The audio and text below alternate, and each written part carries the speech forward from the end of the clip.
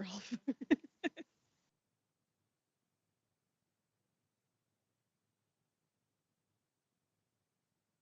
Great, great. Hi, everyone. Welcome. I'm so happy to be here in person and to see everyone, and to those who are on our virtual option. Thank you all. This is a really exciting day. So, since we last met, a bunch of Midwest states, several, released climate or energy action plans, including Michigan, which set a target for a economy-wide carbon neutrality by 20. So, in the process of the conversations we've been having about the draft climate action framework, we've heard that there are high expectations for the state and for you all as our partners in this work. And so now it's time for Minnesota to join those ranks and be leaders, as we've done, many, many times on really important issues. So we can be leaders here. We can be leaders in the country and in the world. And my kids often.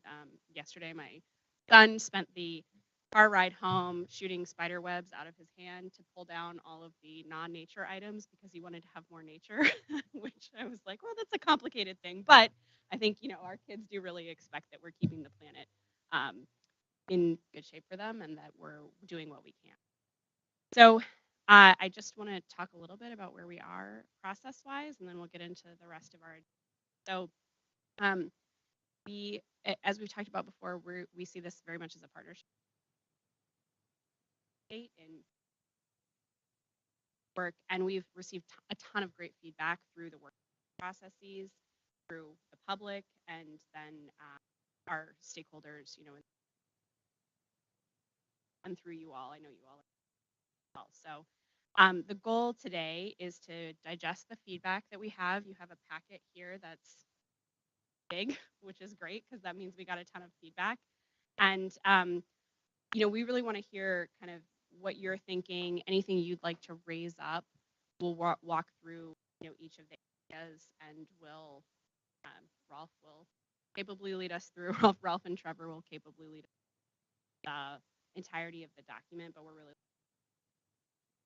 concerns you have, things you're really excited about, and go into final document. So I really appreciate the time you all have put into this. I know that there are a lot of meetings, you've been leading a lot of work, and that I think will make this better. And I really just and the passion that you've got, that is as important as as the work. It really helps us and it energizes. So at the end of the meeting, I want to make sure that we're clear on what strategies you think would be most impactful, and if there are any outstanding. So just be thinking about that as. So before I hand it over to the GPI team, I just want to talk a little bit about, many of you know, but just as a reminder. So in order to meet the governor's executive order, which established the climate subcabinet and established you all advisory council, it asked us to identify strategies to reduce build climate resilience.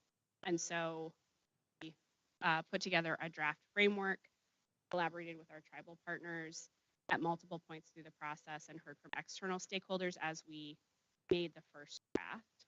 And then you all met with a bunch of businesses, nonprofits, labor, and other constituents, and then contributed to the content that you see here today and that we've been getting feedback on. We also had state-led action teams that met with stakeholders and collaborated with tribal government throughout 2021 to create the draft. And I just want to call out, we met with tribal leaders. We had a full in-person meeting in the fall of 2021, and then to listen to tribal nations' priorities for. In October of 2021, we all met and determined that we would co-collaborate on the framework, and then joint planning for more and getting more. We released this draft framework in February of this year, and then worked through those working groups. And then there were also opportunities for the public to provide feedback. The state climate subcabinet web. And now here. So today we're going to review the feedback. You saw it in the packets that were distributed before the meeting. We're going to take the feedback from this discussion as well as the feedback that we've gotten through public comment and through groups to finalize the final framework document. And then, we will also be conducting as statutory requirements on all of the aspects of the document. So we're thinking that we'll have this released in September for a final. That's kind of what we're targeting.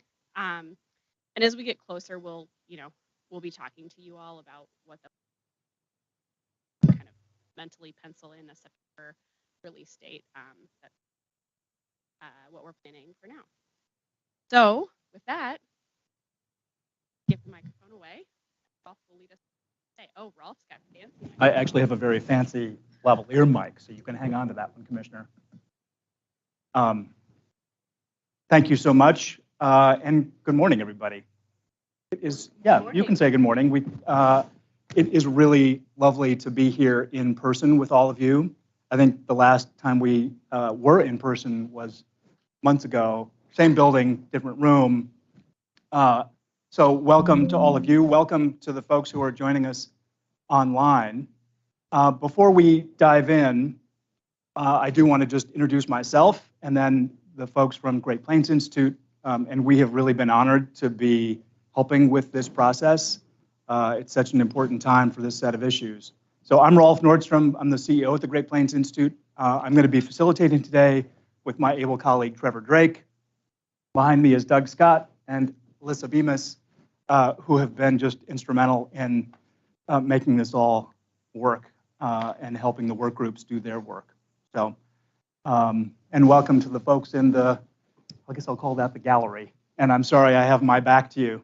I think it was just good room design, the fact that the camera doesn't really capture me, I'm told.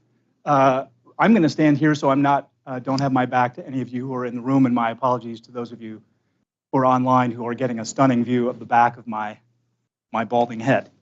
I think we should dig in. So I think there are some slides that are just going to be prompts for us during the day, but we want to start just at kind of a high level. I mean, we've given you, just judging by what's at each of your places and what's been sent to people by email, and as Commissioner Arnold said, there's been a ton of work done by these 6 work groups, right? We've given, so you all on the council, we've given you a lot to digest and chew on.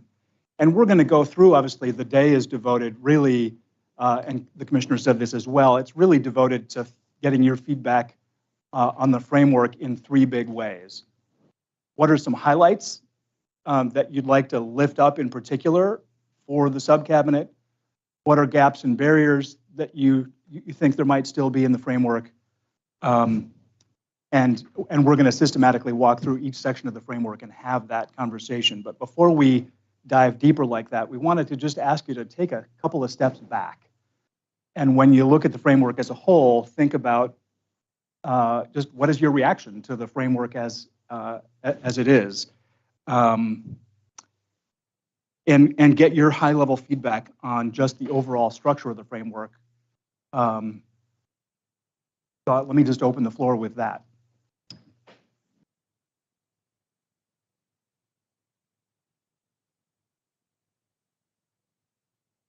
Well, good point. I guess I have the sense that you guys have been with each other so often, but I think we probably should. We certainly can do. Yep, we can take the time to do that. Commissioner Kessler, do you want to start us off? Oh, sorry, I got you in mid-chew. Right, I got everybody there's. So apologies to people who are online. I'm Katrina.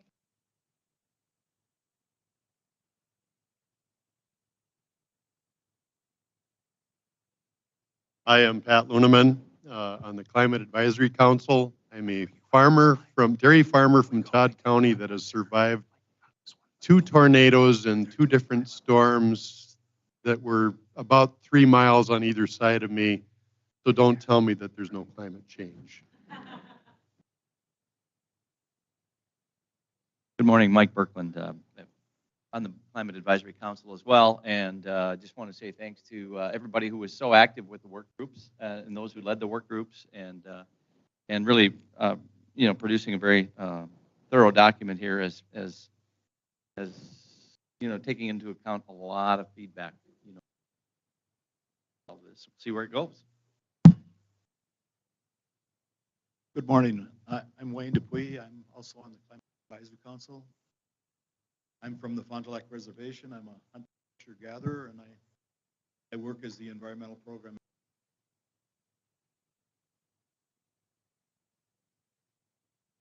I think some good work has done in the course of this project, and fairly sound framework for carrying on. Thanks, Wayne. Hi, my name is Hilda Martinez. I'm also a member of the Advisory Council, and I'm a climate consultant.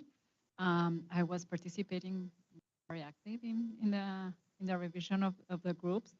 So I think there was a lot of work involved. I'm looking forward to what's coming next about the framework.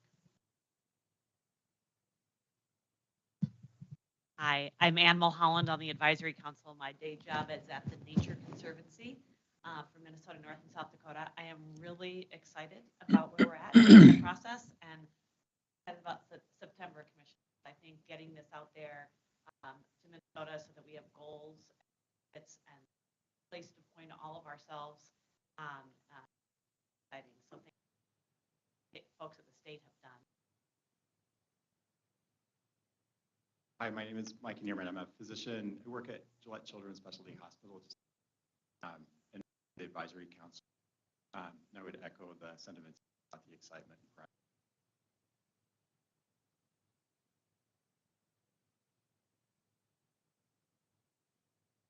Kevin Pranis with Leona Laborers International Union, and it's nice to be here in person. And I think the last time that we were in person, it's nice to be a little more intimate than we were previously. So excited to move this along and try to take all the work group work that's happened and turn it into a final document. Excellent. Thank you. And Mike, that was a great suggestion. I appreciate that. It seems like we've been working on this for long enough that I've sort of defaulted into people knowing each other, but I think that's a nice thing to do. It turns out we don't actually have any council members online, so we're not going to ask everybody who's joined us online to introduce themselves, but I hope you all feel welcome anyway, even though you're not going to introduce yourselves. So just to return to these two we're sort of starting at the big end of the funnel here today, so taking a step back from the framework, and there are some prompt slides that we'll use throughout the day. These are the two framing questions, and I just wanted to take them one at a time. Just when some of you started to say this, just even in your introductions, but when you take a step back, I mean, how are you feeling about the framework? What is your sort of high-level feedback on the framework as a whole, its structure, just it as a document that, as you said, Ann, it can be sort of a true north directional beacon for the state? And then we'll take the second question there in a minute. Just general thoughts? And Alyssa's going to be dashing in and out. Thanks, Alyssa. So I think it is a great draft document, and I think that the sections are solid. I think there's a million ways we could have divided things out, and there's probably some desire in reading through some of the input to divide even further. And I really appreciate that, and in some cases think, yeah, that would be great.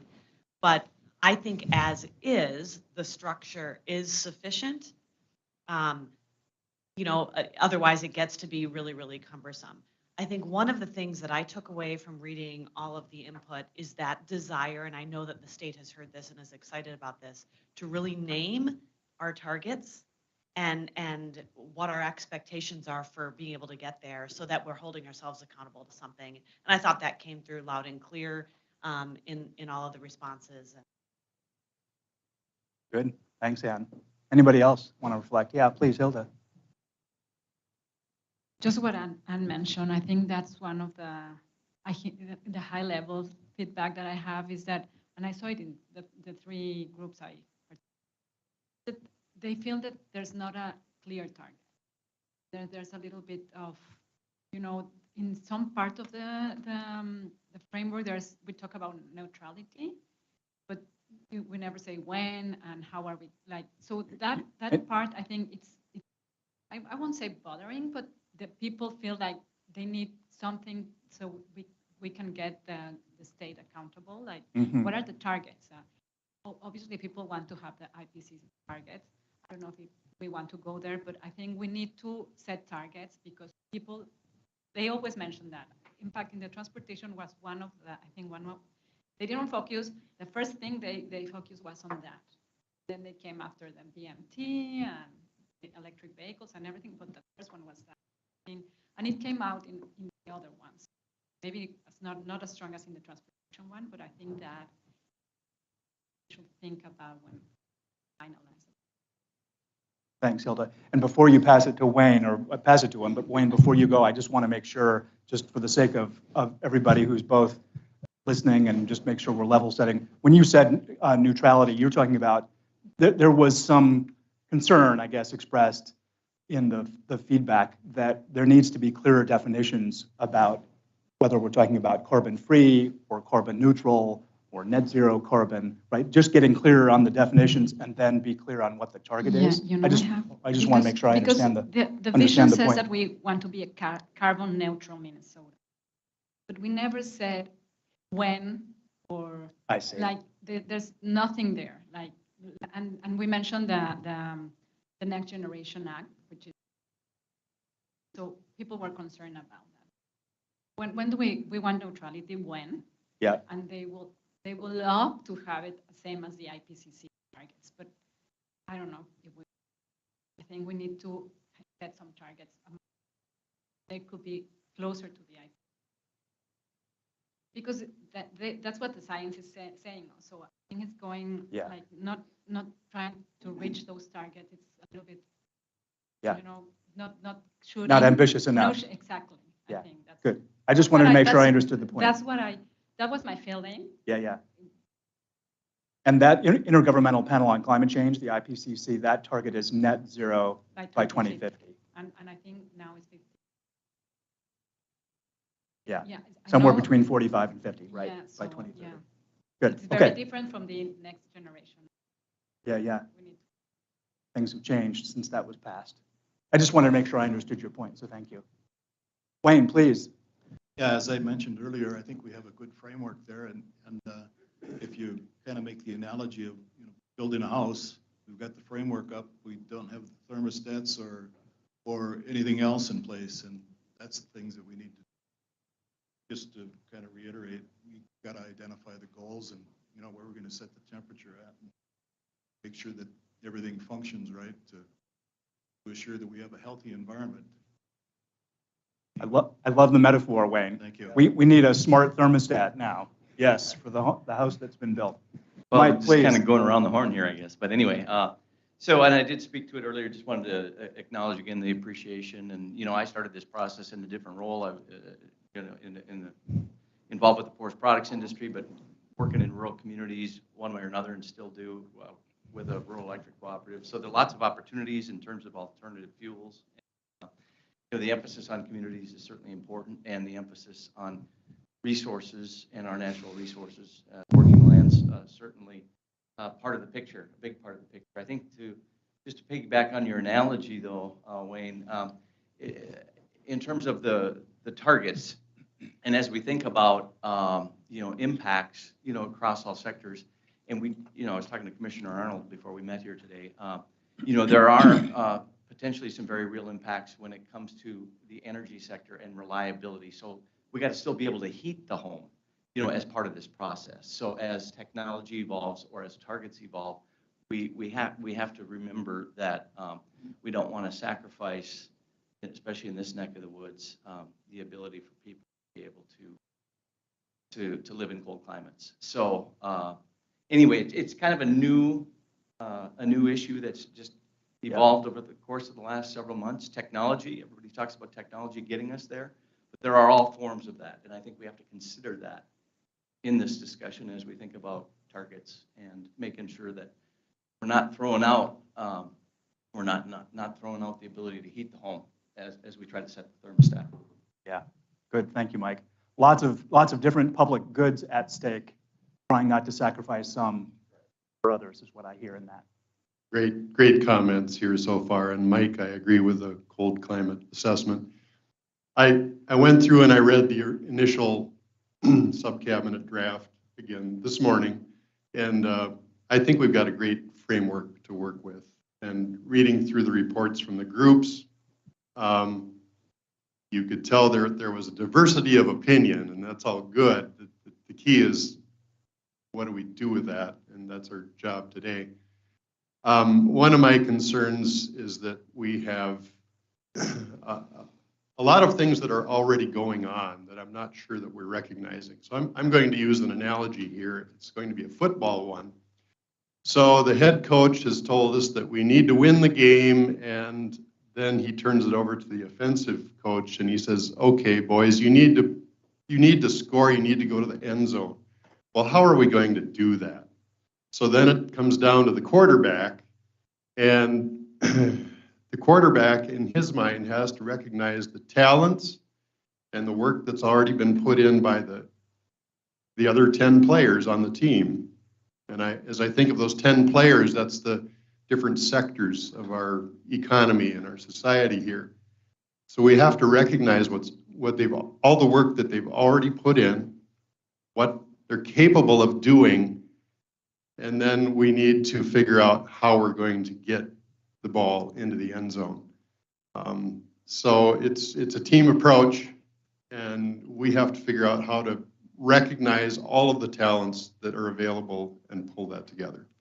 Pat, thank you for that. Can I ask you where that takes you with respect to the framework? I mean, does that suggest a change to the framework, or are you saying the framework does a pretty nice job of articulating the what do we need to do part, like the go to the end zone part, but what's left is sort of mapping and building on the things that are already going? I think the framework is just fine. It's just fleshing it out. It was very obvious in our response that we need to crunch data and figure out where we're at, where we need to go, and what should our goals be? What can we achieve? Yeah. I just think that we need to do a better job of incorporating what we're capable of doing and players that we have on the team. Got it. That's Yeah. No, good. Thank you. Hilda, please. Like I should ask you to pass that to me and I'll run it.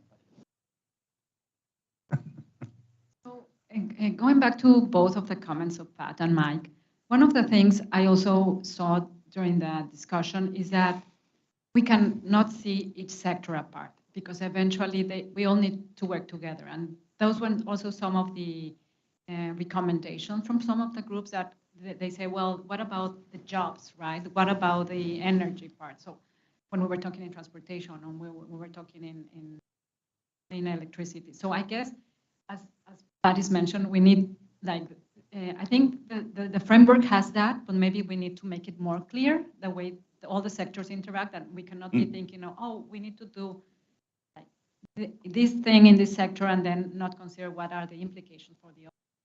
Yes, we have that in the framework, but I think maybe we need to clarify a little bit more the interactions of all the sectors and the way that we need to see everything like in an. Yeah, that's a great point. I'd love to build on that because I think that's important. So there are tensions within the report. There are trade-offs within the report. And I think sometimes we're afraid to name those and call them out and be honest about them. A problem this big, this challenging, this important for our work, whether it's in the field, in a city, wherever our lives are, is going to require really, really, really tough decisions and trade-offs. And I'm a believer that we shouldn't shy away from those tensions and name them. Because for every tension, there is another perspective. And we just need to name those and then make choices and be very honest about the choices we're making. Yeah. For every job in one sector, there is a job in another sector that might benefit. For every impact on one community, there's an impact on another community that might be different. So I think the more we can do to be honest and name those tensions and where they show up in this report and those decisions, I think is important for Minnesotans to grapple with. And I think that's what we all grapple with. And I think sometimes we try to run from those tensions and do what is easiest. And I think we need to kind of lean into those tensions.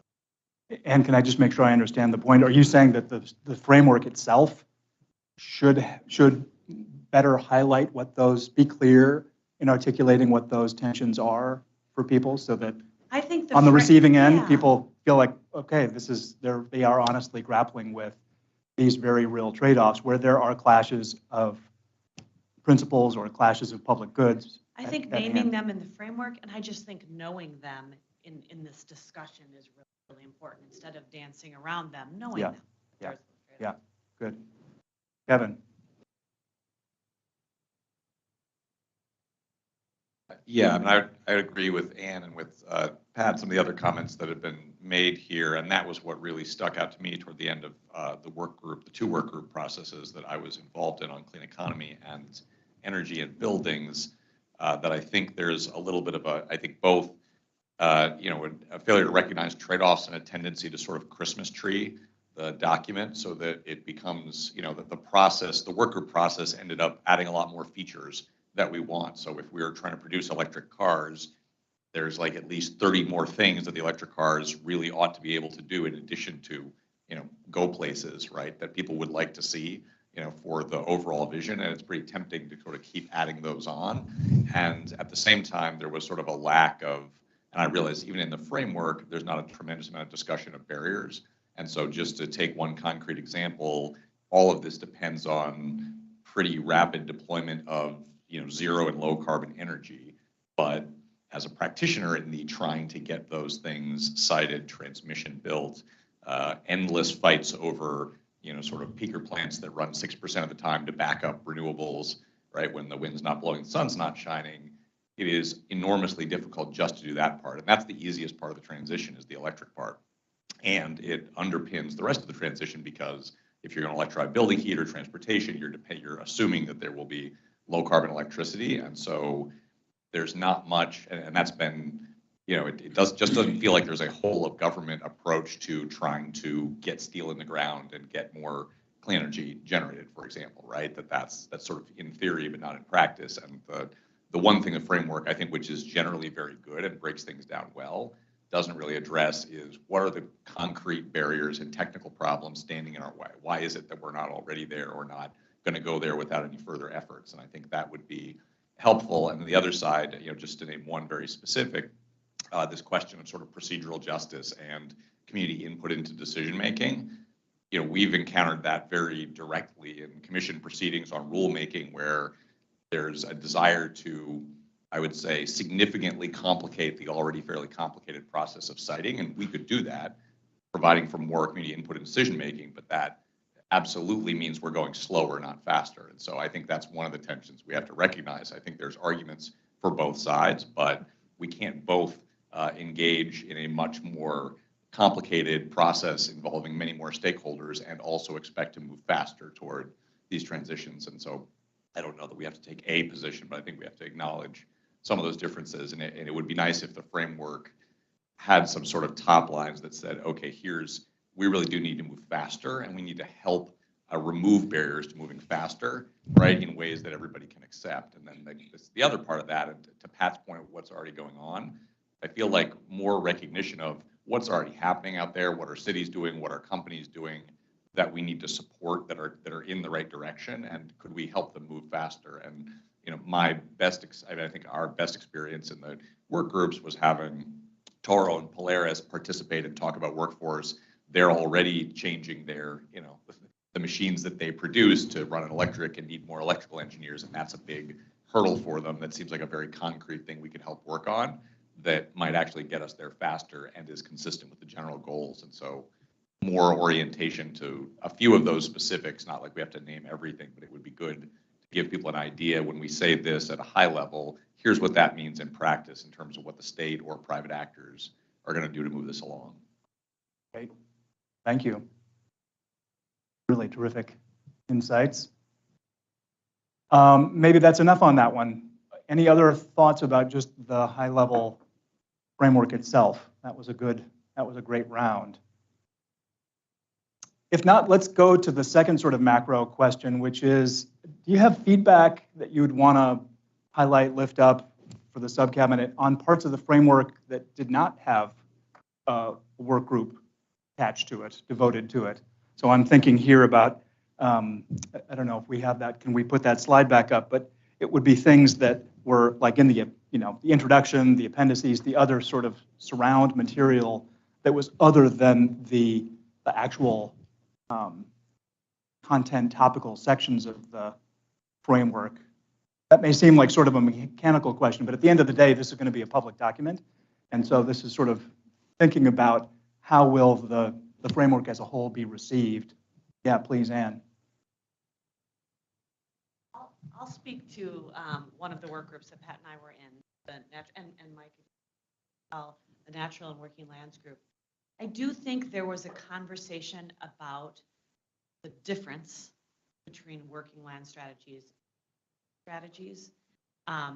and that is something that we're going to, and I know it's in here, it's in the response from that working team. I think that's something that we're going to have to really think about how we call out in this report more effectively. And I know that that's something that everyone's thinking about already, but I think that's a nuance. It's not something that was left out, but it's something that might need to get called out.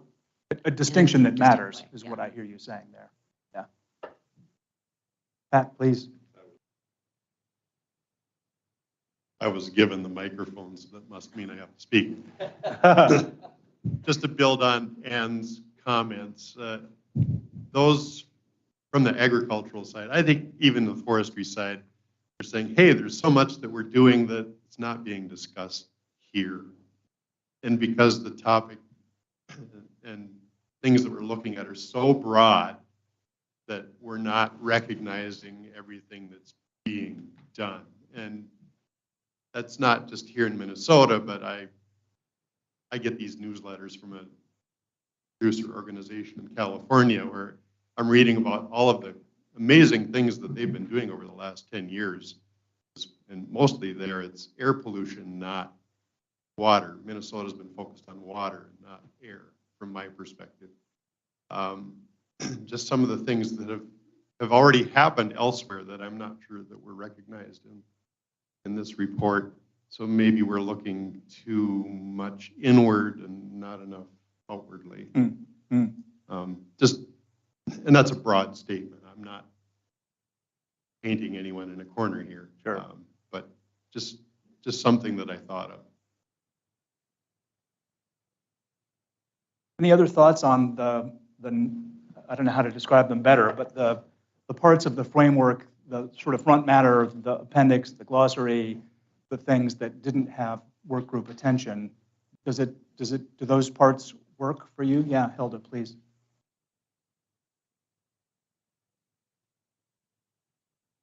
We're going to make you work for that mic. So I guess we can, I know there's some information of the co-benefits in the framework, but maybe we can highlight it better for all the different sectors like the air, water, job creation, like not because there's people there still have their the thing with if we talk about climate change. So if we make it clear that there are much more benefits regarding implementing this framework that will benefit everybody in like having cleaner air, better water, that the conservation, the jobs. So I guess if we can maybe make that part stronger, I think because there's something there, but I think maybe we can make it stronger. And then the other thing I think we have that discussion in the energy part is these definitions about net zero or carbon neutral. So I guess those things, and resilience was also because it's different if we talk about environment, but if we talk about energy, it's different definitions. So I guess those parts, I guess. Yeah. Greater clarity on definitions. That was certainly a theme as I reviewed the work group summaries and the feedback to them. Yeah, please, Wayne. Something that stuck out to me was one of the principal cross-cutting themes here, principles in the framework here, and that's emphasize that thriving human communities are interdependent with healthy functioning ecosystems. And I don't know that, in the framework that we've done enough consideration for, there's a lot in here about trees and canopies and things like that, but animals and fish and there's been a conflict between the tribes and the state in regard to, I say, Monoman wild rice. And it's diminished, to 90% of its original.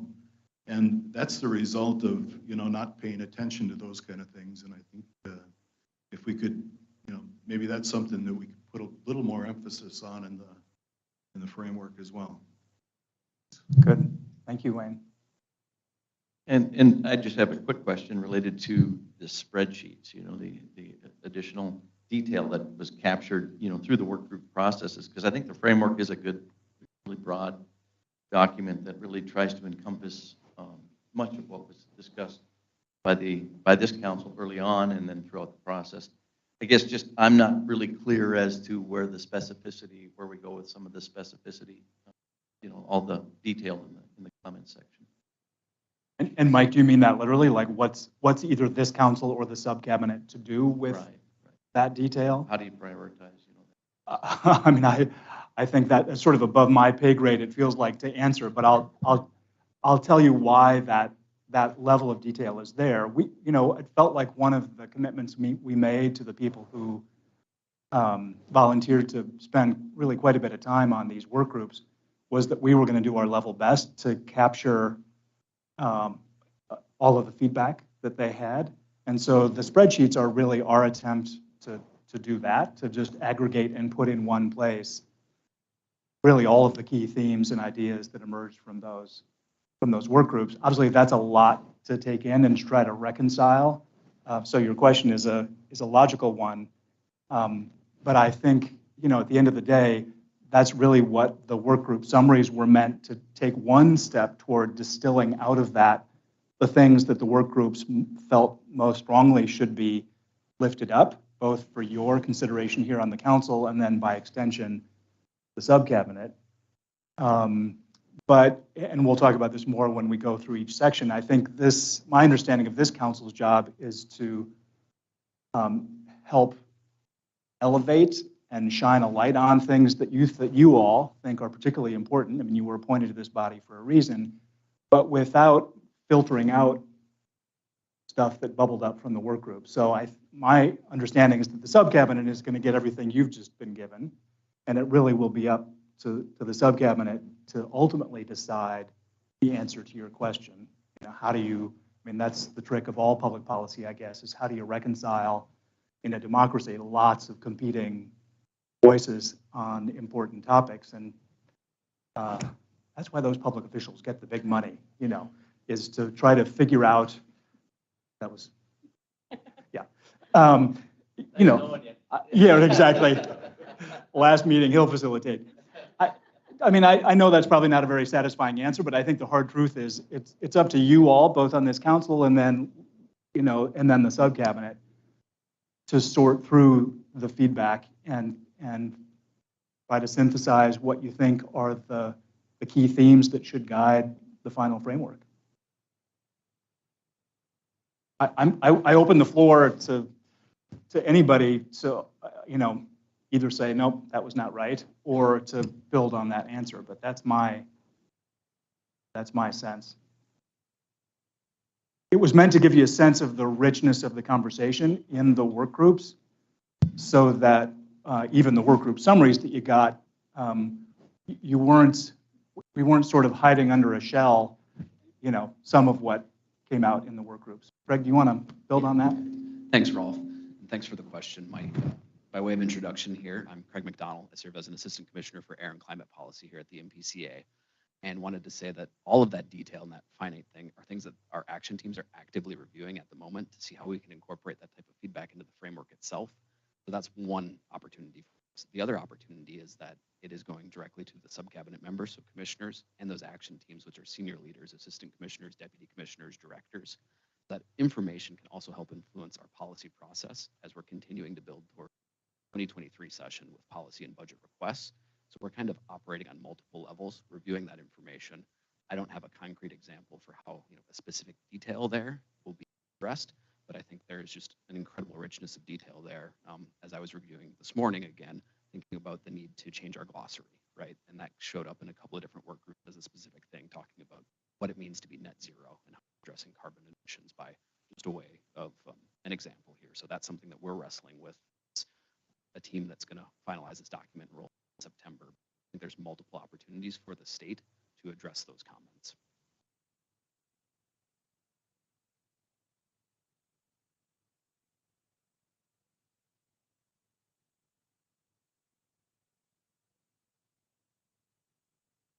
Feedback. Greg, thank you for that. I would just, my own editorial comment, so this is not really in my role as facilitator, but as I was reviewing the detail, Mike, it occurred to me that there's also a ton of ideas there about what implementation might begin to look like. The framework can only take you so far, and I think it was only meant to take us so far, but there's a lot of pretty rich detail that could be dug into in more detail on implementation. Yeah, Anne. So both Hilda and Wayne brought up these kind of co-benefits. And I think in the plan, the intent, and I'm looking to Frank and Craig a little bit on this, but I think the intent is to really name those co-benefits when possible. And just to kind of follow up on Wayne's point, I think the co-benefits of this dual crisis of loss of biodiversity and climate together is really important, particularly in the natural and working land side of this work. So I'm happy that both of you brought that up, because I think that co-benefits piece is really important, because we could have negative impacts if we don't think about all of the co-benefits of each of these strategies. Yeah, and how they interact. That was a point you made earlier today, Hilda. As an intellectual exercise, putting a framework like this together, you almost have to tease things apart and focus on them. So thus we have these chapters and these work groups. But at the end of the day, in the real world, these things are all intertwined and either mutually reinforcing or not. So it's a really great point, Anne. Thanks. Yeah, Kevin, please. Well, and following up on that point, I think co-benefits are important, but also, we don't do all these things we do for climate, right? I think that's really important. And we do it with an eye on climate. So we don't, our energy system is not designed for climate, it's designed to provide energy. And we keep an eye on what it does to climate. And I think there's benefits.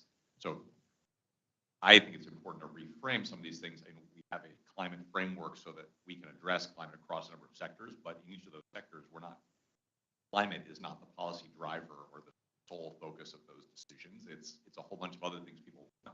I also think that helps everyone understand climate is not the number one priority, which is right. Half the state is somewhere on the list. And so, and I actually think this is where I think climate mitigation is particularly interesting, because it's a really different conversation than we need to stop doing all the things we're doing.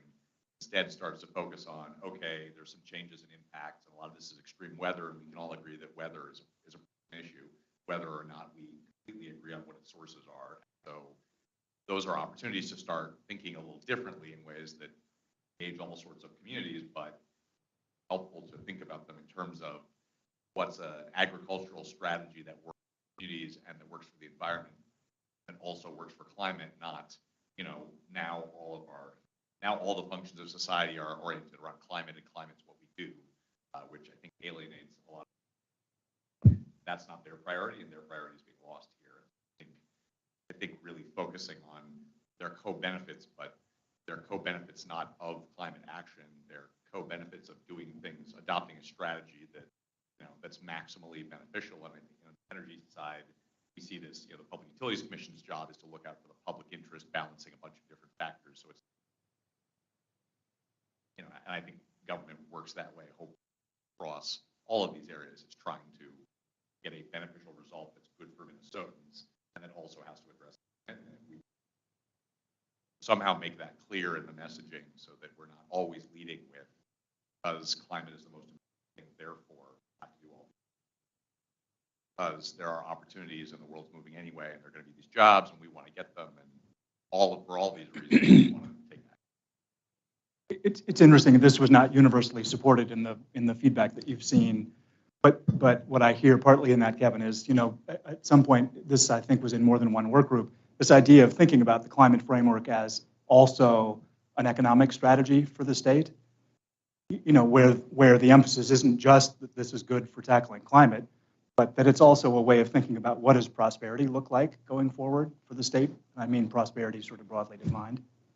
That's sort of what I hear in some of what you just said. Excellent. Yeah, Hilda, please. I know we're no, we're getting we're doing well. I want we're right just on go time. to back what you mentioned about implementation, and I don't know if this could be part of the climate action framework, but it also came out in some of the groups. So what is next? Like, okay, now we have this climate action framework, and what is next? It's going to be just a document like that, some previous work that has been done. So I don't know if we can maybe include something in the framework of what are we thinking with the implementation strategies. I know Craig just mentioned we need to work with the legislature to get money, but I like to people that they could see that this is not just a document, that we are thinking about the next steps. So what will it imply to do the implementation? I'm not sure if this is the correct way, if it's the right way to put it in the framework, but I think we need to address that thing because it came in some of the groups. Yeah, it's an important thing to raise, and it actually was a very common theme. At least, I mean, I supported 2 of the work groups, and in our planning sessions, it was a theme, I think, across the work groups. I'm gonna let Craig address that though. Thanks, Rolf. And great point, Hilda. And I can tell you that we're already looking at a section of the document, kind of like what's next steps document in that intro to talk about like what we've heard and how we're going to start acting on those steps. I would say that it's probably not in the fully fleshed implementation plan that everyone has pushed for to level set those expectations, but it is clearly laying out those next steps that this administration, these agencies are hoping to take it all. So that's going to be something we definitely address, but I just want to say, thank you for raising it. And we know that when it comes to implementation, one of the things we heard is we need to continue these work groups and members yourselves to think about that and to address it once we kind of land the final framework. So it's going to be an ongoing conversation, but we're definitely in the document.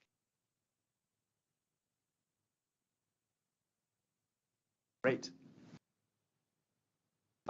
Maybe that's enough at the high level. Should we, how are you doing break-wise? We don't have a break scheduled until lunch. Are you antsy? Do you need a 5-minute break? Or are you good? You're good? Excellent.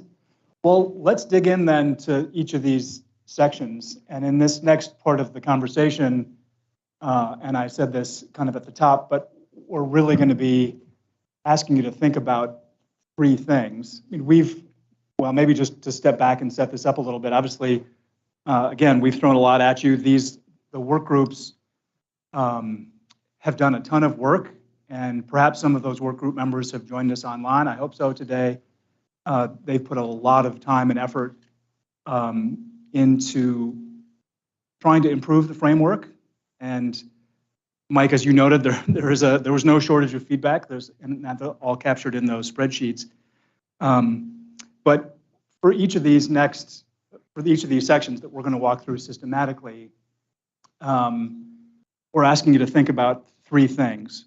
What are highlights that you would want to lift up for the subcabinet?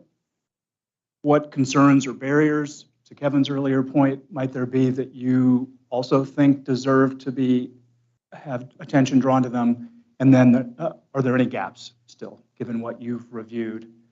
And thank you to those of you who responded to the survey. You were responding to these work group summaries, which itself was quite a bit of material, but the survey responses were super helpful. And so what we have next for you is just one slide, well, two slides per section, one just reminding people of the essence of that section, and then the next gives you a quick summary of some of the things that seemed like highlights based on your survey responses, having reviewed the work group summaries. But we want to do kind of a gut check with this group on, do these seem like the right highlights, the right things to hold up? And likewise with the concerns and gaps. Have we captured the right ones? Are there others that you would want to lift up for sub-cabinet consideration? So that's more or less the wash, rinse, repeat cycle that we're going to go through for these sections. The first one is resilient communities. Yeah, Trevor, please. Yeah, jump in. Just a quick framing piece on this. So just agenda-wise, I think Rolf mentioned, we have basically 30 minutes for each work group to go through. We also have some slush time after we get through all of them, so we have 45 minutes. So if there's one where we run out of time and want to come back to it, we can do that, but we want to give fair time to all the work groups. We're going to start with the three sort of cross-cutting. So we have resilient communities, clean economy, and then healthy lives and equity. And then we'll go to the three more sector-specific work groups. We felt like hitting the cross-cutting ones first would be helpful. And then just two other framing pieces. I think we know this, and people have mentioned it, but lots of work has gone into the work group process, including from many external stakeholders who are probably listening today. So just want to thank folks for their good work. And then just a reminder that the council's role here is to highlight and comment on the work group outputs. So we're not necessarily needing to filter it, but it's, as we've said, highlighting for the sub-cabinet's consideration things that you really care about or things you might have concerns about. Great. Thanks, Trevor. So I'm not going to read these to you. The Resilient Communities vision is up on the screen, and you can just take a minute to refresh your memory on what that work group was and that chapter is focused on.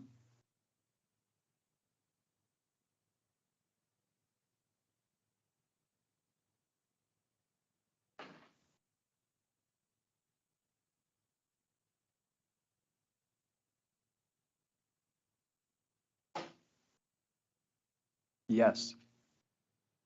Yep.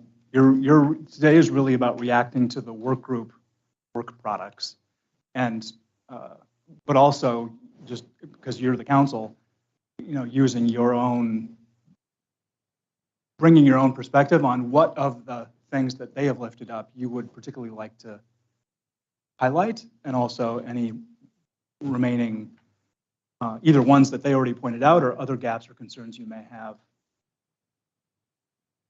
And for each work group, we've got a slide. Maybe we can go to the next slide just to show what you're going to see. There's a top section, and this is based on the survey that the council took in response to the work group outputs.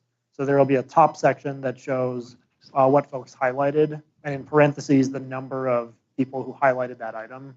So I've sort of taken the top three for each work group. And the bottom section is just a collection of the concerns, barriers, and gaps that were raised.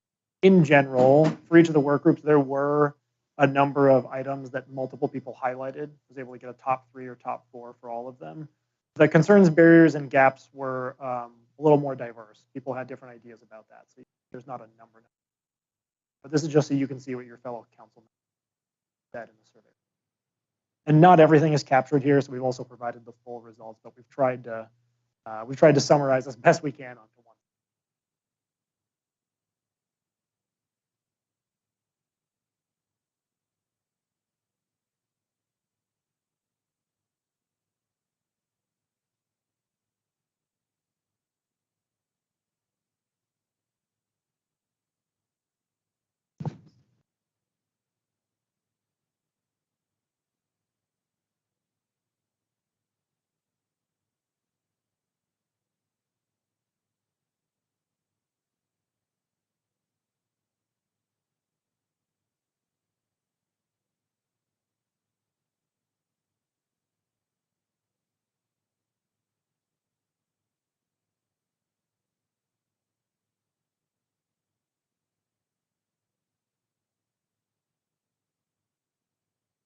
You want us to chime in, Rolf, out of curiosity on the looking for that now?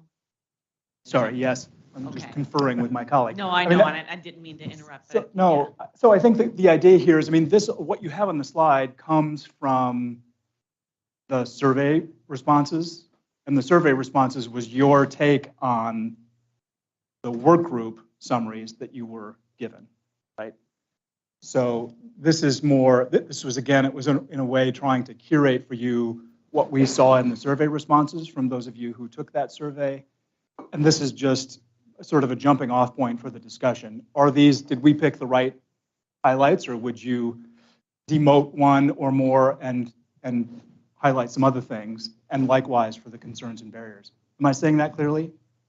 Is there more you want to say about that? And I would just add, because you're seeing sort of the survey results for the first time, if you have clarifying questions for your colleagues on the council, this would be a great time to ask those. Like, okay, I see somebody's concerned about the term resiliency. Can you tell me more about that? Maybe that person is here and they can. So I'm just going to comment on what's on the screen. Yeah, yeah. And I feel really good about that first bullet because that I was also on the resilience work group.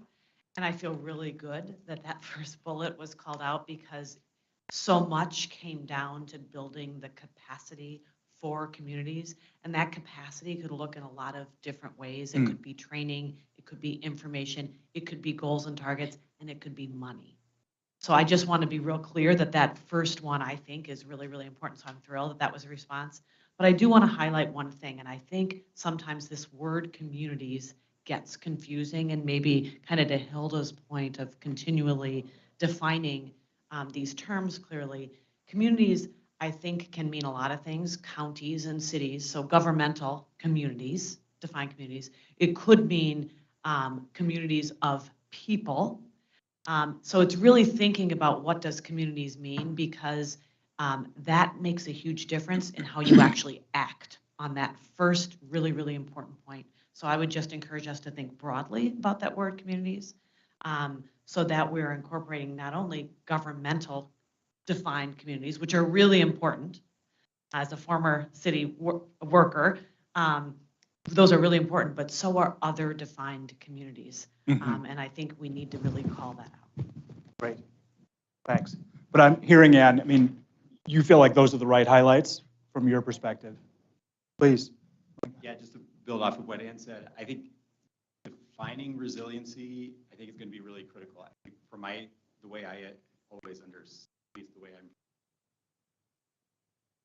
that we have, thinking of smaller communities that are adaptable, they're flexible, they're responsive. But then on a larger, like, state of Minnesota community, so you want leadership to be participating as well. Could be in that kind of that adaptability.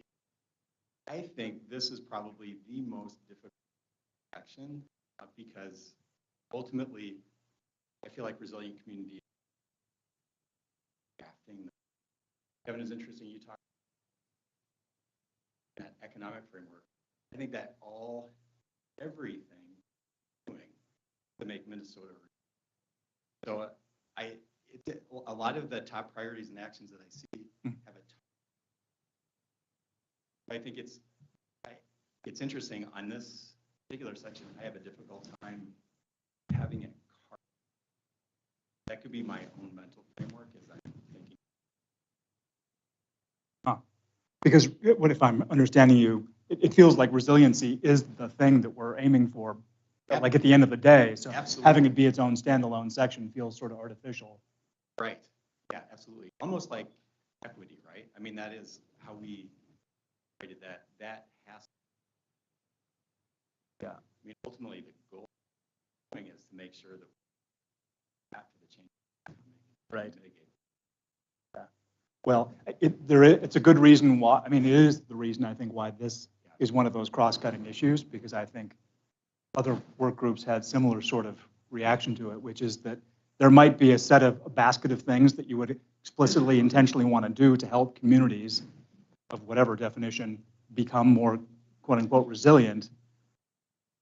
And it's also going to be the net effect of having done well the other stuff in the framework, presumably. Yeah, Kevin. Here, I can. Oh, there you are. Two comments on that. Just first, so that's a question about what resiliency means for this purpose. I mean, I think that for purpose of this framework, I would rather have resiliency mean very specific things about responding to climate impacts. In other words, warmer weather, sort of the change of warmer weather and more extreme storms, right? I mean, I think those two very specific things, and I think there is a risk of it becoming everything and nothing, right? I mean, to your point, like resiliency can mean all sorts of things. It's sort of like the conversation about green jobs, and it's like, well, is nursing a green job? It's like, well, I don't like the term green jobs precisely for that reason, because it doesn't really mean anything at the end of the day, and it would be, so I actually think there's a lot to be said about stormwater, right? Like, how do we prepare for more stormwater? That's something that can engage the entire state, right? This is not just a metro, like, liberal thing. Like, this is stormwater is an issue all over the place. If it's going to become a bigger issue, then everyone's interested in it. They don't even have to believe in climate change, right? To believe that storms are a problem. And so there's a lot of opportunity to work on resiliency.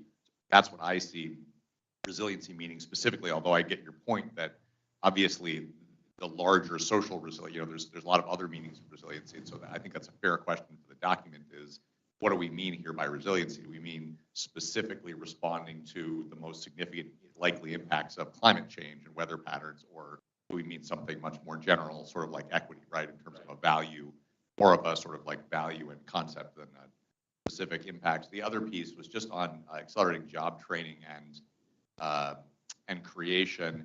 I don't really know what that means, and so if somebody does know what that means in terms of like what jobs specifically are we talking about, and do we need more training for them, and where they're going to be, then I think it would be good to sort of define that a little bit better. But I mean, we mean like emerald ash borer removal, or we just mean like stormwater, like water sewer type jobs, because I think that makes an important difference. And I also don't want to sort of suggest there's like thousands, millions of jobs that are going to be created in climate mitigation. I have no idea what those jobs are really, or are we just talking about jobs that people were anticipating anyway that we're calling part of climate mitigation? And I somewhat prefer not to sort of seize big parts of the economy and say, actually, this is all climate mitigation, if they're jobs that everybody else sees as jobs they would have been doing otherwise. So I'm interested to hear more about what people have specifically in mind on that side.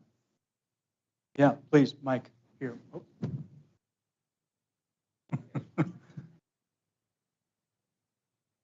We could bring that football metaphor to life and just start throwing the mic across the. Punted across the room. Yes. Just to build on that a little bit, I think it's fascinating because for the first time in my 35-year working career, 20 of which have been in the energy sector and 10 in manufacturing, in miscellaneous other. But for the first time, coming out of the pandemic, we had to identify, industry essential workers for the administration so that we didn't do what needed to reach service. And so the first time this week, in my professional working career, to identify critical loads. What are essentially critical loads on an energy distribution system, electric distribution system. If we end up in rolling blackouts, so resiliency, ironically, does mean many different things, and in our world is reliability, but resiliency is part and parcel with that. And if we have to shut down certain circuits or feeders out of substations as a result of the fact we don't have a resilient grid, it's a concern. Now, on the other side of the coin, from a manufacturing perspective, for our industry and rural communities in Minnesota, if we have to build out a more resilient power generation and transmission and distribution system as a result of all this, who pays for it and at what cost and at what expense? Jobs, those manufacturers, that already are concerned about. So how do we balance resiliency with all of those examples? Yeah. I think it's a challenging question. It does come back to how do we do that, and how do we balance it out, because it's important. Yeah. And for all the other reasons, climate is why we're here, right? Right. But it's an interesting dynamic, and we have to achieve those outcomes, those tension points somehow, and find those solutions. And this. Oh, very smart. Wow, brilliant. Who knew? We're having a hard time. I think the audio is quiet, so if you could just hold it. Okay, so that is great to further define resiliency. I'm going to bring us back to communities, because what happens sometimes is when we define resiliency, and I think all these examples are brilliant, is there are communities who are left out of being defined. And we heard that in some of the comments throughout the report about whose voices aren't heard, what communities have impact. So I just want to kind of go back to saying, yes, further define resiliency and what that looks like. And let's further define communities so that we're not leaving out communities that might be greatly impacted, but might not show up in a definition like a rural community is a community geographically. A tribal community is an important community. But there are other communities like underserved communities or BIPOC communities that might be impacted differently. So I just think naming communities and really defining those and defining resiliency could get at, and it'll lead to some tensions about decisions on how we move forward. Thanks, Ann. I mean, what I hear in that conversation is both resiliency as a term can be really quite broadly applied, A, but B, we will all be best served if we can be very specific about what we mean by it in a given application. So it's not just this sort of gauzy thing and we don't really know what it is we're trying to achieve. I do want to return, I don't know, maybe, oh, sorry, Pat, you held the mic. Thanks, Doug. So I had to get my brain wrapped around the resiliency, and what comes to my mind, I live in one of the poorest counties in Minnesota. It's right smack in the middle of the state.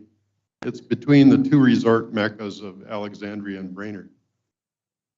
However, Todd County has not been very resilient in the last 50 years. It was the mecca of dairy farming, of which I'm one of the few remaining dairy farmers in the county. It just has not done well with change and not been resilient. Land values went down in the 90s almost basically to nothing. Then we had forest industry move in with the hybrid poplars and planted about 30,000 acres of those that ended up being for nothing because plant burned down in Sartell, and that's a whole long story. But we've lost schools, communities, the main streets are just sad. We've not been resilient. So what I'm thinking here is, as we look to our communities, all of them across Minnesota, do no harm. Let's not make it worse than it is.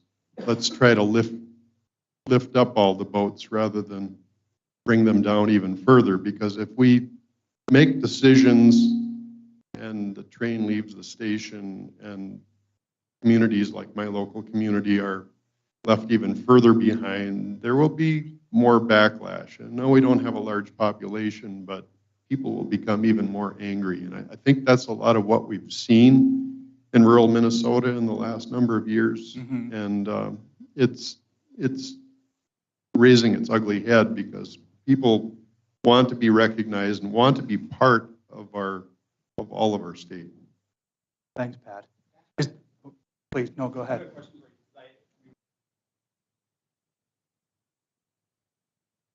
There are other communities expressing exactly what you've described. How do you think that can be captured in the framework? I'm not sure that I can answer that.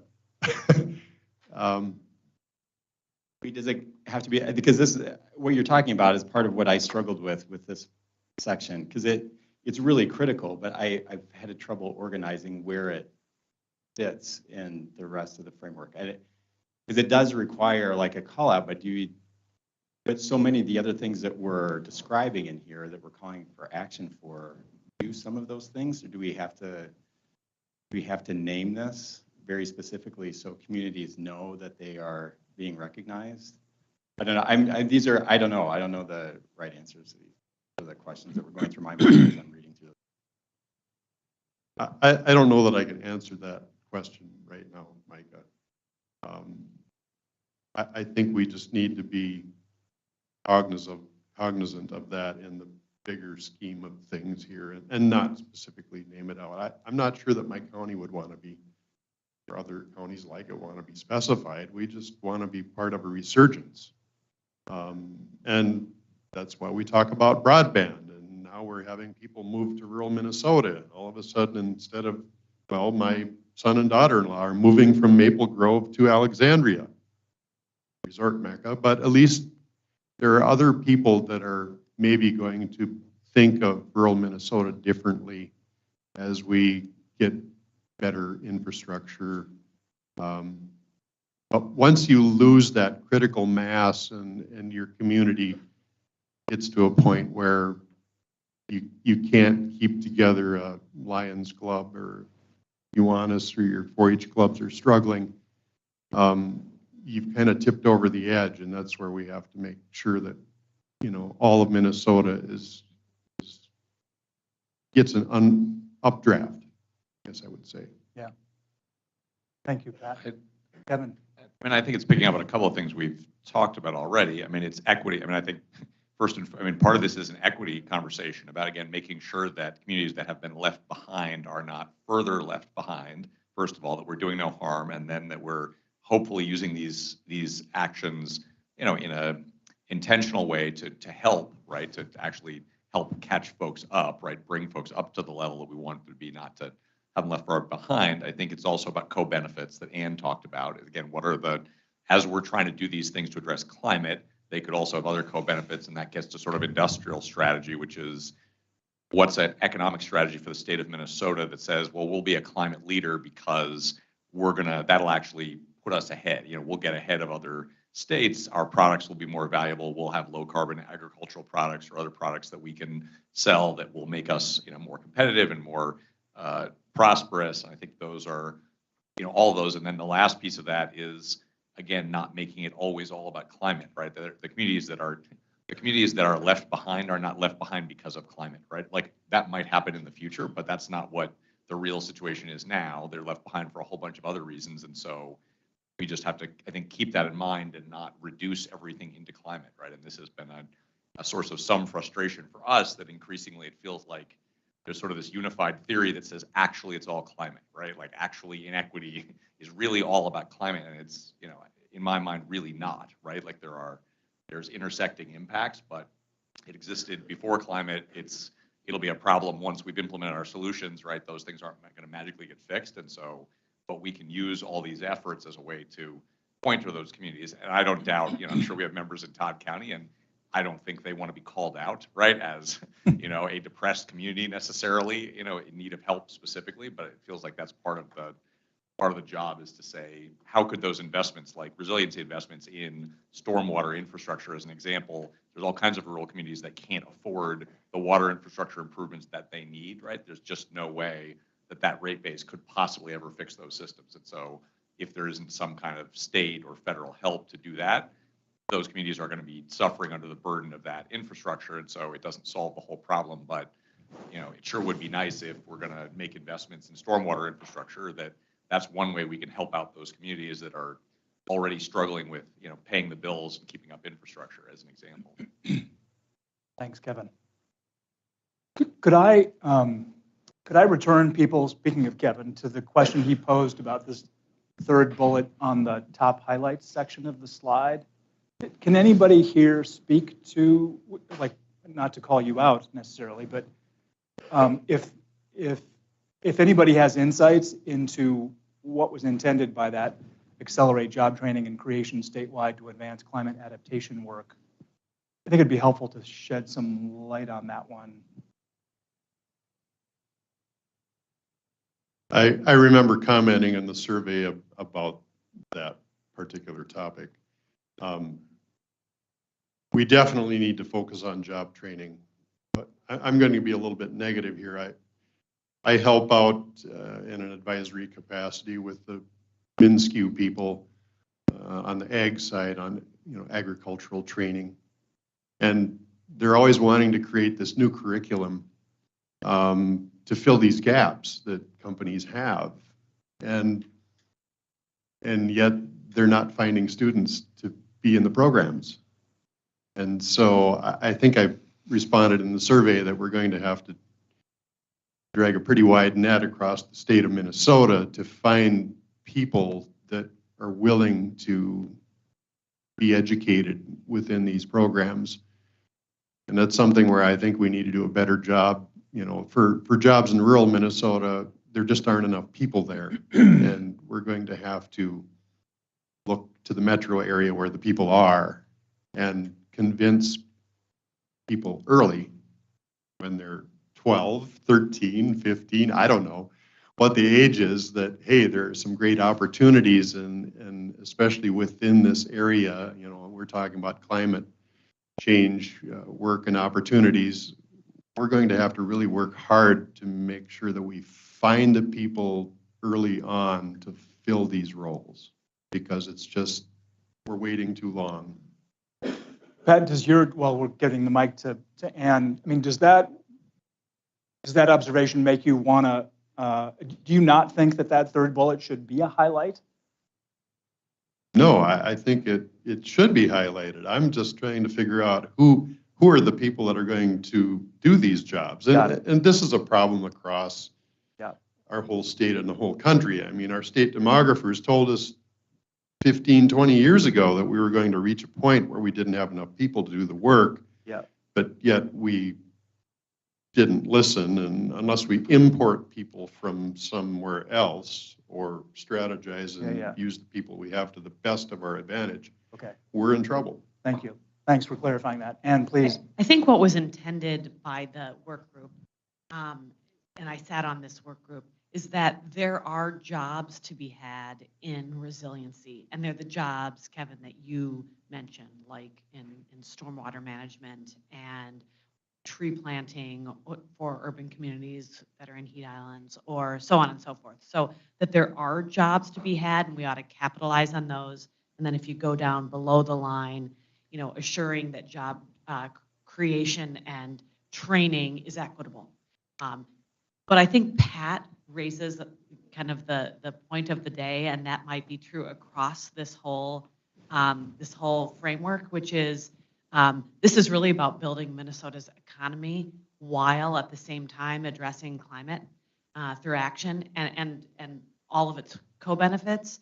And I'm wondering if this is more of a holistic approach that comes across in the clean economy section that we're going to get to next, that is about what does it look like to build the economy, our Minnesota economy around this plan. So I would be open to move, as someone who prioritized this, that's how I think about it anyway, and I'd be open to removing that and focusing on the top two as the big takeaways.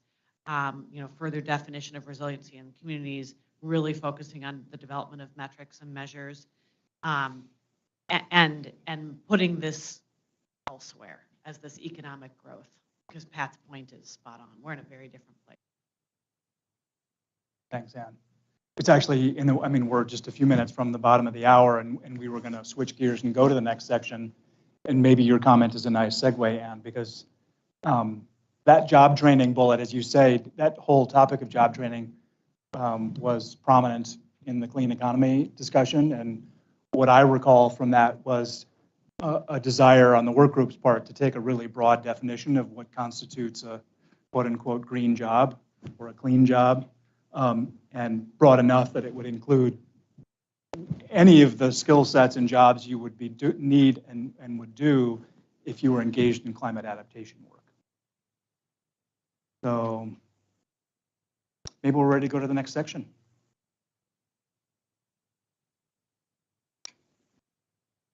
Going to do this one. Okay, so the next section is clean economy, which we've already been talking about. So a good segue. Here's the vision. I guess I'll let you.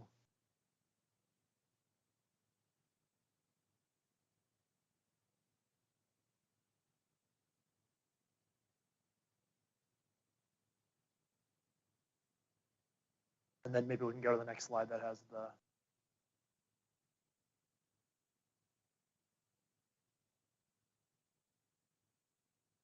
The same concept here. If there are clarifying questions you have for council members, this is a great time to ask those. And then, just comments on what you're seeing here. For the highlights, you want to emphasize those. For the concerns, barriers, and gaps are the things you have questions about, things that you would emphasize there, or maybe things that you want to bring up for discussion with council members.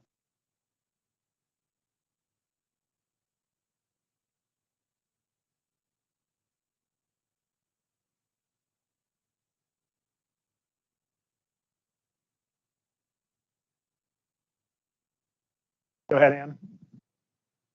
I have too many points of view. I'm so sorry. So it kind of building on our last conversation and looking at this, and I look a little bit to Kevin on this, because Kevin, you were on this work group, right? I'm wondering if we are spending too much time focused on one element, very important element I might point out, in the economic equation, which is on workforce, instead of focusing on the various things that can increase our economy, which you start getting to in the third bullet around business development. But this is really about creating an economy and building Minnesota's economy. And right now, 10 years ago, to Pat's point, focusing on workforce was the top thing, and that still is critically important because we're short on workers. But I wonder if we want to de-emphasize and emphasize the growth in the economy, which can look a lot of different ways: business development, financial incentives, and financial markets. I'm wondering if that might be a shift. Well, I think Kevin was leading that group, but I participated a couple of times. But that was one of the things that we discussed: cost innovation, business investment. So yeah, we tried to have a broader look about it, but maybe Kevin can talk more about it because I just participated, but we did consider that part, like it was there. So, and I just want to come back to the concerns, which is something that Kevin has always mentioned, and I'm also with him, is the term of clean, because there are so many jobs that they are there, and they eventually will help in tackling climate change, but that they are not necessarily, you see that clean. So I don't know if we should be keeping that term. I don't know if greening the economy will but maybe we can think about another term that eventually will involve all the different jobs that are out there. Kevin, you've been named twice now, so even if you didn't want to speak, you kind of have to. An area of special interest. I completely agree with Hilda. I've been a broken record on this. The terms green job and clean job drive me crazy. I think there's clean energy jobs as in installing wind and solar or something like that. That it's fine, but I think as we try to define it more broadly, because there's lots of other activities, these are not jobs that, just to give you an example, the annual sort of clean job, clean energy job reports that come out, those are mostly HVAC installers who've been installing HVAC since long before anyone was concerned about climate. And so they're glad to have jobs, and there are more of them because of climate change and because of efforts to stop climate change, both actually, breaking air conditioners and putting in better ones, and that's good. But if you told them that their jobs were clean energy jobs and they were part of the clean energy economy, I think a lot of them wouldn't necessarily make that connection. And I think it just doesn't. And I think we really wanted and tried to push in the group to refocus on what are the occupations that are going to need more demand. And so best feedback that we heard was Polaris and Toro both saying we're going to need electrical engineers. You cannot get enough electrical engineers because we're changing the kind of device, and instead of mechanical, moving from mechanical to electrical systems, and we don't have enough people to do that. It was like, well, that's a very concrete need that the state might be able to help move, and that's, who cares if it's a clean energy job, right? We're trying to get people to be electrical engineers, and honestly, who cares what kind of electrical engineering they do, because it'll sort itself out, right? People will go where the jobs are. The companies will recruit them, same as any other commodity, right? You need a commodity you need copper for clean energy. You just need it to build buildings. And, You just need enough of it to make sure you can do both at a reasonable cost. And so I think that would be good to think about what are the occupations that are going to be in higher demand, what are the occupations that are going to need different skills, right? So similar level of demand, but it may be a somewhat different set of skill sets or training or understanding that they could use to do their jobs effectively, and where are occupations where you might see diminished demand, and how are we going to deal with that, right, for the folks who are in those occupations going forward. And I think that kind of assessment would be great, and talk to Deed about doing that. I feel like that would be very valuable to the state. Again, can sort of take it, sort of depoliticize this question and turn it into what's the economy look like going forward, and completely agree that the workforce is way overemphasized on this, right? Because I think it's sort of a talking point that folks are comfortable with, and that's the default, is to talk workforce. It's really about industrial strategy and a larger economic piece. And yes, there are particular workforce bottlenecks, but there are all kinds of bottlenecks, and workforce is only one. And you can't, in our experience, you can't even really talk about the workforce bottleneck unless you can really understand what the industry is we're feeding into. Otherwise, it turns into a bunch of money for community colleges to do job training programs for people who aren't available, for a workforce that isn't interested in signing up for the program. And so I think that's where the tying things directly to investments, I think broadening it to look at the whole economy and the impacts of climate change and the impacts of where's the ball going, where's the puck, like trying to, see where the puck is going and get there on the economics of, and so being a producer of electric appliances, right? Electric, instead of gas powered appliances, leaf blowers or whatever, that seems like a really good place for us to be. Generating clean energy, there's a range of different things, low carbon agriculture products, low carbon, biofuels, like those all seem like great opportunities. And it would be nice in the framework to be identifying, maybe here's what we see as some of the industries that are probably growing that Minnesota has at least a toehold in, if not, significant investment in already, that, where we could see those benefits. In the in your workroom discussions, I mean, this was called out under number 5, just the discussion of innovation. Mike, you had mentioned earlier science and technology, being able to mitigate and address climate change. There a discussion on how innovative business driving a lot of the science, not just Minnesota.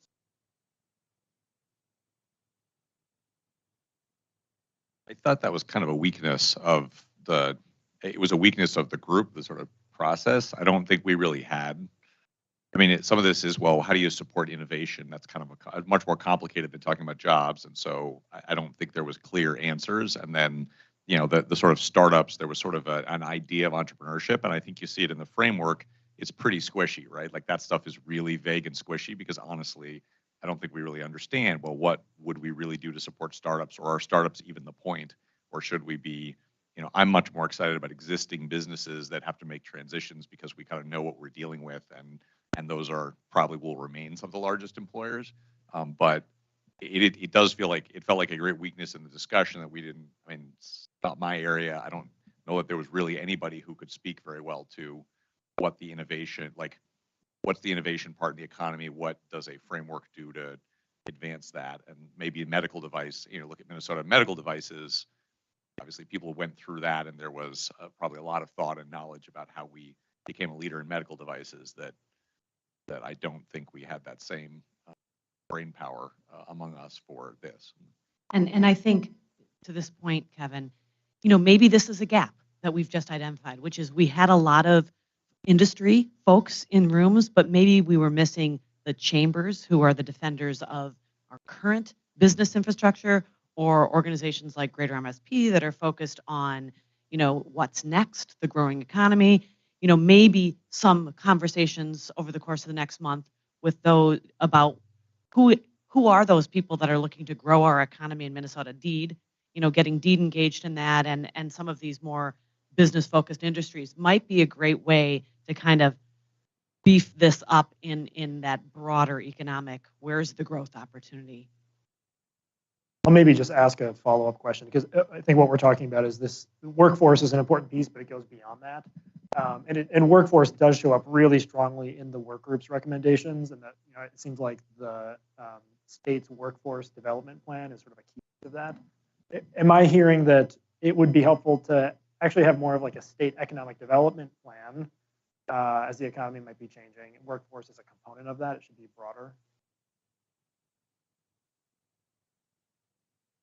Great. Document too. I mean, that would. I think that it would be way better if we were sort of looking at the economy and what the intersection is with the economy rather than I think it defaulted to workforce just because that's the default place where everybody lands is let's talk about jobs and workforce. And that's where we've sort of pushed back because a lot of it feels very vague, right? Like where are they? Like where exactly are these new jobs and what are they? And how are we going to do this? And it sort of defaults to construction. Like, well, we're going to be installing a lot of stuff. That's true to a point, but there's not.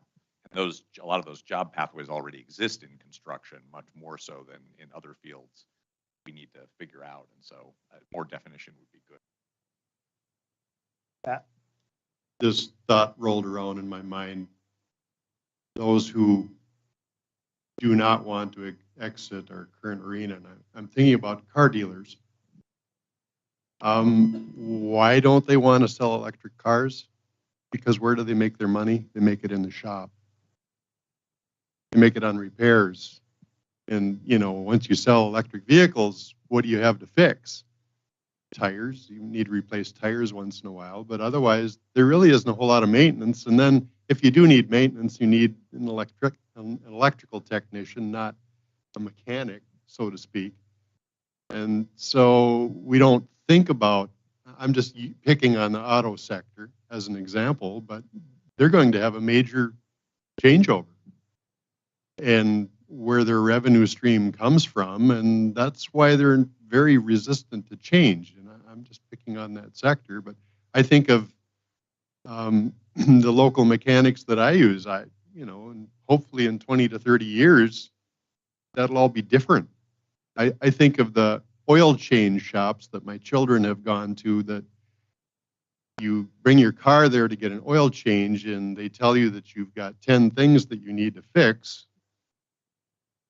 And then you say no, and then you take the car to the same place next time and they give you a list of 10 different things to fix. And while you never fixed the first 10, well, it's just a racket. And so we have a whole economy that's not clean, basically, that's going to be changed. And so we've got a lot of that within our state, not just in autos, but elsewhere, that we've got to be thinking about that and be supporting the change and educating our people in the state about the positives and helping that resistance factor lessen it at least. I don't have any good examples like Pat offers up, but I would just offer just additional support, I guess, for the comments that have been made throughout this discussion thus far in terms of kind of really some of maybe the gaps that weren't recognized as part of the process. And there seems to be kind of an emphasis. Certainly, workforce is important. I don't think anybody denies that, but maybe there's some additional opportunity here.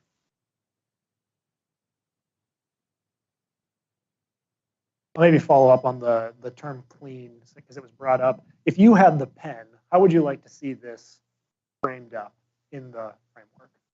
Is it just a thriving economy? How would you like to see the state sort of describe this? I think a clean economy is fine, right? I mean, it's like neat enough. I mean, it's sort of like a neat enough like phrase. I just think that then we don't have to define that all the way down and be like, well, which parts of the economy are clean? I mean, we think of it as energy transition or sort of like a climate transition. I mean, a bunch of things are going to change. There are going to be different demands. So some things are going to grow, some will shrink. We want to be on the winning side as much as we can, as well prepared for the future. And in my experience, talking across party lines with very diverse, like the almost the only message that lands on sort of climate is that the transition's happening. Right, and you can disagree with it or sort of be neutral, or you can want it to go much faster, but there's a general agreement that there's a change happening. Those changes have economic impacts. We're seeing that on the ground. I don't think anyone's doubting that anymore, and no one also seems to think that the pendulum's about to swing the other way. So I think that's the big opportunity to say the economy's changing. How's it changing? How do we get ahead of it as much as possible? And I think you get buy-in from people who don't think it should change, right? But nonetheless see that it is changing and that there's advantage to trying to get ahead of that in terms of what you produce. And we work in North Dakota as well, and you see very much that recognition in North Dakota that's looking for its own way to be sort of like its own version of net zero, right? In North Dakota, which a lot of Minnesota folks wouldn't call net zero, but the point is there is a recognition that the world's going this way and that this is what we need to market. And so I think clean economy is fine as an overall for that. But then what this really is change is happening. What does that change probably look like? How can Minnesota benefit from that change? And what risks? I think that's a really good point about the auto dealers, right? I mean, we talk about the costs of transition. There are very real costs, and they're not always, it's not just coal plant workers. And I think we need to wrestle with that because those are pretty disruptive changes that could happen in a short period of time, and then a lot of businesses that will be under strain and a lot of people hurt and unhappy. And so do we have a plan for the auto mechanic, for the auto mechanics? Like, what are auto mechanics going to do when there isn't enough car repair to be done? And so I think those are the kinds of questions the state should be trying to think of ahead of time.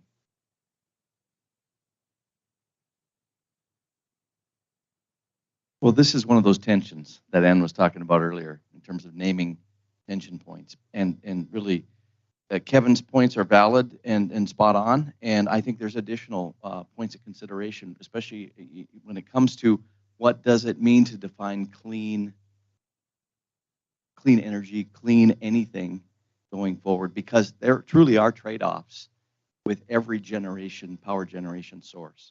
If we go back to the core of how we pull it out of the ground, some of these things, whether they're oil-based derivatives in our windmill blades, or whether it's solar panels that derive minerals from wherever they're pulled out of the ground from, and the energy that's used to manufacture these types of products. Don't take me the wrong way. I'm a huge fan of renewable energy. But you could take it to the other side of the equation, and because we hear a lot about the challenges related to nuclear and coal technologies, baseload generation. I only bring these up because it is hard to define clean. Because again, all of these sources have their true environmental trade-offs, and if we're being honest about it, which is difficult to do, then we have to look at all of those trade-offs as part of the equation. I mean, we could look at all kinds of science and data about flyways and the impact on various species of birds as related to. And I don't mean to bring up the negatives here, but how do we then truly define clean and what's acceptable, what's not? So it's a valid question. There are multiple technologies that really ultimately can advance without impacting resiliency. Again, I come back to that word because it is truly important. It's at the core of wherever we go with all of this. We have to do it in a resilient way, and hopefully the economy is going to drive that. But we have to be careful to throw out resiliency out of the equation because we're trying to define clean, but we're limiting how we define that. And I think that's one of the tension points, and it's hard to name those because there's emotion involved. Thanks, Mike. Ann? So to go back to your question, Trevor, it makes me wonder, Kevin, if transitioning away from the word clean is a good idea, perhaps. Maybe it is a thriving economy that is recognizing the transition that we need to go through, along with trade-offs, and wanting to assure that Minnesota is at the center of that transition, that we are leading, that we are creating incentives, and that we are making tough decisions, Mike, and we're creating incentives to build this new thriving economy. So it's like a new thriving economy with, I won't use the word climate because I understand the tension around that, around the needs that we have, and in recognition of where we are as a world right now, whether you want to emphasize climate or the environment or our growing population and needs. So I wonder if we do go back to, we want to build a thriving economy that is aggressively transitioning into the new day, and that we are making tough decisions and acknowledging those about where we're going and bringing people along with us, bringing the economy along with us, and recognizing those things that are tensions or challenging to move us faster, further.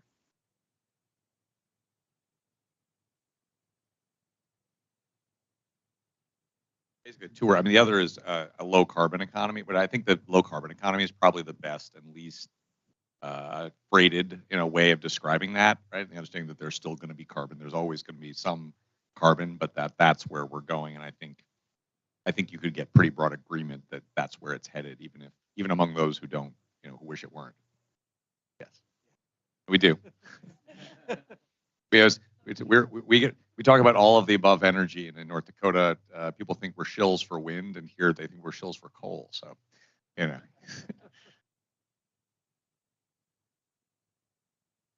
Other thoughts from folks for this section, whether it's clean economy, thriving economy, low carbon? Questions or thoughts you have on what your fellow council members said in the survey?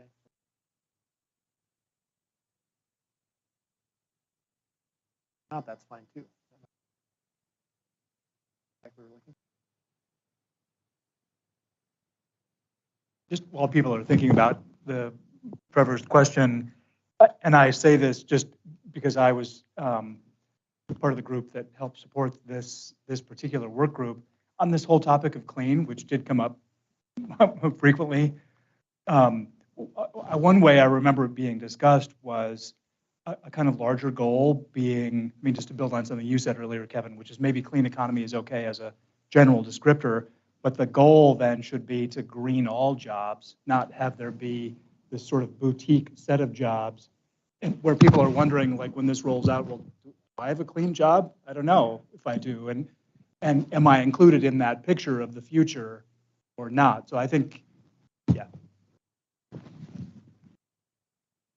I think we want all workers to be included. I don't love the sort of greening of jobs, because it's like, I think most workers do not care, like they do not care. And on the flip side, I was in one legislative hearing, we heard someone testify that once we have this, sort of like green economy, then workers will be able to have meaning in their lives, which also is somewhat insulting to workers who nonetheless have found meaning all these many years, right? Like working on whatever work they did. And so I think, again, trying to take the value judgments out of the idea of the jobs and define those. I think what's interesting to people is across the spectrum is what are the top 20 occupations that are likely to see significant growth or change in the demands, right? And that's what I want. I want to see those top 20 occupations and feel like there's some real credible work behind them, and maybe some explanations about exactly where they're going to be working, and what the confidence level is in terms of that growth or not. And on the sad side of it, what are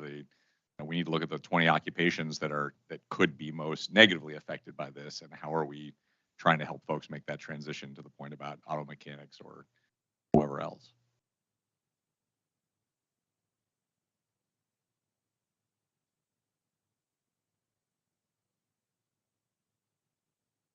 Yeah, if there are no more comments, I think we can probably just break early. Have a little more time. So I don't actually know what the plan is for lunch. Somebody here surely does, but I do know that we're back together at 1 p.m. and we'll pick up with Healthy Lives and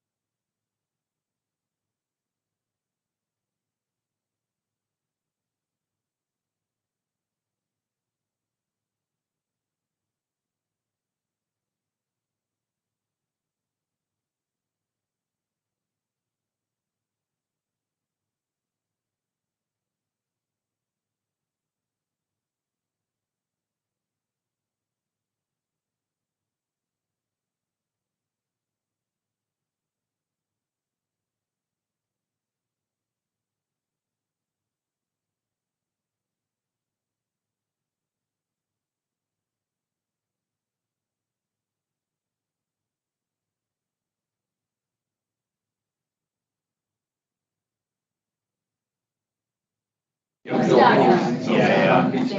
think it's safe. I think the contract. Can you put those slides up? Yeah.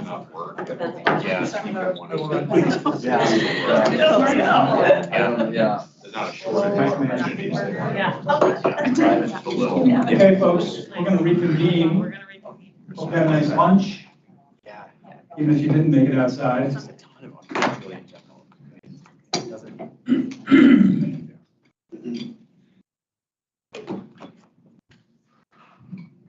So the next section that's up is Healthy Lives and Climate Equity, that work group. And you know the drill by now, so we're going to pull up the vision for that group. In just 1 second. You should refresh your memories on, and then we'll move to a similar slide with highlights and concerns, barriers, and gaps.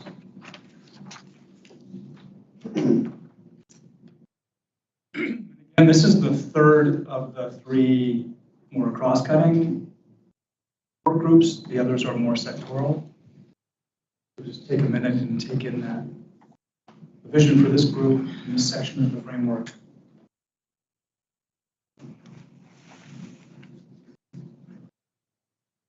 There's that word resilient. Great conversation about that this morning.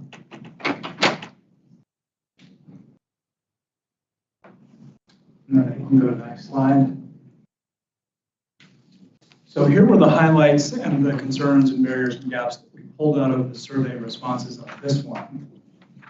And as before, again, kind of a similar gut check. Do these seem like the right highlights to you? How do you feel about these concerns, barriers, gaps? Are there any others that you would raise up in either of these categories? So just take a minute and take in the slide, and then we can just open the floor for conversation.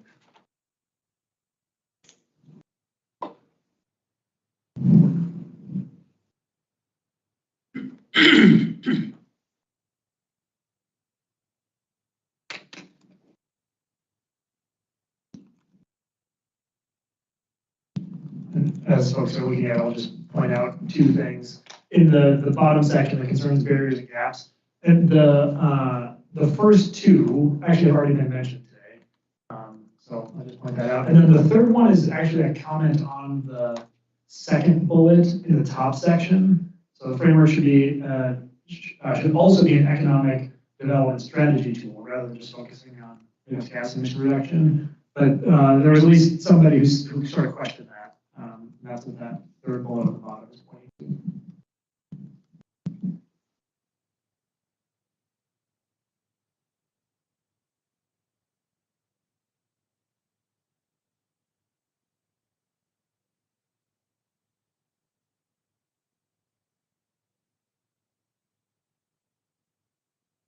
So, reactions to this set of highlights, this set of concerns and barriers and gaps?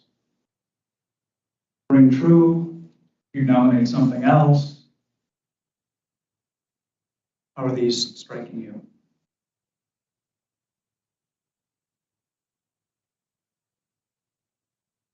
And again, this is all aimed at refining, honing, improving the framework, the climate action framework.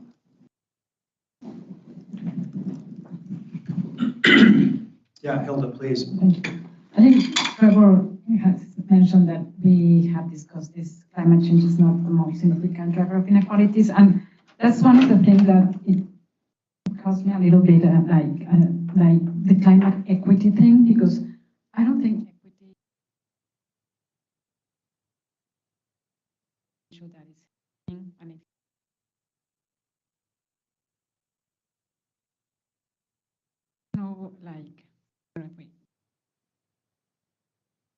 well, the second dot in the top concerns, barriers, and gaps describes that, but I don't know if we maybe need to modify the title, because yeah, it's not only equity. Climate equity concerns are like the equity in general, in the urban, in the rural, for the different people, the different races. My comment. Yeah. But I just want to make sure I understand it. The equity issues that are in play in society are not, they're not peculiar to climate. They Yeah. existed before, and Yeah, like for example, 30 years ago, you built your power station where there were like less more poor people, right? So that's an equity thing, and at that time, climate was not a topic. So I guess there's a lot of equity things that we want to wrap around climate, and I think I'm not so sure about that. yeah. That's Well, my point. so let me just give voice, and I would invite anyone else to comment on this in the entire room here. But my sense of how this was treated in the work group is that it felt too broad to the work group to tackle equity writ large across society. And so this idea of climate equity started to get used as a way of putting some boundaries around the kinds of questions that this framework and that the work group would try to address. And it was more like, actually, I think it was sort of in the spirit of what you described earlier in the day, Kevin.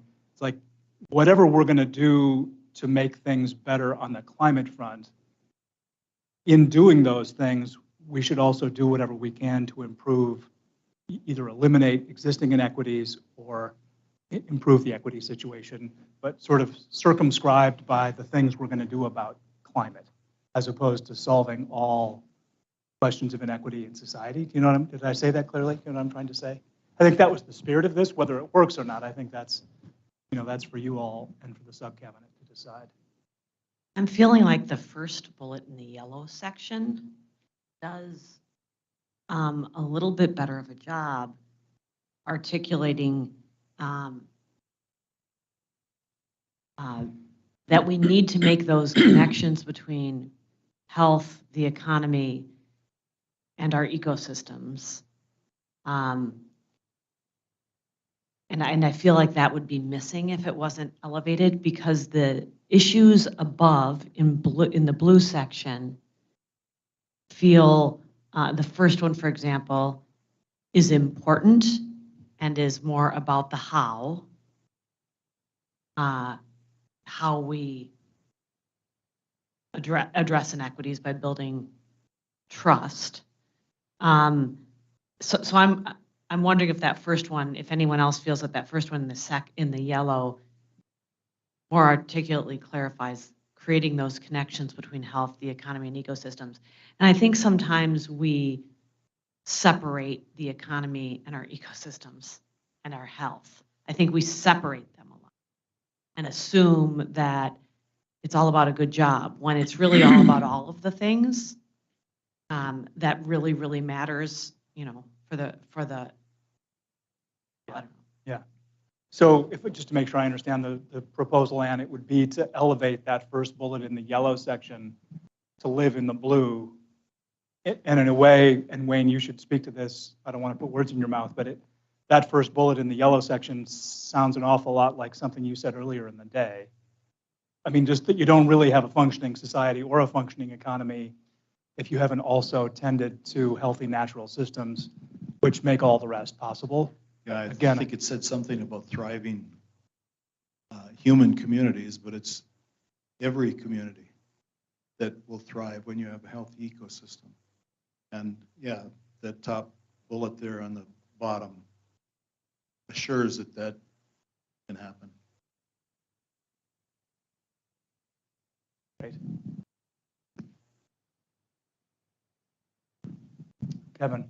Yeah, I absolutely agree with Hilda. I think the reason that equity is part and should be a part of the framework is because it's a commitment for the administration across a whole bunch of different issue areas, climate and many others, that it's a big problem in Minnesota and beyond. It's something that we need to keep in mind because the decisions we make in these areas implicate equity. They can make inequities worse. They can somewhat make inequities better. But it's also important not to sort of treat them as if they're identical. And this, I think, is often a problem. I mean, Hilda points out in the climate rhetoric that there is, I think, an appropriation of the equity issue for climate that says that because it just adds sort of rocket fuel to the need to do something about climate, if that wasn't good enough, it's also equity. and to sort of bring those Venn diagrams together until it's just one circle of climate's equity and equity's climate. And I just don't think that's true at all. I think that there are specific areas of overlap. And the more we can be specific about impacts, if you live in a northern climate, it's like less cold winters and hotter summers. Maybe that has a disproportionate inequitable impact across the board on everybody, but I'm kind of doubtful about that, right? I mean, more need for air conditioning, that's going to be a thing in the summer. We got to look at that. Fewer very cold days, on balance. On the other hand, if you're in a rural community, if it's wild rice, if you're talking about a crop, right, or sort of like if you're depending on the land, then there might be much more significant impacts. And I think that's where it helps to be more specific about what kinds of equity impacts and not to sort of just assume, well, climate change is inequity and climate action is delivering equity, because I don't think that is necessarily true. It could be more true if we put some effort into it. And I think it's worth pointing out the connections on healthy economy. I just want to look at the highlights. I think as economic development, I also don't want to totally equate climate action with economic, with an economic sort of framework, because again, there are things we do on climate that are not core to an economic strategy for the state, and vice versa. There's things you do for the state's economy that don't really have much or anything to do with climate. And so, but there are big overlaps in between, and we're trying to figure out, again, do no harm, try to maximize the benefits. I think that those are good. I think the metrics, I forget if the metrics, I would agree with the other points in terms of highlights. I think in terms of building a foundation of trust and the question about how you do that, I think better data, and that was a cross-cutting theme across all of these, was what kinds of metrics are we talking about? Like, how do we measure progress is good. And I agree in general about the connection between healthy people, the economy, and the ecosystem is important, but I think it would be good to have specific examples. I mean, some of those things are very general and vague, and so people could agree with it without knowing what it means in practice. And so I think with all these, trying to think of specific examples of like what kinds of things do we have in mind that would be consistent with that, or that are problems there, would be good to point out if we're going to have people understand what that point is. Thanks, Kevin. Other reactions to what's here, or other things that from your reading of the work group summary reports that you'd want to elevate or call attention to?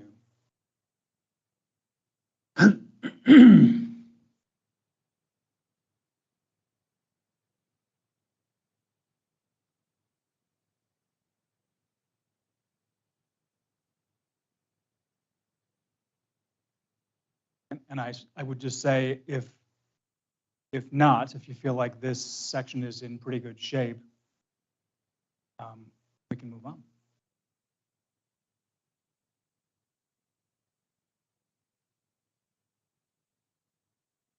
I'll just say, being a part of this work, what comes out here, I think, are themes that were by some of the other sections. And again, I think, Kevin, you already commented on, how climate is one of those. It's just one other stressor, an incredibly big stressor for equity. And I think it's also it's showing stress lines across health as well. And what comes out of here as well, I think, that first point about building foundation of trust, I think, Pat, that goes back to how do we engage community, make sure that they know that, that they're involved, that they are a stakeholder in the process. That means as far as their health is concerned. And then I would also say that it does begin to address, but in a very general way, or at least recognize in a very general way, the social determinants of health that tie across all of these other sections. Because health is both, from my own perspective, everything we do, our behaviors, our actions, whatever decisions we make, all affect our health in some way or another. And so what we see is really kind of health, almost like a data metric in a way, reflective of what is happening in climate, or in also what's happening just in our society in general, and how we and how people are established, whether they have, what kind of supports they have. And then lastly, my own pitch here too is, and this wasn't called out, we did talk about it previously. I think because these are much more general priorities and actions that need to be called out, there are more specifics. And I think, for example, in the foundation of trust, I do feel that part of that is going to require a strong role for the Department of Health to have a really robust public health presence in order to build strong relationships with communities and providers so that the people are working together and understand what they're facing, and then they Thanks, Micah. To those comments, I mean, just in terms of what's on the slide here as things to highlight and then top concerns and barriers and gaps, is there anything you'd massage about what's there beyond what you just said? No, I wouldn't. I mean, I think, again, it's interesting. I would say there is a lot under each of those, under tactics and process then that could be worked out. So, but as larger goals, I think that they very good because they get to many of the same things that we're trying to address in all these sections. And like I said, I think for me, health, much in the way that we talk about resilient communities, is our health is going to reflect what the decisions that we make, even with this framework. Yeah, good, thank you. Other reflections on these highlights, these concerns and barriers and gaps? Anything else you'd want to raise up for this section of the framework? The sub-cabinet to pay special attention to.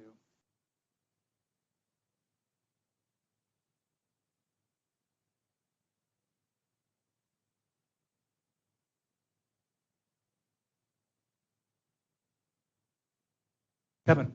I'll just raise one issue that I don't know needs to be addressed here, but I think that, well, I guess this gets to the metrics, and I think the metrics would help to address it. So one term, sort of access, like access to clean energy, comes up a lot in these discussions, and push back. I don't know what access to clean energy really means. Like, I know what access to electricity means. Like, you have electricity or you don't, and it's important to have it, and that's a big equity concern.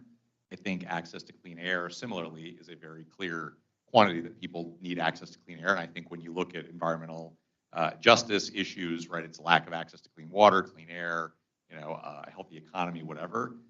I think that the sort of like access to clean energy, that I don't see that as an actual good. In other words, for purposes of your electricity, it doesn't matter where it comes from, right? It matters what your air is like, right, or what your water is like, and it matters what your climate's like. It doesn't matter whether you or the person next to you got solar. Right? Or, to some degree, when we're thinking about electric vehicles, there are certain benefits of electric vehicles, but the biggest one is getting rid of air pollution. And for that purpose, it doesn't matter whether you or your neighbor or the person driving on 94 uses an electric car instead of an combustion engine. And so I think in developing the metrics, I think it's just really important to be clear, like, what is it we're trying to deliver, which I think is clean air, clean air and clean water and affordable access to energy and things like that. I think when you get into something like access to clean energy, it says, well, do we have to create special programs that allow people to afford to put solar panels on their roofs, or should we just cost effectively build as much solar as we can so the whole system gets cleaner? And those are two different policy choices, one of which is significantly more expensive than the other.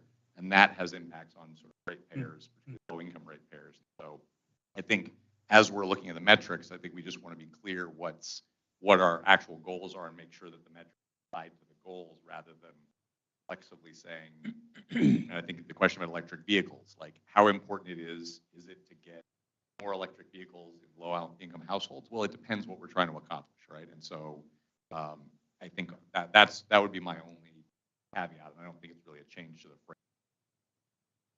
Being really clear what we're trying to accomplish here and maybe develop some good metrics that we can then test against the policies to see, does rooftop solar help in this advance our metric in the best way, or is utility scale solar that's cheaper to build and serves everybody accomplish that same goal? So real clarity around the goals we're trying to optimize for. Yeah, the real, what I hear the in real that. final outcomes there. And I think sometimes we get process outcomes that are not the final outcomes we want. And we assume that those are connected to the final outcome. We're trying to be clear on what the final outcome that we're looking for, not making assumptions about process outcomes that may not deliver, as effective, the same level of equity as. Like, what's the aggregate public good at stake, and what's the best way to deliver it? Good, thank you. Yeah, Mike. I don't know if this fits this part of the discussion, but I do think when we talk about the idea of equity, and when we think about healthy lives and the climate component here, it did come up during a couple of the working groups, and I just think that we have to be thoughtful about land use conversion as part of that too, because speaking to, again, utility scale solar sounds like a great thing, but there's that encompasses a huge segment of geography, and we live in a wooded state, and so if we are converting that land base over to solar, and we are taking a natural part of the climate equation fix off the table. So I think, what is equity, and how far do we go with some of these questions? I just think that we have to be really thoughtful about all of that too, because certainly when we think about the land base and the component there, whether it's ag or whether it's forestry, let's just do the math. I think the math would probably help us dictate what's best for the land. Yeah, thanks, Mike.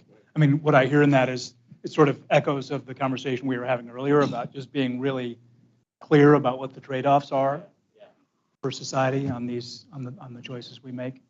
Yeah, please, Pat. I want to agree with Mike on the topic of land use, and I think I brought this up in our October meeting where we were all together about how Xcel Energy and trying to figure out what to do with all those distribution lines that are coming from Sherco. Well, it's a great place to put solar panels. Well, you put it on the best ground, agricultural ground in the state of Minnesota, where we can raise potatoes, just all kinds of different crops at the highest levels possible in the state. And then all of a sudden it's harvesting sun, but it's just for something totally different. And that will change the community as well. When we think about, okay, there's still something coming from that land, but all of a sudden it's disrupting a different system. So we have to think about, systems change. Yep. Thank you. That's definitely been a theme today, is some sort of shared understanding, but just a better shared understanding across Minnesota about the trade-offs and which ones society is prepared to make for what kinds of Any other reflections in this section? Last call before otherwise we'll move on to the next one, which is clean transportation. Yeah, please, Hilda.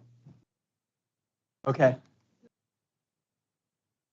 Before we move to the sectoral part, so how can we make sure that these three, which are cross-cutting, are really looking over the other sectors? Because when we were discussing this, I did participate in two of the sectorial discussions, and there wasn't a clear link between those and this cross-sectoral initiatives or options. So I just want to to think about how are we going to link these ones, make this link between different sections, or?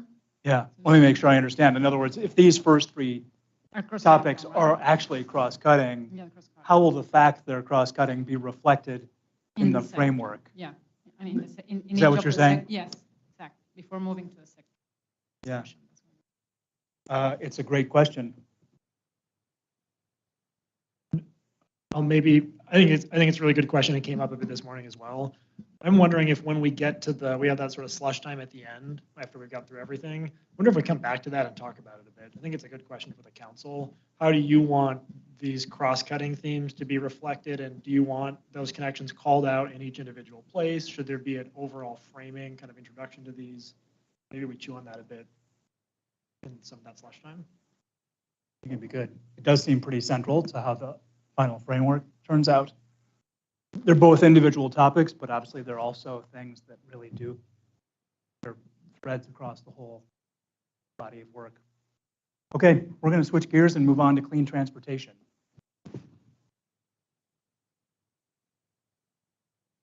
Facilitator switch here. Okay, so as Hilda mentioned, we're now switching to do focus on the three sort of emissions sector work groups, starting with clean transportation.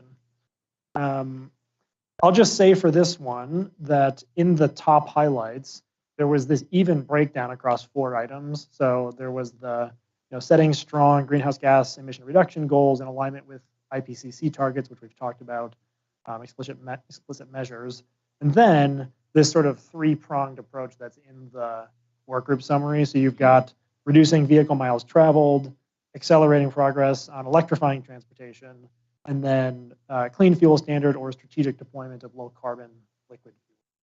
Of course, a clean fuel standard can be broader than just what I would. So questions or reactions to the feedback that you all provided in the survey, or anything else on this specific area that you want to highlight or raise up?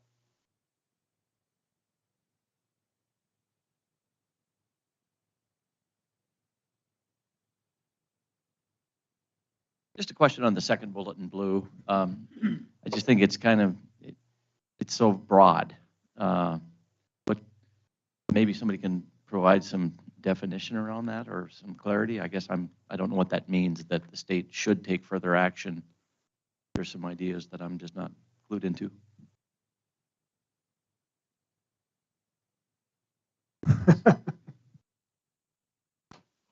I was just going to share. So I have a little bit of concern with that as the front. I do understand that as an important metric of, of some of the climate impacts and other impacts. I don't think it's a particularly inviting framing. It basically translates into Minnesotans should drive less, right? And some people feel that way, and some people really don't. And that doesn't seem like an argument worth having, as opposed to talking about providing options. Providing multimodal transportation options for people so that they have choices, that allow them to live their lives and reduce the amount of time, often reduce the amount of time they spend driving. I know for some folks really want to make reduction of vehicle miles traveled sort of like the lodestar and the point and the public message, but it's not one that resonates, I think, frankly, outside the metro much. And so I think if we could, that is a co-benefit. I see reducing VMT as a co-benefit of providing more public transportation options, providing more options for elderly, sort of getting public transit options out into greater Minnesota, et cetera, as ways to, or even planning and zoning decisions that allow for more density. Those are all things that reduce vehicle miles traveled, but that's not why we do them, right? We do them for a host of other reasons that are beneficial, and reduction of VMT is a benefit, a co-benefit of that. So I think just in terms of public acceptance, we might think about reframing it. Hilda, we've magically placed a mic right next to you. So thank you. So I was part of the planning team of the transportation. So I think the vehicle miles travel was a huge discussion because of this, basically because of the rural part. Like in the end, we came to the conclusion that we should keep the metric, because one of the other things is that working group was mostly sustainable transport advisory council, so they are really in favor of reducing miles traveled. But one of the things we arrived to was that we maybe need to have a reduction to the metro area, because that's where you can reduce it by applying all these policies that you're saying. Transit, more bike lines, maybe applying land use planning, all those things will help eventually to reduce the vehicle miles traveled. And then having another metric for the rural area. So people don't think that we want to take out their car, like we don't want them to drive. So that's also one of the things that came out, that we need to maybe change the way we communicate things, because people should understand that, well, we want to reduce the miles travels, but you have these better options. Like instead of being in the I-94 for 2 hours, you have the BRT that will take you in half an hour. Like just to change the narrative, that maybe that will help. But they were really in favor of having that vehicle mass travel, because also I'm included. We don't think that technology will do all the work. Eventually, for transportation, you need to reduce it, because there's no way that technology, you can reach to a certain point that you will reduce the greenhouse gases, but not reduce 100. So that's why we want to keep it. Maybe, as you mentioned, we should maybe change the way we want it there. But we did include those. And if you see the document, they are there, because there were also a lot of people, like they support biking, and they say, well, we need to let people know that investing in cyclopaths, it's much more cost benefit than in investing in adding a line in the highway. So I understand your concern, but we did. We can always make a better narrative.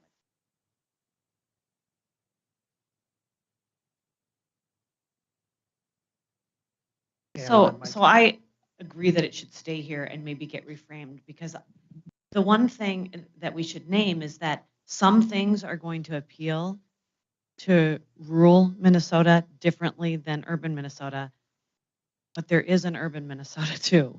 So it's something like this, I think, needs to be articulated, but I agree that framing it so that it's not offensive, because that is a big emitter of greenhouse gases. And there are strategies that can be invested in to really tackle reducing vehicle miles traveled. There's a lot of strategies, whether they're policy or funding related, that can do that. And I know local communities busy trying to do just that right now. I mean, cities across the metro and counties are working on that as a top issue. So I think it would be, although the wrong language might be offensive to rural Minnesota, not including it would be deaf to what's happening in the urban areas and needs to happen in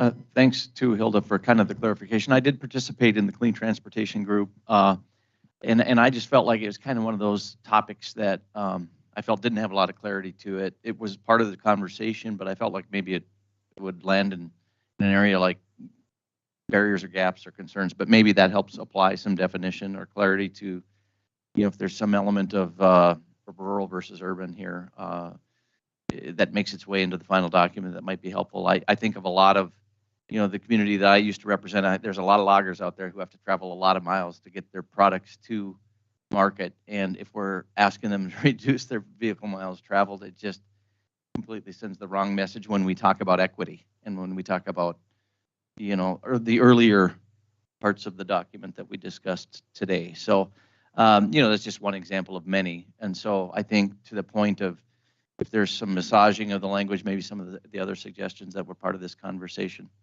I don't want to minimize where some of the emphasis might have been, but I do think there are definitely barriers, with this conversation that could come into play otherwise, in a very negative way. Thanks, Mike.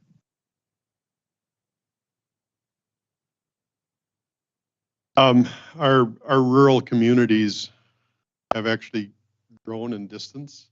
So I used to think of my little local community as being 5 to 10 miles away, but now the radius is about 50 miles. It's just a bigger circle. So it takes a whole lot more traveling if you're going to do business. We used to be able to get all of our farm parts within a 20-mile radius, and now some of our parts come from Owatonna, which is 200 miles away, and certainly always on the UPS FedEx truck. But so reducing the miles, I'm glad that you're talking about rural is different than urban.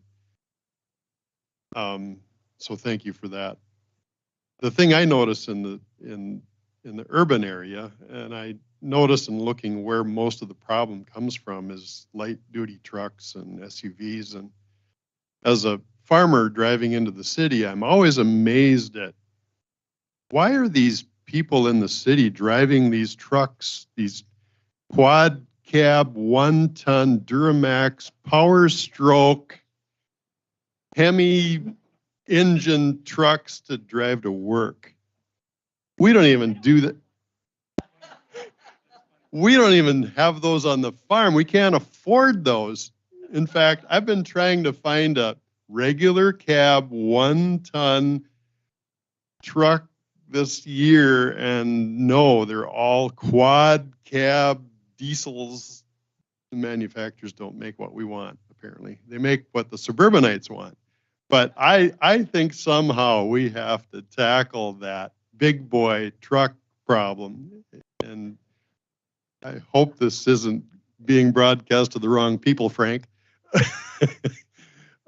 So it's not just vehicle miles traveled. It's amount of weight that's being moved for the purpose that's being used. And as I look at our heavy trucks and how efficient some of those are these days, and if we can get some of those converted to be electric or hydrogen or something, they'll be way ahead. But I've never understood the urban go to work, drive to play big vehicle issue. And I just had to raise that. Just had to.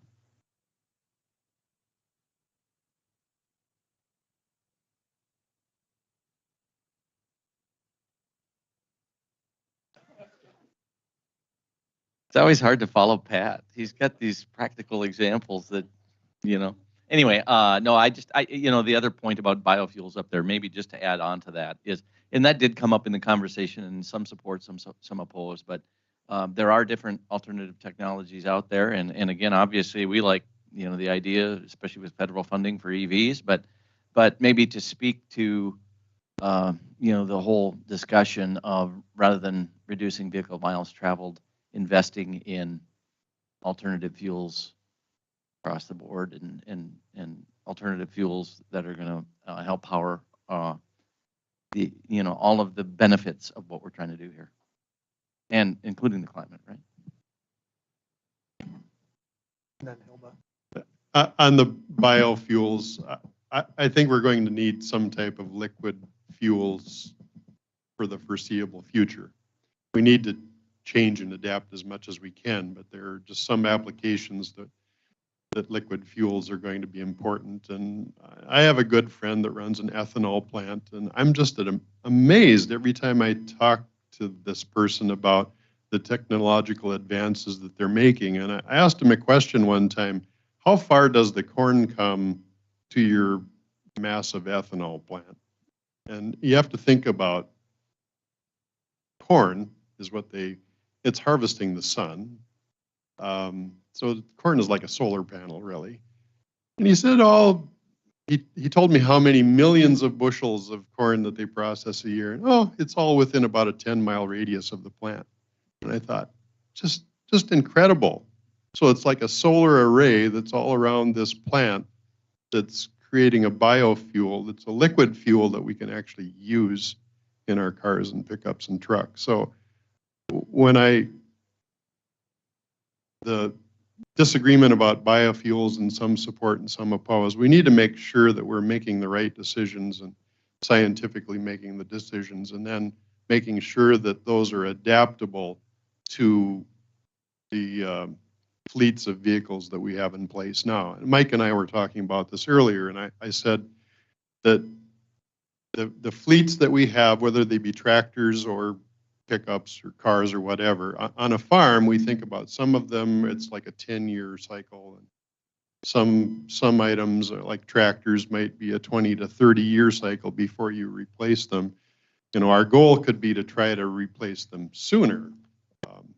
But there's a cost and a depreciation factor here that we always have to keep in mind, that you can't just change overnight.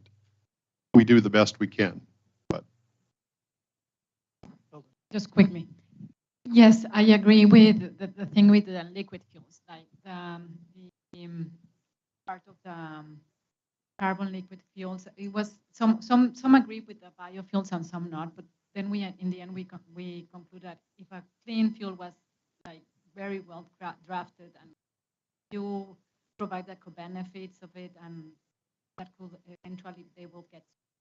So this was a discussion because we also came to the conclusion that even if we want to electrify everything now, there are technologies that cannot be electrified, maybe not in the next 5 or 10 years, and you need the liquid. That could be enough. So make it that clear. And going back to what you were saying, Mike, we try to to see it like as an integral thing, like changing technology, reducing mass travels, and having like liquid fuels like an option, not just one single bullet. There's different opportunities in the transportation sectors that we should focus. That's why we came to this for, because we thought that will eventually help to achieve the target of reductions. I just want to add on the liquid fuels, and I agree. I think that that is biofuels is an important discussion, and just like everything else we've talked about, there's real risk of conversion of land, which is capturing carbon right now, and that is a real and genuine concern that needs to be addressed in any effort for clean biofuels.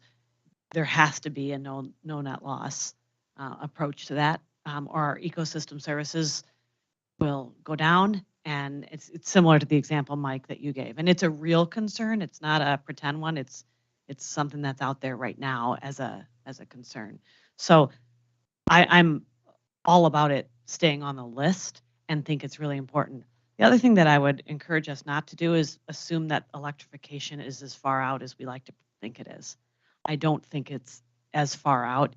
There are parts of the country that have electrified their transportation systems a lot ahead of us here in Minnesota. And I think we have a real opportunity to turn that on high. And I think some progress has been made in the last couple of years. The PCA has led and others to electrify quicker, because the industry in some respects is actually ahead of our own habits. The industry's ahead. They're already announcing that they're going to be 100% electrified. There are trucks that have greater torque that are electric than not. So I don't want us here, when our goal at this table is to talk about tackling climate change, to assume that we can't do things fast and aggressively because others are, and electrification is here.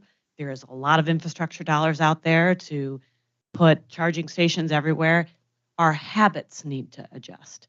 And I think that's the biggest barrier for this whole section of the plan, is our habits have to adjust. How we think about moving, and it has to shift. So that would be mine.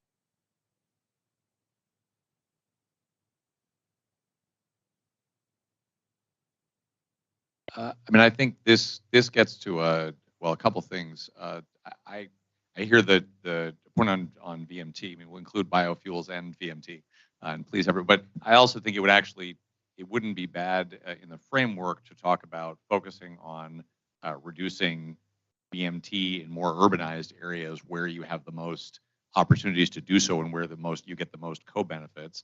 And on the other hand, prioritizing building out electric charging infrastructure in rural areas where the other options, are often not available, and where it is most difficult to cost effectively build out the charging infrastructure, potentially where that needs most support. And so you sort of have a statewide plan that says, you folks will get your electric, charging so that you can get your electric trucks that have, even more torque than the big, very expensive trucks that people are driving in the suburbs, which is absolutely true.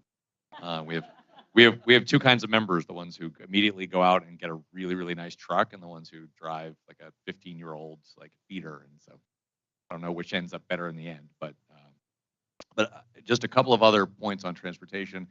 One, there's a cross-cutting issue, and I'm not sure how we address this here, but it's an energy sufficiency issue. And we run into this, whether we're talking about biofuels, which have other applications. I mean, have applications in the electricity sector, potentially in the building heat sector, in transportation, right? It's energy, it's different form of energy. Or whether you're talking about electric sufficiency, one thing that's become clear to us as we look at efforts to address carbon in buildings, in the transportation system, et cetera, is there's this assumption that, well, we can electrify vehicles and we'll provide that load, right? Separate from we'll electrify all the buildings, provide that load in addition to cleaning up the entire electric load that we already have and then serving that additional load. And not a lot of work goes into if we're going to have to electrify vehicles and buildings at the same time and bring the electric sector clean.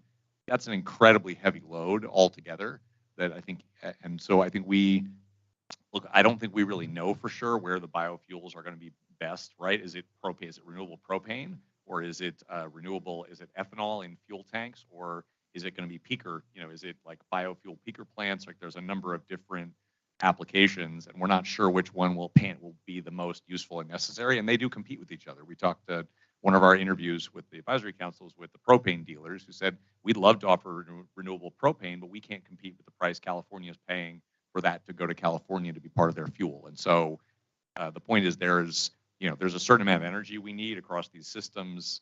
Some applications work better than others, and we need to be thinking across the whole supply chain so that we don't make plans that are based on a certain amount of energy being available and then discover we didn't have a plan in the electric sector to deliver that energy, or we didn't have the biofuels figured out, or there were two different competing uses for the biofuels that were assumed, and there were only so many only so much stock to go around. And so that's, I think, something, I don't know how we add that in, but it's an idea of like understanding the linkages between energy use in these different sectors and the competition for energy and how we're going to make sure we have enough of it, the right kinds of it to support all of those uses, I think. And then there's the last piece, there's a mention of the battery supply chain.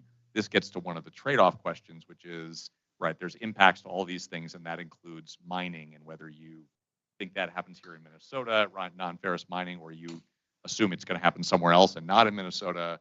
Those, critical mineral supplies are important to the electrification question, and I think it's something that we at least need to flag that trade-off exists. Again, even if people are completely opposed to mining in Minnesota, it's got to get mined somewhere, and we're assuming that it's going to get mined somewhere else, if not here. And I think that's something important to flag for this and for the power sector.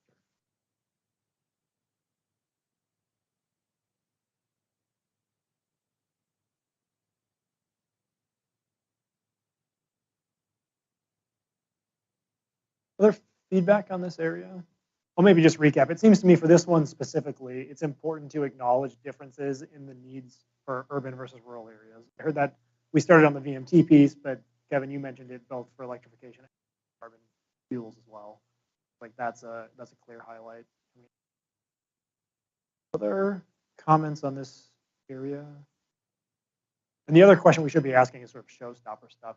I think, it's ideal that the council can support the framework when it's published. And so if there's anything you see where you think, if this is included, I'm going to have a really hard time supporting the framework as a whole, things that rise to that level of concern would be good. Like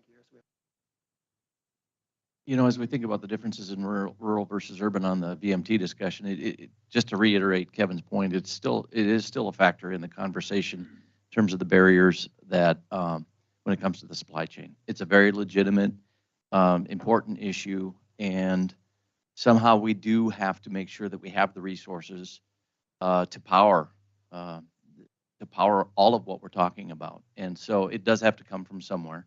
I think we have it's part of the hard conversation points again. It's part of the trade-offs and the earlier discussions about naming the tensions or the issues. This is certainly one of them. And we have a vast amount of resources in this state. How do we go about utilizing them? And how do we do it responsibly as citizens in this world in which we live today?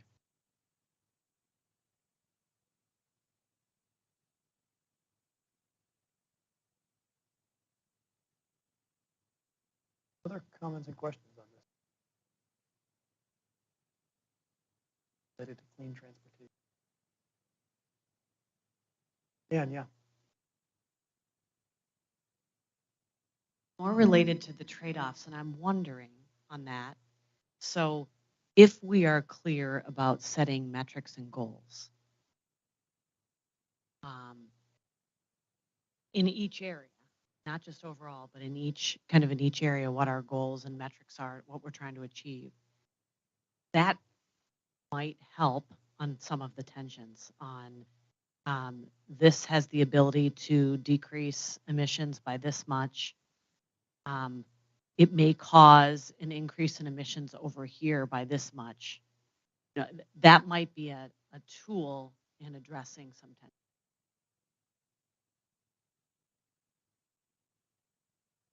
And are you saying to be more explicit in the various sections of the framework, what those trade-offs are? Yeah, I think so. You know, because there's going to be trade-offs throughout. You know, biofuels, you know, electrification. You know, you raised a trade-off. There's been a lot of trade-offs that have been raised. So then, how are we measuring those trade-offs and those decisions?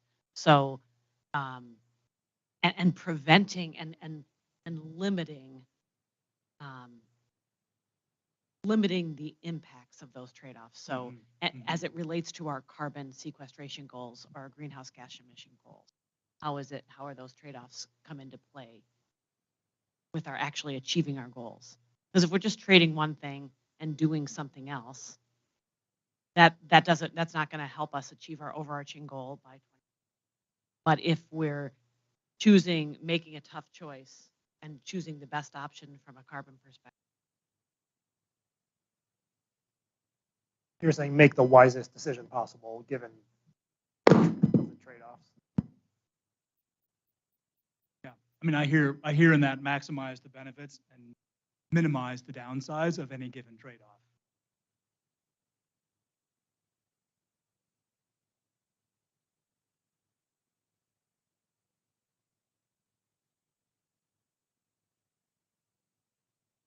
That we could move on to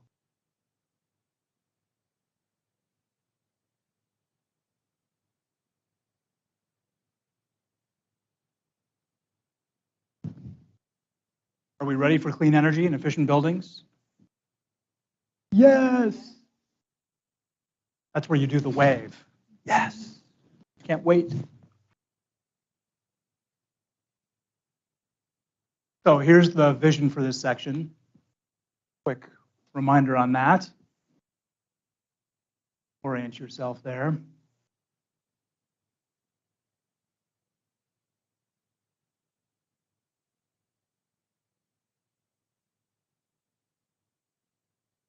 And then I think we can go to the next slide. So just a couple of highlights pulled out on this one. Again, these are from the survey responses, which were themselves a response to reviewing the work group summaries. So ensure energy affordability, efficiency and access, and then decarbonization of the electric system, the gas system, buildings, and industry.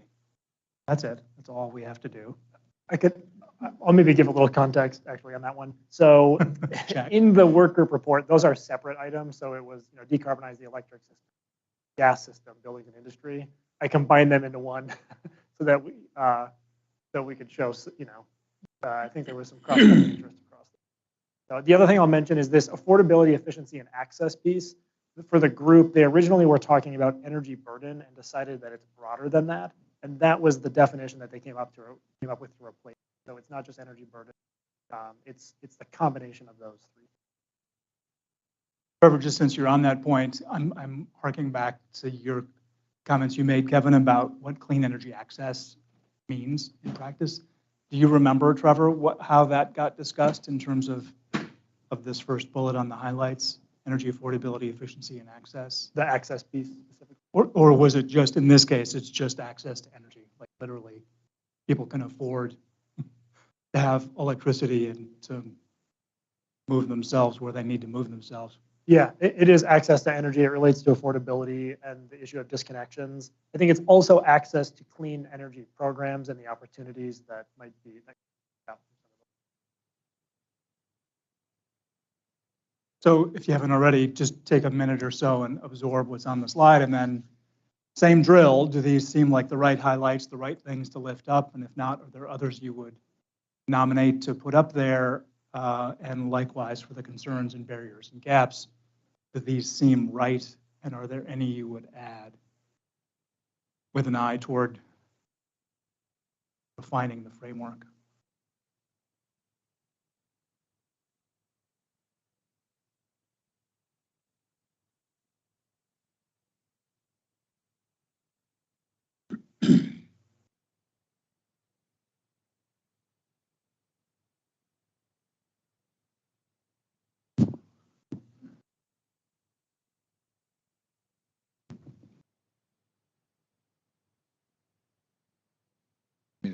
I would just say that in general, I think that the most important, if we're going to electrify a lot, not everything probably, but a lot, then being able to handle the load, a largely, overwhelmingly decarbonized electric system that can handle that load is much more important than a 100% clean electric system, right? That is not able to reliably, like 100% of the time, handle that load. Because people aren't going to go to EVs if our electric system becomes less reliable, right? They're not going to go to EVs, or if it becomes more expensive. So if the price of electricity goes higher than gasoline, then they're not going to go to EVs, similar with building heat. And so I think 100% is fine, but it's really, really important to be able to build out a pretty substantial electric system if we really think that we're going to electrify a substantial portion of building heat and a substantial portion of transportation, which is where we're headed. And so I think that means you really have to be thoughtful about what kind of electric system. And so just as a concrete example, it is very hard to see an electric system that does not have a lot of gas peaker plants, right? That might eventually be some other kind of peaker plants to be able to handle load when the sun's not shining, the wind's not blowing. Maybe batteries pick up that slack, maybe they don't. It's really hard to tell at this point. And so I think if that's the priority, is a robust electric system that works really, really well, that works affordably, that works like 100% of the time, so that everything else can rely on it. What we've always said is, right now, if you have electric lights and a gasoline-powered car and gas heat, then if your lights go out, you're not going to freeze to death, right? You'll be able to get places. If all of those things depend on electric and you roll your car in on empty, you'd freeze to death in the dark, especially if you don't live right in the middle of the city. And so I just think I don't think we really understand how important reliability is going forward, even more important than it has been historically, and more challenging because we're trying to do it with different technology. And so I just want to sort of highlight that if we're going to make everything depend on the electric system, then the electric system reliability has to be, and affordability really have to be the top priorities. And more important than the purity of the carbon. And so the neutrality versus carbon free, it's like we just need it to work, right? We need it to be 80, 90% carbon free, like in its generation, so that we can support all these other systems on it. And then if we get to 100% batteries work, that's great. Kevin, is that a nomination to move bullet 3 from the yellow section into a highlight? Or I think it is, given our previous conversation. We really are talking about the electric system primary for the economy, so then I think that has priority. Reactions to that? Anyone?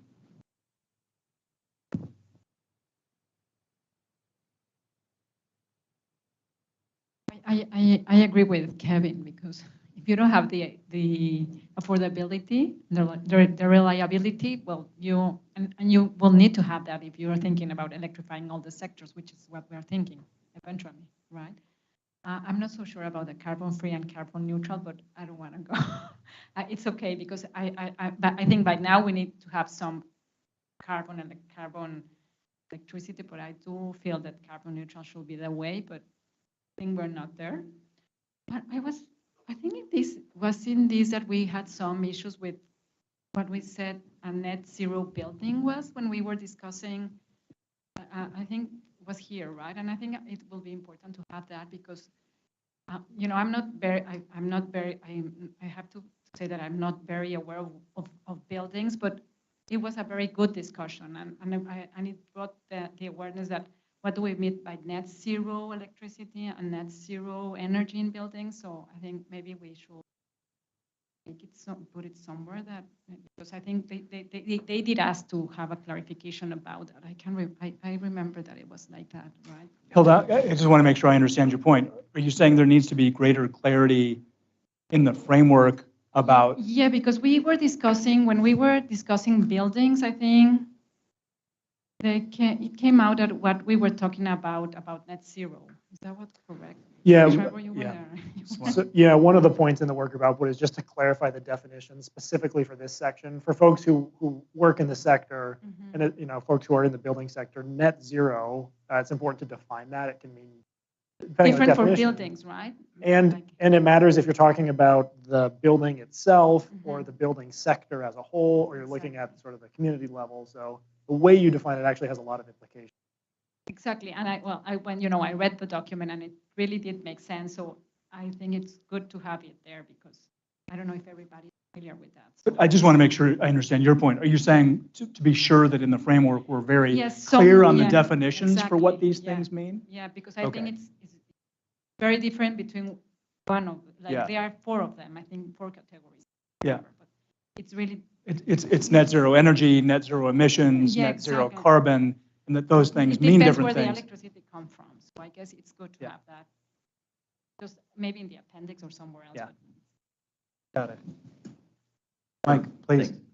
Maybe just touch on a few points from the blue section in the yellow section. Might be kind of combining a couple of those items, and then kind of to some of the conversation here as well. Just try to summarize a couple of items. I think from an energy perspective, and I'm involved. I oversee our conservation improvement program at our co-op, and so certainly energy efficiency is essential, and we're seeing huge strides there, and we've made a lot of progress. So we do need to recognize that. That's important, and that's all good. And new technology, we believe, is going to, we think, advance and make our buildings and our systems, more energy efficient going forward. But to your point, Kevin, if we really do want to make more things electric, we are going to have to expand the system, and that's where affordability does come not into question, because there's lots of great programs out there that are really helping, low-income folks and others be able to afford just their monthly electric bills. And we just got a call yesterday from the department, and looking at doing a pilot program with the state on helping try to tap into some of the funds that are still available and carry it through to September. But it has to be ongoing and sustainable, right, in terms of the affordability component. And if we're going to expand and build it out, we just have to be, we have to be very disciplined in how we go about doing that, because that's a lot of infrastructure. And I think that's always been maybe the biggest challenge, is connecting those dots on achieving all of what we want to do, still being able to afford it. And then ultimately, who does pay for that? Because it all flows through the system. It starts with those who have either homes or businesses, and they pay to their bills to the utility, and the utility, provides the power. But somebody's still got to build it, so it flows all the way through. So, what role then does the state or other governmental units play in that to make sure that we can achieve all of what's on there? Because they're all great. I was just going to ask you, Mike, does what you just said change anything for you about what's on the slide, either where it is or?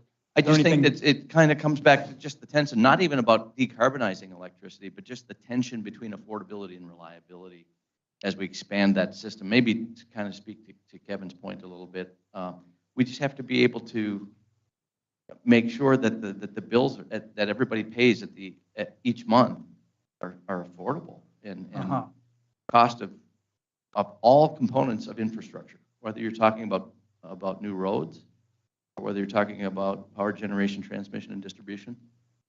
There's a lot of infrastructure there. Yeah. So it's a tension point again, and it's not an easy one to wrap our arms around it unless we're really thinking about how we can do this and do this responsibly for those who provide jobs to others. Because otherwise, we end up sometimes picking and choosing who pays more. Is that idea captured for you well enough in the first bullet in the blue section? I mean, could what I hear you saying is, in terms of that first bullet in the yellow, yes, we need to decarbonize the electricity sector, but we're going to have to do all three of those things in that bullet simultaneously. It's going to have to be affordable, reliable, Well, I and think I come back decarbonized. to the term all of the above. I think that's a broader term. And when it comes to, if we're going to really broaden, we just need to make sure that we're not sacrificing affordability and reliability as a result of these efforts to move forward, decarbonize. power Okay. all facets of this. Yeah. So Good. we just, again, there are no easy answers here, but I guess that's why we're asking these questions. That's why we're having these conversations, and really kind of thinking about it from the standpoint of a balance across the sector so that we're not sacrificing all facets of this in the bigger climate discussion. Mm-hmm. I think it's just an important part of the conversation. Yeah, good, okay, thank you. Oh, Pat, please. I just want to agree on the affordability and reliability. And as we expand our electric system, I think modernize might be a better word there. Because, you know, in the era of LED lighting, some things are diminishing, and as we look to maybe heat our buildings, it's changing. So modernize. What I really wanted to talk about was that blue space that you have in the highlight part. So your title is Clean Energy and Efficient Buildings, and you have buildings in there once. So we need affordable, efficient buildings in Minnesota, and we have a shortage of decent housing in this state. I'm just thinking that there should be something specific other than what you have up on the screen regarding affordable and efficient housing. I'm not sure what that is. I will leave that up to Trevor and Rolf, but It's way above our pay grade, Pat. But oh, come on. I'm just thinking that needs to be described better in this slide. Thank you. I'll maybe just speak to that to reassure you, Pat, that in the framework and in the work group output, the buildings piece is covered more. This is just reflecting what came back from the 9 council members who filled out the survey. Good. If you're not seeing it here, it is still. It's in there. It's in there. Like a good fruitcake. But this is exactly the question we're asking is, you know, what else would you want to highlight? Okay. So one of the things that's actually not explicitly on the slide, but it's really implicated in the questions about energy access and affordability and reliability and even equity that I want to just probe the group on is the folks who rely on delivered fuels. So think propane as an example. Any thoughts from the group on whether or not the framework addresses that slice of Minnesota well enough? And well, I wonder, I don't know if the framework really addresses that well enough, and I wasn't in the work group, but I wonder if they're, because I do think that first bullet, reliable, should come first, reliable, affordable, efficient, with access. And under that access issue, I'm wondering if there is something around transition incentives, policies because there are parts of our system, whether it's buildings or parts of the state or communities that are not in a position to make that transition easily. If we are creating policies and or incentives to help that transition for those parts of the state or communities that's necessary for, which would get at, I think, that issue. yeah, so there aren't pockets of people who are just simply left behind because they don't have options. And there are lots of communities like that, I think. Right.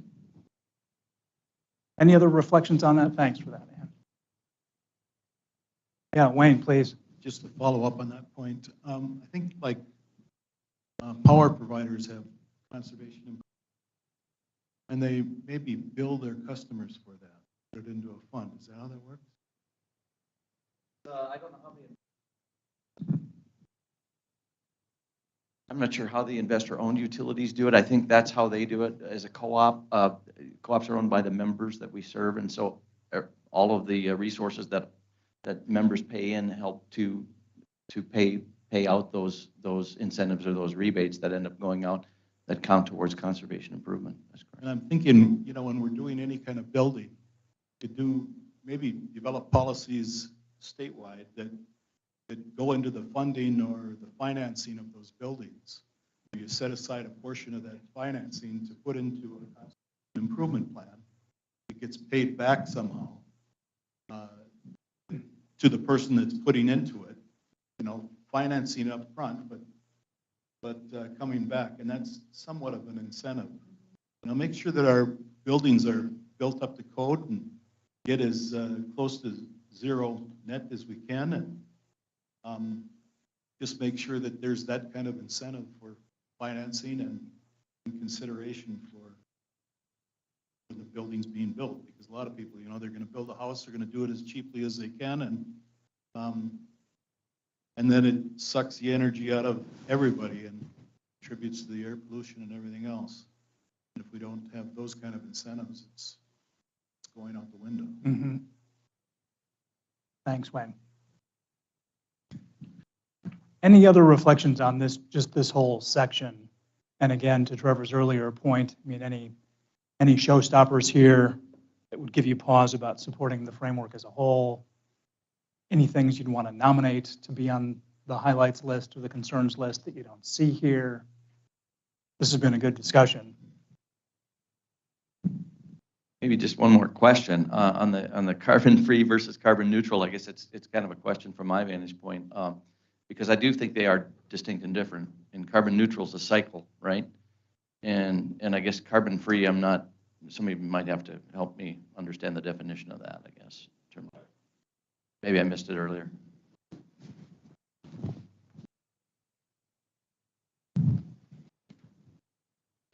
Correct me if I'm wrong, but I think the carbon-free, the idea is that there's no carbon that goes into it at all, although depends when you started counting, right? So obviously a wind turbine had a lot of carbon before it became a wind turbine.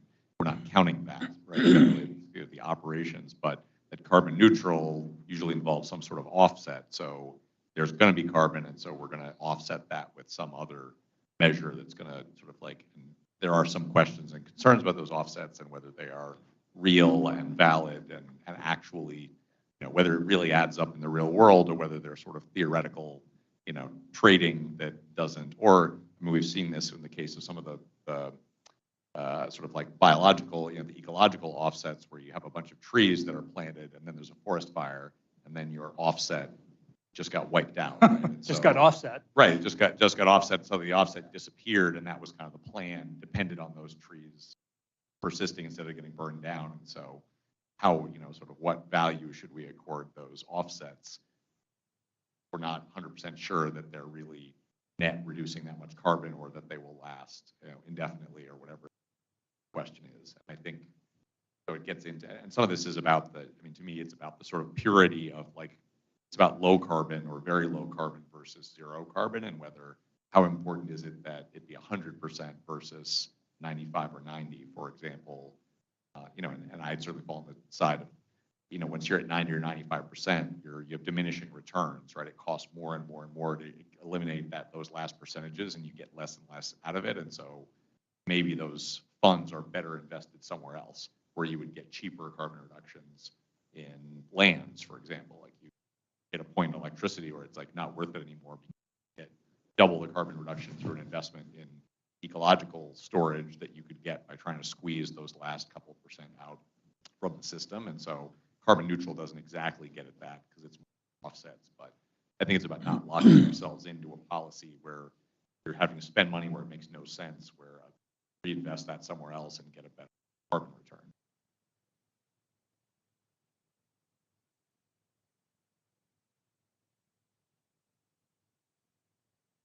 Yeah, thanks for that. That's just helpful, I think, for clarity in terms of the conversation and really some reminders from some of the work group sessions, you know, I guess as far as some of the conversation goes. And, you know, I do think that there are opportunities, and it's an important distinction again, because maybe not all of these technologies will be completely carbon free, but really to maintain that affordability and reliability component.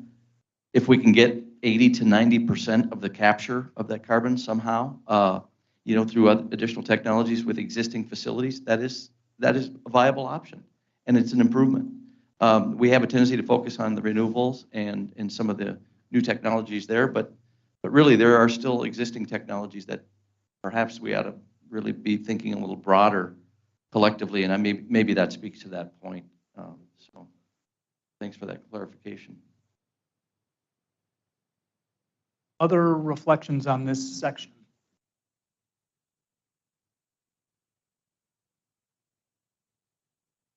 You've had enough of clean energy and efficient buildings?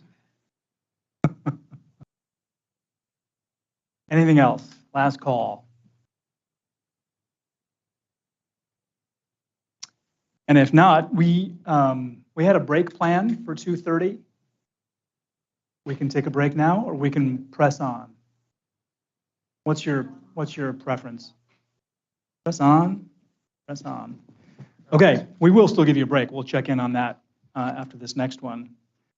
But the last work group is Climate Smart Natural and Working Lands. Trevor's going to take that one. I will. Okay, so Climate Smart Natural and Working Lands. I think a few of you participated in this work group. I'll say for this one, it was a broad group, and there are some tensions, I think, that folks have mentioned between natural and working lands. And yet, there was at least one thing that rose to the top for all of you, which was sector-specific metrics and measurement to ensure we're achieving our goals. So, you know, putting a little more definition about around the measurement piece of this. There were some others as well.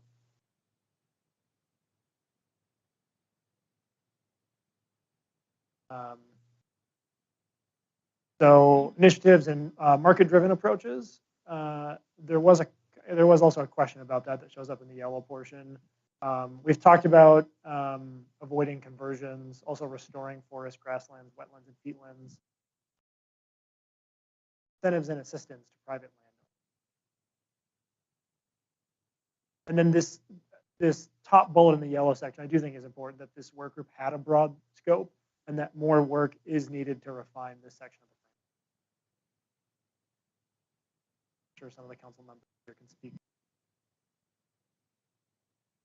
Reactions, questions, comments for Climate Smart, Natural, and Working?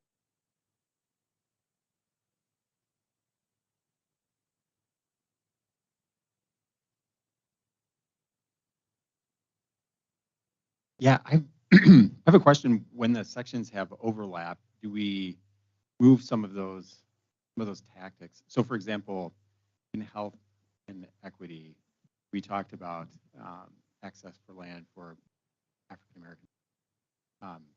Would this be? I mean, there's definite crossover here, and I don't know. Maybe I'm just trying to figure out like where the best is, because I know we want equity to come through. And I'm blanking on my other point that I was going to bring up. But similarly, I mean, there are, and I've noticed that too. I mean, actually, this is one where there are a lot of different community stakeholders, and the approach is going to, and whether it's better to leave, like when that happens, is it better to leave these goals very broad-based, you know, develop very specific tactics underneath that address each of those communities? Yeah, that was the intention too. Maybe we pose that to the other council members. I'll just, on the equity piece, I'll just say, I can describe the way it's currently in the framework, which is that there's, in the introduction, there's an equity specific introduction, and then each section of the framework has an equity page. So there, you know, you could talk about what should go in the equity specific page for the natural and working land section, or maybe it's something else, and up to your council members.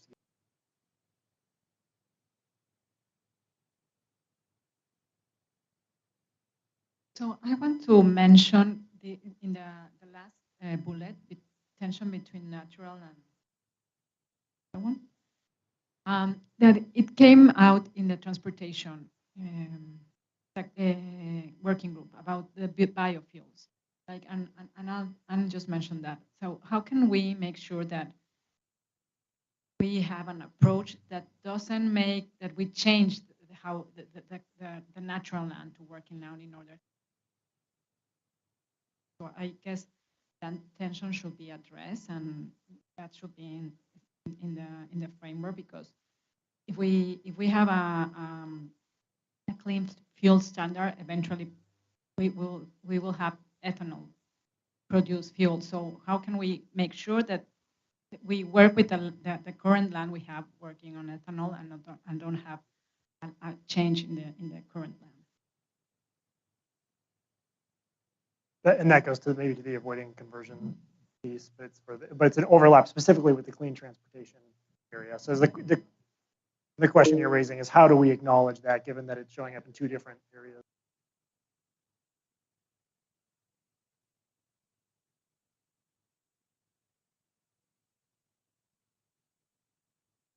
Yeah.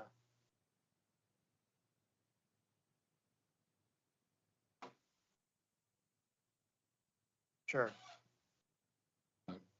Commissioner Kessler might know better, but doesn't, I mean, I think California's system evaluates ethanol sources, looks at, sort of does an analysis of the sort of like characteristics of each ethanol source before they get certified in terms of their contribution to a clean fuel. So you don't, at least for a clean fuel standard, there's a gatekeeping function that says, all right, here's what you're doing. And you have to, now I don't know exactly what factors they take into account, but you can take in a number of factors to make sure, are we actually getting the carbon reduction that we're aiming for, through this source, and that each source has to go through that. I don't know exactly what the screens are, but that's the kind of thing that can be incorporated into a clean fuel standard. But I agree, it's harder if the guidance is just like, let's do biofuels, and then obviously whatever decision, there's a question of, does that get factored to the other impacts of the biofuels get factored in when you're making policy decisions or supporting a business decision.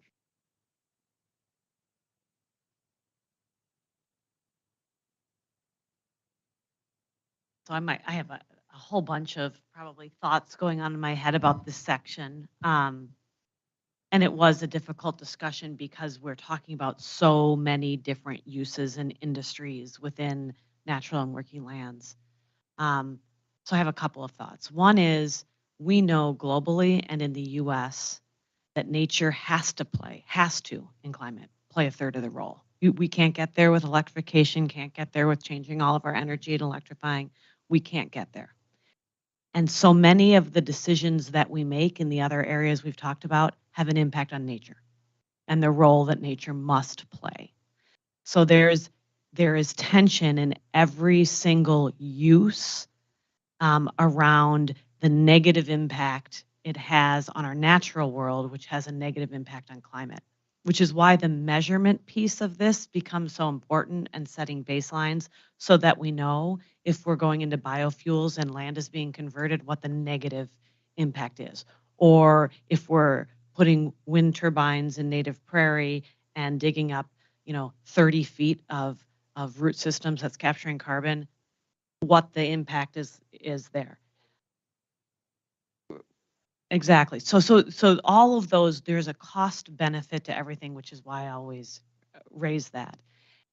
So that's one thing that I think is really important that we weren't able to get deeply into, because it requires setting some pretty significant baselines to understand what all those trade-offs are and how we need to wrestle with those, because we also can't get there with nature alone. We have to transition our transportation system. We have to transition our electric system. So all that is real. And I think in this group, my sense was, and Pat, I'd be really interested in your point of view, is we had constituents of people that were in the, what we think about when we think about the word working lands world. And we had some people in the kind of more natural land space. And I don't know that we dove deeply enough into the tensions between just the two of those. So that's something that I think we can sort through. I think that's a real thing. I feel like we don't need to start from scratch. I think that's absolutely right. I think we got very, very far. And then finally, you know, what I would say about the third bullet in the blue section is we've made a lot of decisions already as a society, as a Minnesota, about land use. We've done a lot. And so we really need to think about in my mind anyway, in the order of, you know, stopping conversion now. Where is it possible to be thinking about better management practices, which comes with tension and managing for multiple purposes, including carbon, as well as water, air, quality of life, and all of those ecological benefits. And then really restoring and bringing back where we can. So it's just kind of a long-winded way to say, I think there's another layer of depth we need to get into to really sort through those trade-offs and sort through how much of each of those and what's the expense and what's that tension between how we are using land. And that feels like the land use equivalent of not trading off reliability, affordability in the previous conversation, right? At least that's sort of what I hear in that. So we discovered that, as Ann said, this was working lands and natural lands was so broad that we really only scratched the surface. And those on the working land side that responded to me and to the group after we were through the process just felt like they'd been restrained, that they hadn't been able to tell their story about all of the things that we're already doing and that we're capable of doing. But we really haven't addressed a lot of the potential that we have to mitigate climate change. And I would say from an agricultural perspective, we've got a lot of potential to make changes, at least from what I see.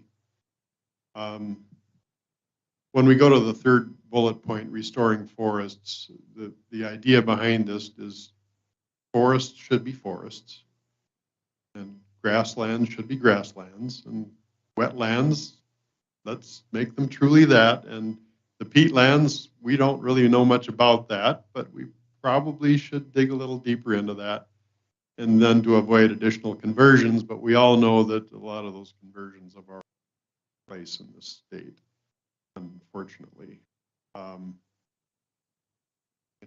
I think about my part of Minnesota that's the transition area, and I expressed to the group that, you know, we have pastures that really aren't pasture and they're not forest, and so we have a lot of opportunity there. And certainly we talked a lot about emerald ash borer and the diseases and the need to address that. That definitely needs to be part of our framework.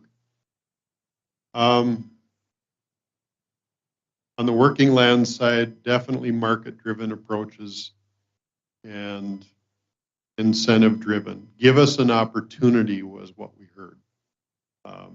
There are those that would like to create more rules, and yes, there's a place for rules. I mean, you live that every day, and sometimes there needs to be a slap on the wrist and even a little more, but the majority of the people in our state are willing to do some things. They just need an incentive to make some progress. And it's not free to do a lot of the practices that we're considering as we look forward. And sometimes we need some encouragement. Sometimes we need some financial help to try things. And then when you find out how good some of these things work, I'll give an example. So we had 240 acres of rye that we planted as a cover crop this past fall. And we harvested it all for feed, and then we follow up with soybeans. But those crazy spring rains that we had they didn't wash away the soil where the rye was. They didn't wash away the soil where the alfalfa was. And so my farming partners and I are thinking, you know, there's got to be a way for us to make better use of this. So we actually have a 20-foot no-till drill that we've found in the state of Michigan that we're going to get next week, because we need to do more of this. And I think there are other farmers in Minnesota that will discover this as well. And Ann keeps giving me a 2 thumbs up. But yeah, there's in one of your PowerPoint slides, the washouts from spring rains. Oh, I've seen so much of that, especially where the tornadoes went through, where it dropped 5-6 inches in 10 minutes.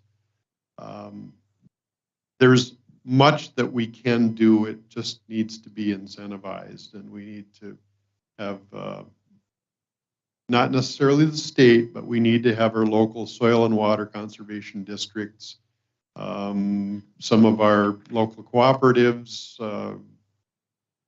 and others that have boots on the ground already in Minnesota. And I'm talking about agriculture, but it's the same on the forest side or any of the working lands. So I thought it was a good process that we went through. Frustrating at times because there were 50 people on the Zoom meeting, and there was a little bit of pushback on that. But we did. The small working groups helped out, and I'm glad that we did it in retrospect. And I'll let someone else talk now.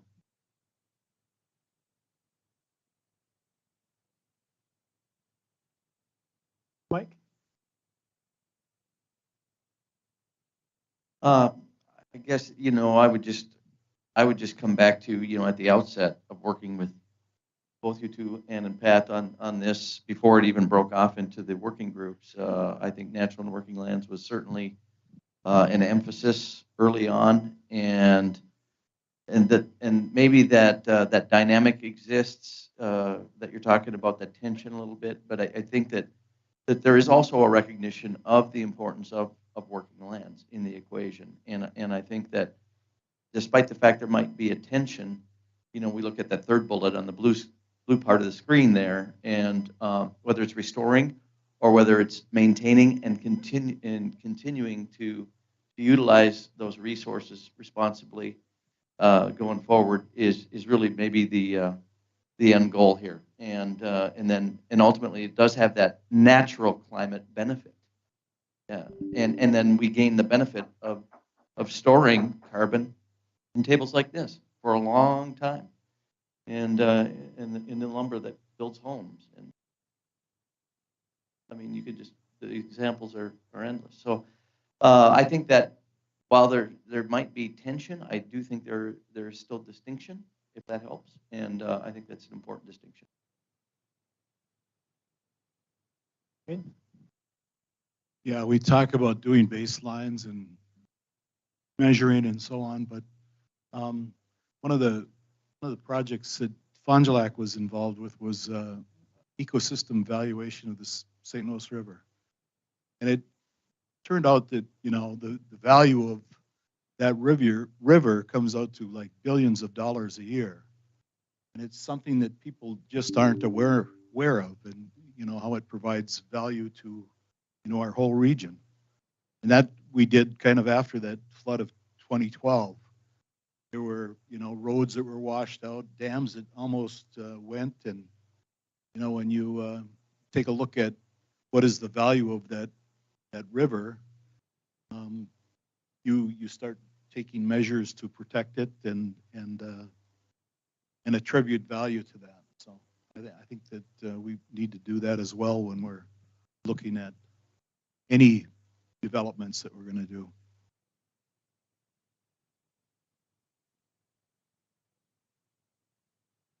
Other comments on natural and working lands?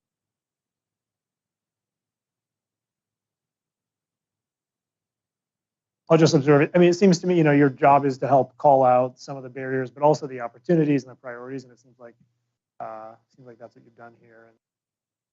And both the comments and the letter that was written from the coordinating team for this one really helps to do that. That tension as a barrier, but also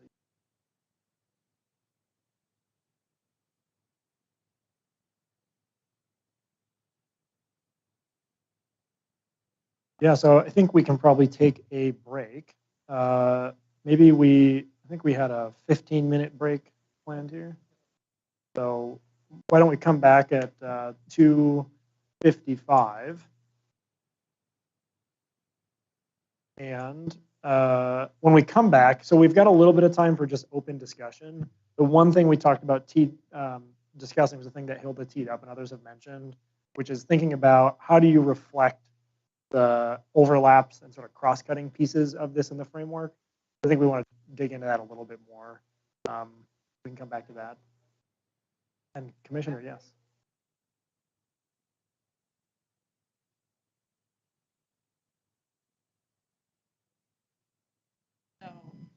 Um, so I would ask you all to think about how you would write it in the document and how you might call some of those, because I think that's been a lot of the discussion today.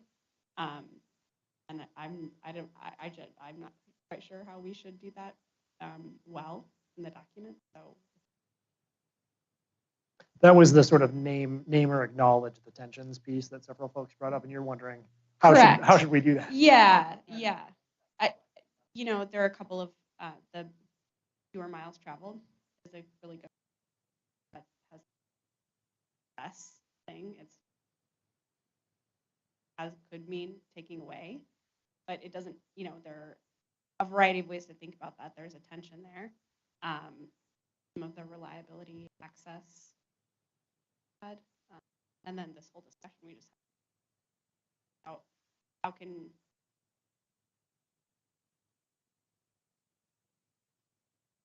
we all have to be on the journey, and so how can we kind of acknowledge minimizing, talk about it in a way that's helpful rather than just, well, if you take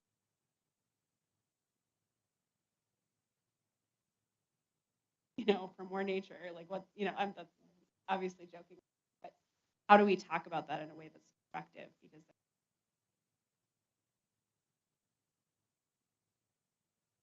this is to think about on the break. Yep.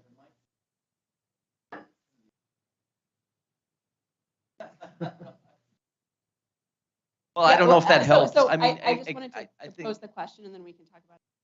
But I wanted to get it. And while we're on break, I learned that there are snacks. And if you were like me and didn't read the sign and just grabbed chips and cookie along with your sandwich box, you've already selected your afternoon snack because that was the afternoon snack. But I think there's more there. So that is in the food room. Let's come back in about 15 minutes.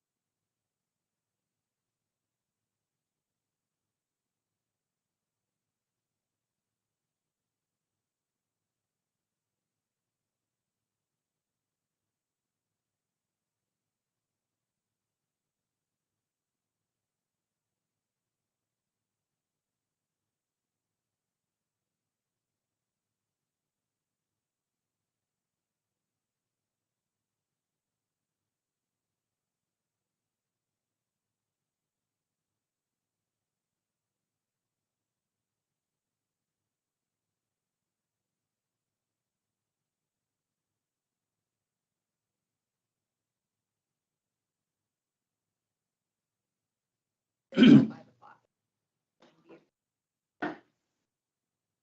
of course, if you organically want to stay here. Right, and I think we should have a goal of by 4.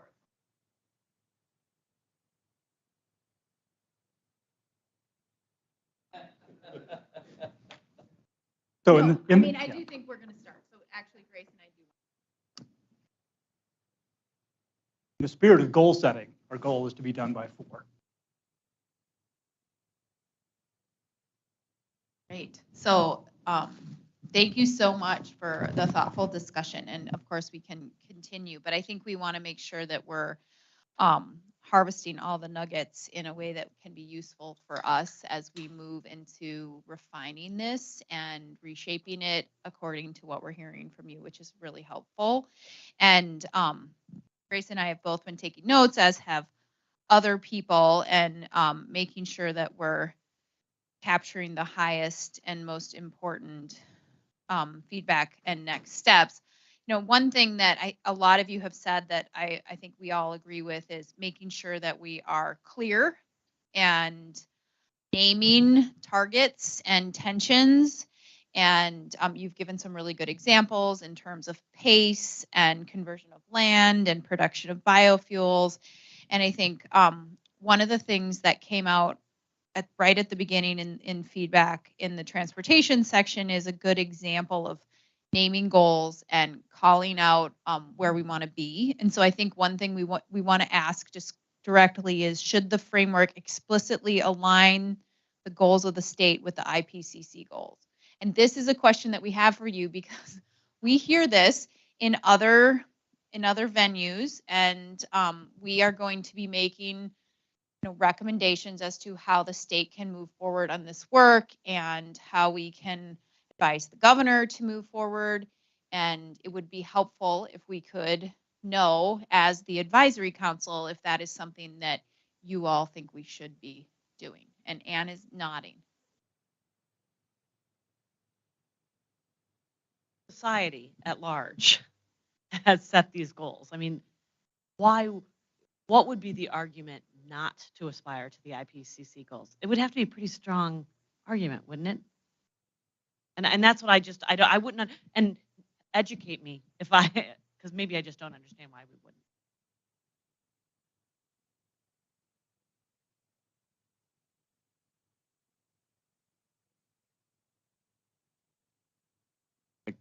Ultimately, I think I agree with the statement, but I do think that maybe the answer to the question does come back to pace, and it does come back to some of the other tension points that we talked about, earlier today. So, just to point to an example that we all lived through recently, some of you closer to it than others, but some of this stuff goes over like a lead balloon when you try to follow other standards, and then it becomes more of a negative than an effort of trying to work together. So I'm not trying to argue against any specificity here, but I do think we have to be mindful of the fact that sometimes some of this stuff doesn't go over well in all sectors. And that's one of the tension points again. Let's name it, right?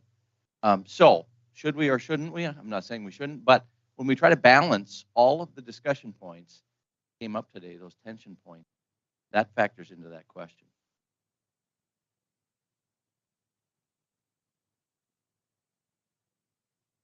I'm with Anne that why we shouldn't do that. And I think we should see it, and I also understand Mike's point of view, but I think that if we agree on setting the IPCC goals, I think what we're doing is we're setting, this is where we want to be. Like, because if we set a lower standard, is that this is where we want to be. So we will try to have a net zero. Maybe we won't reach that. We haven't reached the Next Generation Act.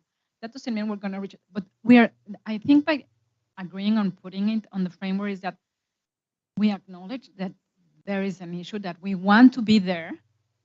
We don't have to say setting it in blood, but we are acknowledging. I think by not acknowledging that is that we're not being like, ambitious enough. So that's why I think maybe we probably won't reach there, because there's a lot of technology that is still not out there that we make us reach that goal. But I think we should acknowledge the emergency we're living and agree that that's the goal we want to be there. Try to do everything to be there.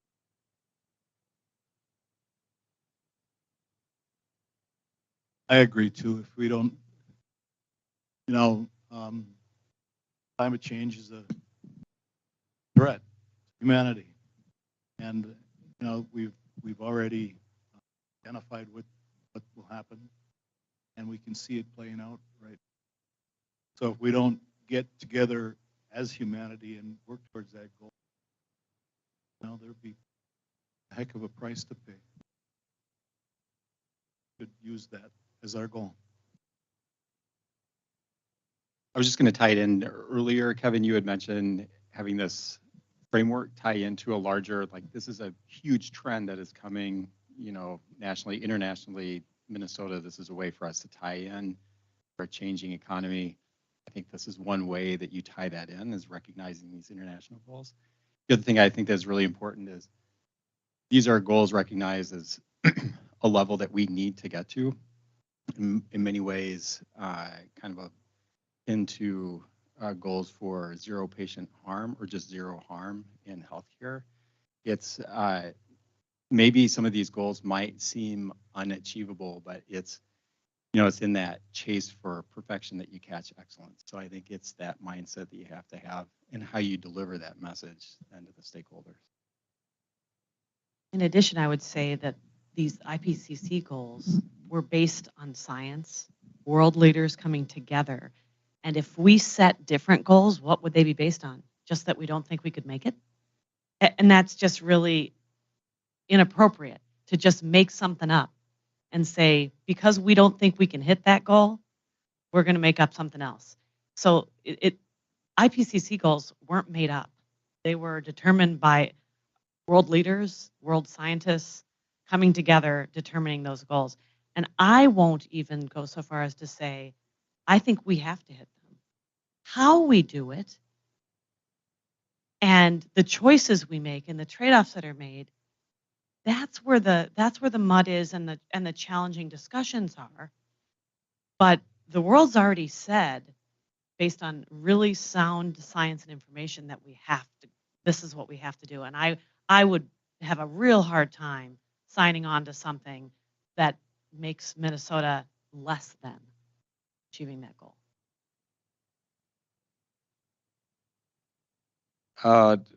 It's a good question. I mean, it's an easy thing to say. I'm not sure what it means, right, for us in terms of the plan. And so I suppose it's an easy enough thing to agree to, because why not?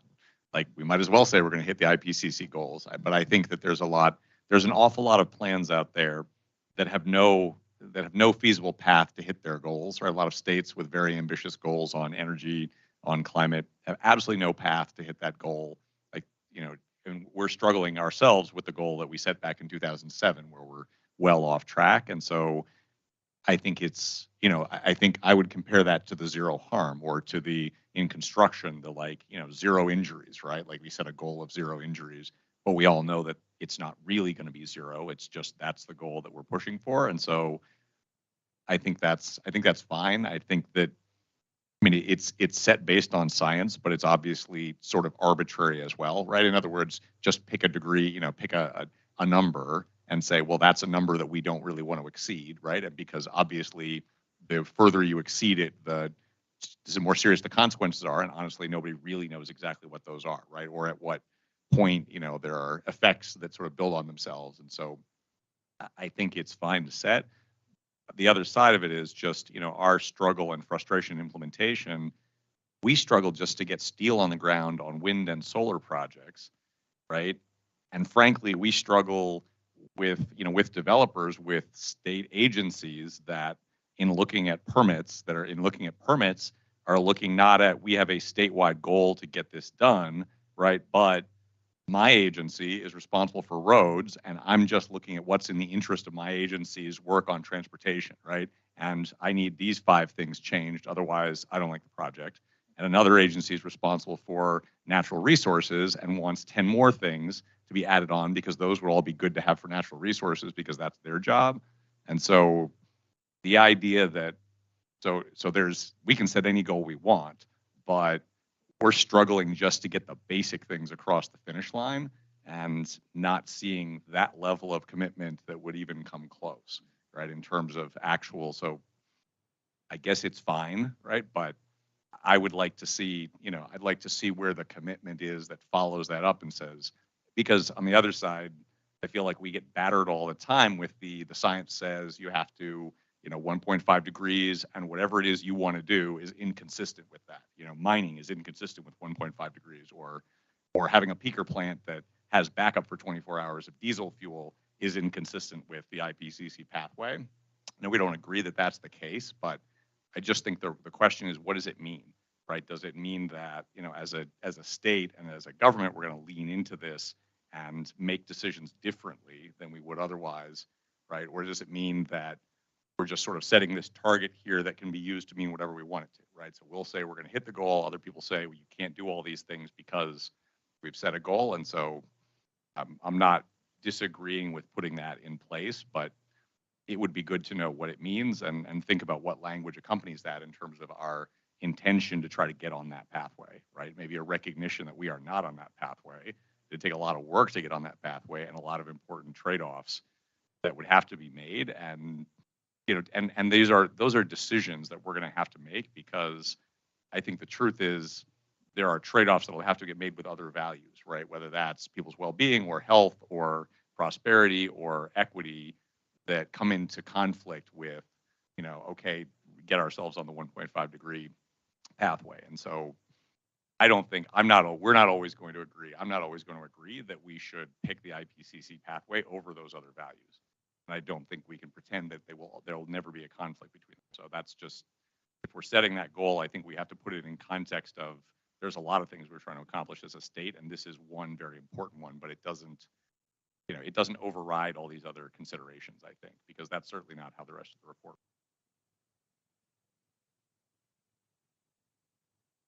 No, I would just actually very, very nice summary. And I don't want to sound like a contrarian here because I do think there's a reason we're all part of this process, right? But there's a level of pragmatism is maybe how I would kind of sum up what you just said there, Kevin. And how do we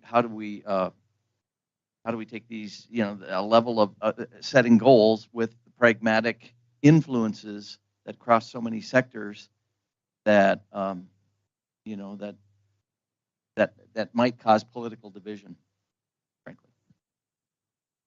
So then I think that's a nice segue into asking, you can either do it sort of as you want, or we could go around. I'd be curious to hear your maybe top 2 or 3 things you think we should be prioritizing, because this essentially ends up in talk about next steps, but that's sort of where we'll be going. And then the maybe top 2 or 3 outcomes. So what should we prioritize? What are the outcomes? Have to be really they would be that you think we should be sort of prioritizing as we move into the next step. You have the mic, so are you going to do that first? I don't know if I'll answer your question. I just wanted to continue with the previous discussion. Whatever we have needs to be science-based. Just has to be based in fact. And if we have a factual report, then there's nothing that we can be ashamed of. Talking about the tension and the negatives, we need to acknowledge the challenges, but I think we can do that in a way and then focus on the goals and the mission with a positive spin. When you brought up the question earlier before the break, I thought positive spin. We're in a political world. We certainly can figure out some wordsmithing to word this correctly. But then we have to go back to acknowledging the challenges again. I think I will defer to the next person on next question, though.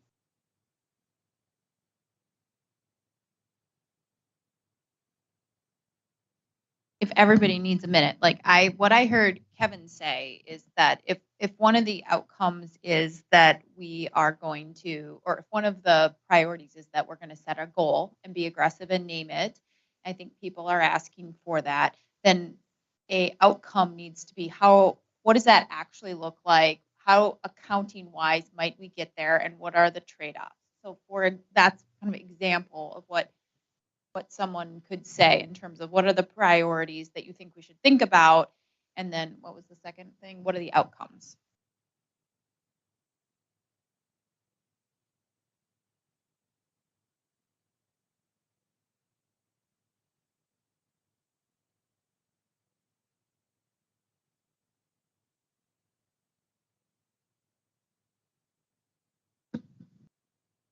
Just to clarify, you mean priorities for this process and outcomes for this process?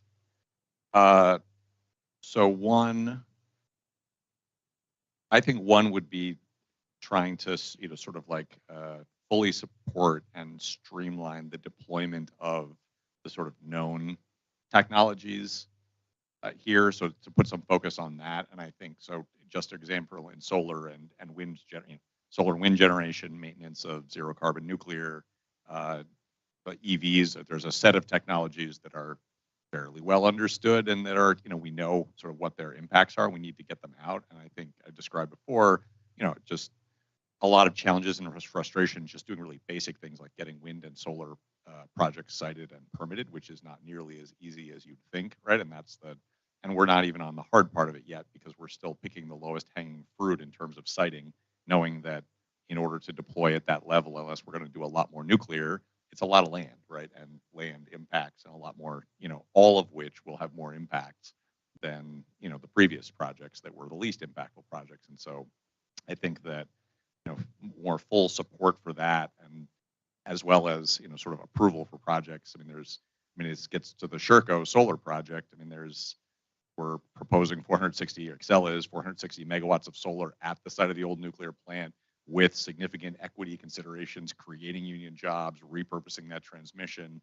It's not on prime farmland, which is a problem that we run into all the time with sort of pushback from Department of Agriculture. So, and yet, we don't see the sort of everybody wrapping their arms around. Everyone saying, well, this is exactly what we were looking for, right? Checks all the boxes, but somehow, we're up at this level on this and not at but to do this, you have to build this many projects with this many megawatts to supply that. And that's the part that, it feels very lonely because it's us and developers and the utility, kind of slogging it out, trying to, sort of make these projects move forward to make those things happen. So I think more focus and frankly, I think between the agencies, I think all the agencies would have to say, well, we have our prerogatives and we have our mission here in looking at this project, but there has to be a larger mission. Otherwise, we're not really making any progress, and there's no whole of government approach if the agencies are not at least reconsidering how to weight their priorities based on climate. And then the second piece is, I think there needs to be a lot of support for the next set of technologies that are not fully deployed, like wind and solar, and that gets, and there's carbon capture and biofuel and geothermal, right, and some of the land, less familiar with. Those are things that need support, not only financial support, coordination in that, and again, where the agencies, cities, and the government should be pushing to get those technologies out, renewable natural gas. We don't know what they're capable of yet because they haven't been deployed widely enough. We don't know how economical they can be. We saw this with wind and solar, where they were, very much not economical and now are highly economical because they were deployed at a large scale and supported for, several decades. And so we need to accelerate that progress with the other set of technologies, and getting behind that would be important. And then the last piece is, I feel like there's a lot of private sector actors that ought to be encouraged to make some commitments related to pieces of the framework. Like, okay, now we have this framework.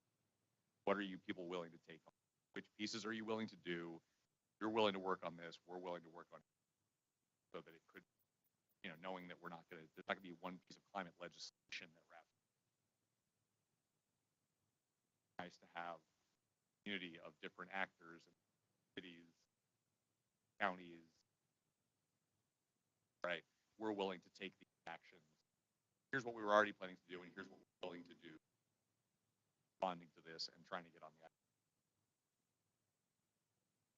So priorities are streamlining processes for known technologies, investing in unknown technologies, and getting external entity commitments outside. Emerging technologies. And then the outcomes are faster permitting, more more technologies moving from emerging to known, and more kind of folks at the table or making commitments.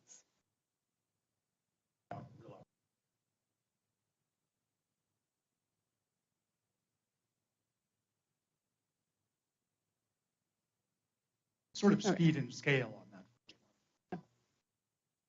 I just wanted to. Kevin, thank you for setting the bar on that. I really appreciate it, and for summarizing, Commissioner, because that was really helpful. So 90% agree with where Kevin is at. I want to have one caveat on the speed, and that is natural and working lands actually are a climate strategy as well. So avoiding the negative consequence, and the science exists and the information exists on siting, so that that doesn't need to be as painful of a barrier as it is if we follow science on siting, so that you're not causing a negative impact on carbon sequestered by plowing up native prairie, or taking down trees that are in fact sequestering carbon. So that's my only caveat to what you shared, but I love it. I think an area that is a real opportunity is, I don't think we have begun to deploy natural climate solutions in Minnesota in a meaningful way. I think there's a lot of things happening that are really positive out there that isn't being scaled yet because we lack, whether it's the incentives or the programs to really roll out natural climate solutions on working lands and on natural lands. So I think that's an opportunity that is yet to be even turned on in a meaningful way. And I think it's a real opportunity that could touch all of Minnesota, rural and urban. I also think it's an opportunity that all Minnesotans can participate in. And I think for climate to be real for Minnesota is that every Minnesotan needs to be able to touch it. So it's a both and with Kevin's, opportunity. I think there's an opportunity to turn on a strategy that we haven't even thought about yet. It's underinvested in. The incentives aren't there. And we don't, to Wayne's point, and I keep going back to this, we haven't put the value on the economic and multi-benefits of our natural systems. And in doing so, we can really turn on a strategy that isn't even being deployed right now. So I heard two outcomes there. One is that we have solutions that touch every Minnesotan, and two are more, so would you say more policies in place or more like actual deployments? Okay. Resources and policies to take full advantage of our natural and working lands as a contributor to fighting climate change. Okay. Yeah, I also heard more incentives and more investments, and naming the values and calling them out. There's the multi values as well. Right, There's the clean water, co-benefits, yeah, all of those things. And I think that comes back to like choices we're making, accountability, how we are accounting towards whatever we put as priorities.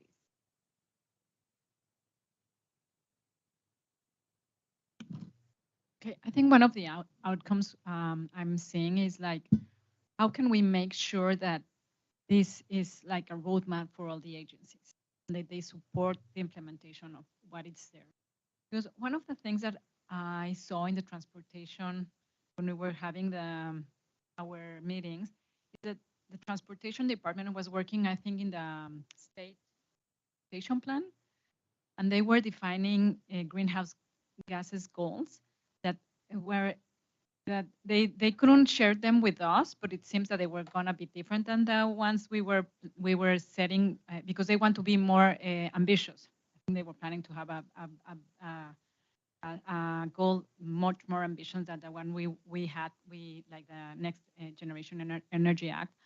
So I think that we need to make clear that this is the roadmap for all the agencies. What is there needs to be implemented. So I think that is for me one outcome. The other one is how, and I don't know how to do this, but you, Commissioner Arnold, you mentioned, and Anne also mentioned that a lot of the things that have to be done and implemented implies a change of the way of behavioral change. So how can we communicate that? Because and people do need to change the way we heat our houses, we charge our cars, so even with the way we move. So how can we make sure that people are aware that they do play a role in it? It's not only the state, not only the private industry. Also, people need to do some types of change that will come so we are able to achieve some of. Hilda, can I ask one question? Do you envision the framework as also a roadmap for like people and industries, or sort of outside state government stakeholders, or do you see it as primarily like the state roadmap, state agency roadmap? No, I think it's basically for the state.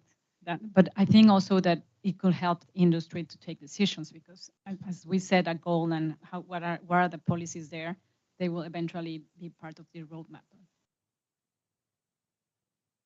I like Hilda's idea of a roadmap, because what I'm thinking here is that, yes, we have the framework and hopefully everything good that's within it, but it needs to be a vision that will motivate and captivate the public across Minnesota. And of course, that's going to take a PR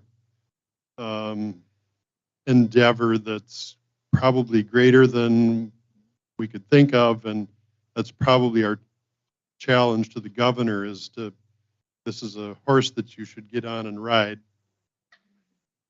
Probably shouldn't say that.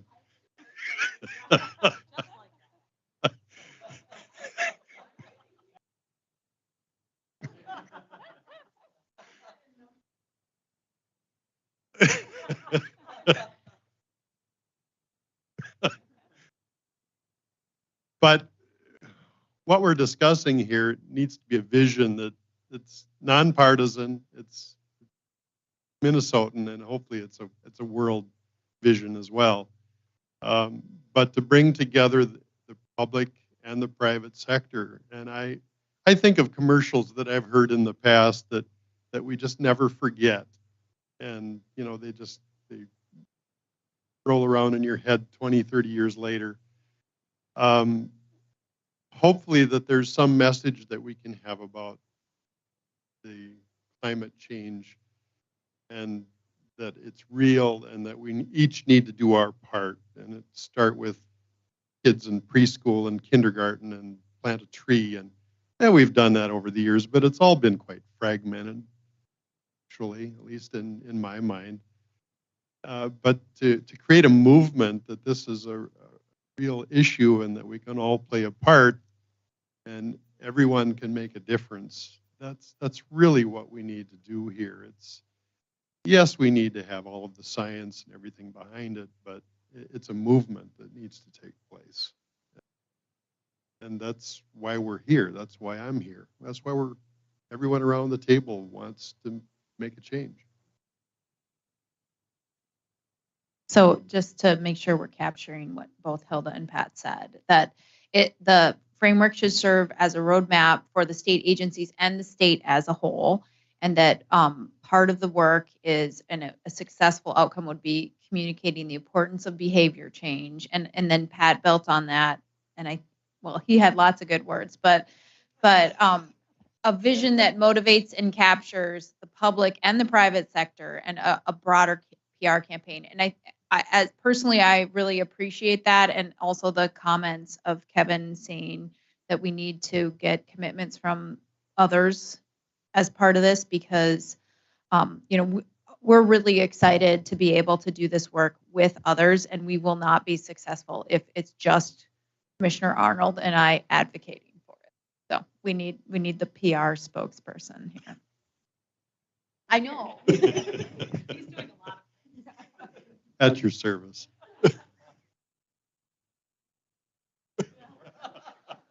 I was looking for a next endeavor in life. I think Wayne, you have your next. Now you're cooking with gas. You remember that one?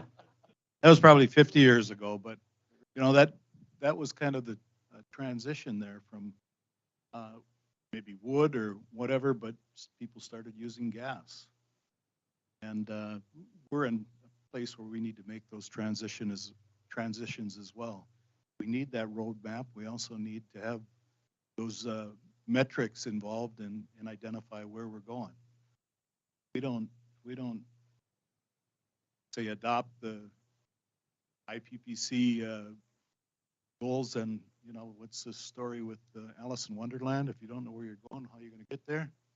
At least we know where we want to go.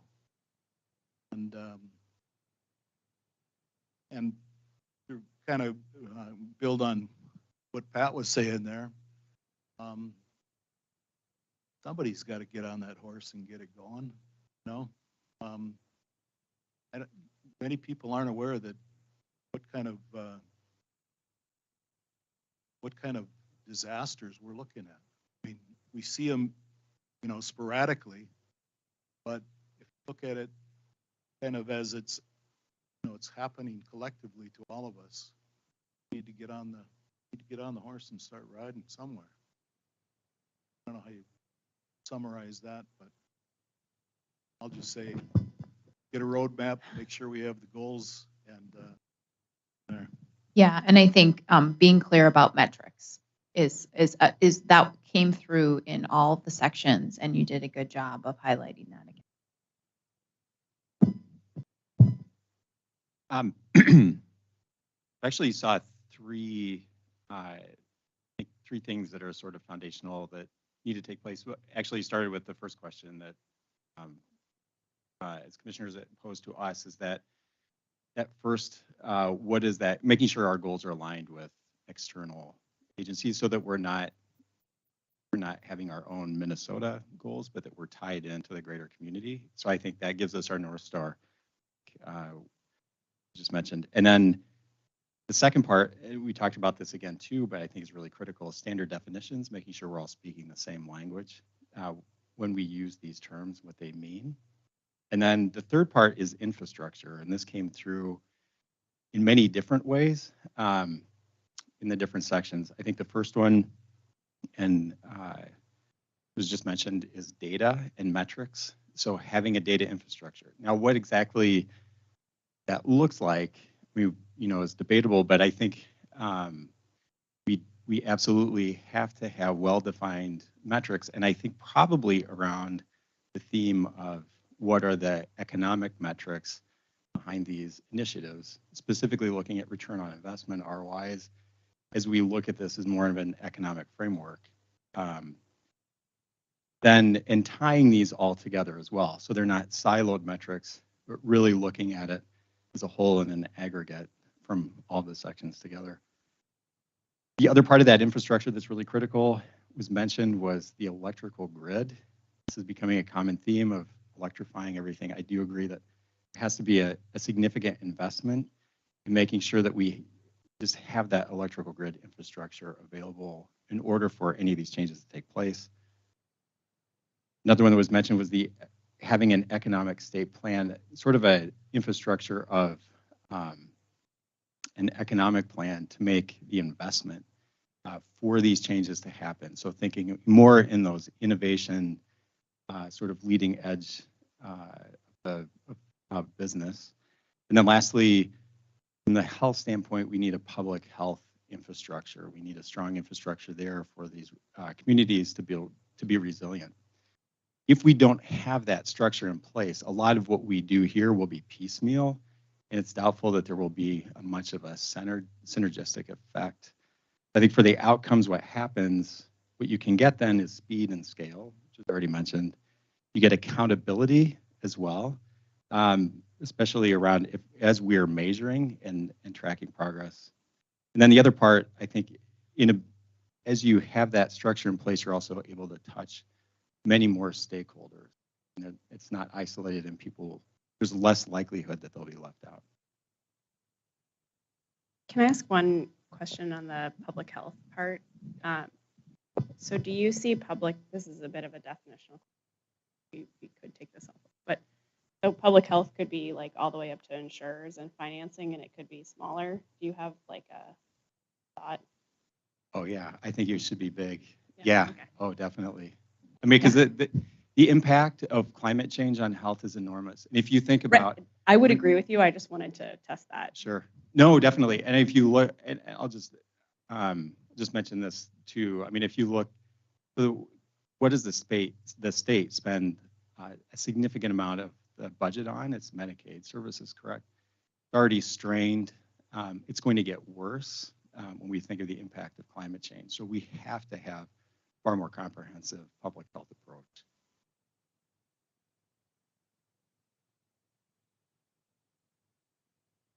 Hang on. Yeah, so Micah, really thoughtful. Thank you. What I heard again is making sure we're aligning our goals with others, and that I think everyone agrees that we need a North Star that's scientifically based, and it may be hard, but you need to set a goal in order to move in the right direction. Providing standard definitions, again, that was a theme that came out today, and then infrastructure around data to drive the metrics, to think about electrical and utilities, as well as the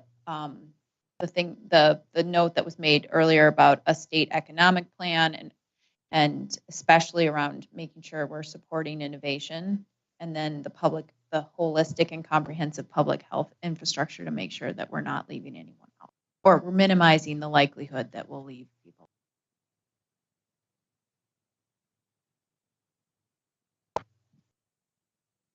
I think the working lands component somehow maybe just needs to work its way into that summary as well. When you talked about, really that electrical infrastructure and the need there, the investments that are needed, and balancing, that investment with other opportunities for investments. We're a natural resource rich state, and there's a lot of benefit to that, both from a climate perspective and the utilization and environmental. I mean, you name it. Just go down the list.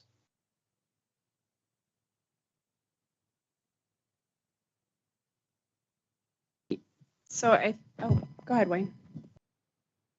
I think it says in here somewhere, economy drives everything, but healthy ecosystems also determine economies, and we need to keep that in mind. And we talked about public health.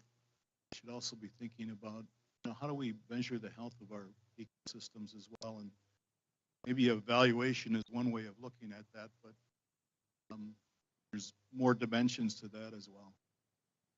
Is a healthy ecosystem, or our soils being impacted by what can we do? Just put that in there. So I want to take us back just briefly. I think this has, been said quite a bit, but we hadn't conceived of this framework as an implementation document, but I know that there's a lot of hunger for implementation.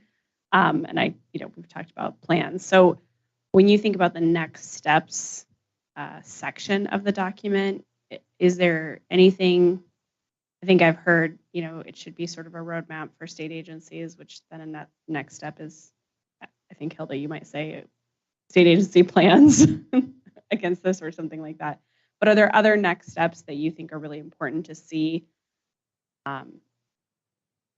in addition, or to sort of flesh out that general concept of implementation that I think I've heard quite a bit so far?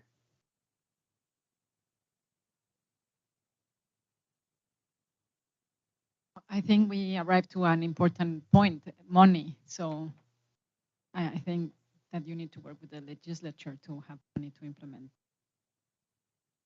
I guess maybe this won't be reflected in the climate action framework, but I think this is one of the things to be considered after the climate action framework is presented. I guess one thing that I would think of is what's possible like without legislative action and what's possible with, just sort of knowing where we've ended up. And do you think that's a helpful distinction? For us, it is, right? Is it a distinction that's helpful from your seats as well? Well, I mean, if you, I guess if you have the budget to implement it without going through the legislature, that's okay. It will be great if we can have more money. So that's what I'm thinking. Like if you have the money for the implementation for part of it, it's okay. For them, but if you don't. But we don't have the money to do the big things that I think we all want to do. And I will point to, you all and your colleagues helped generate almost $1 billion of ideas this go round, and the budget target that we were given for the environment, including most of the climate ideas, was $10 million of general fund. So there's no room in a target like that to do anything new, and very little to even keep doing what we're doing. So I don't disagree that we should distinguish what we can do now, how we can leverage others' abilities to do things without legislative action. But I also think that this will be a powerful tool that we can point to say, all of these people representing all of these sectors who spent all of this time are saying that we need more investment. And to Pat's point, we need people to be in that conversation with us. So one of the follow-ups then, just to kind of get clear, Commissioner, on your question, would be to develop a policy, and because I don't think it's all funding, although funding is critically important and a big piece, policy and funding set of actions that are needed to move forward with this plan. And I think it's a both and. I think some of it is and actions that can be taken by the state and, kind of to Kevin's point, and others to move this plan forward. And then I think there is an effort, kind of on Pat's point, around building a constituency and selling this plan, which I will be so bold as to say needs to start with the governor, and building a coalition of folks from a variety of sectors that are going to, join that, horse, and to follow your analogy, to follow that, to create the will across Minnesota to support the policy and other actions, both by the state and by others.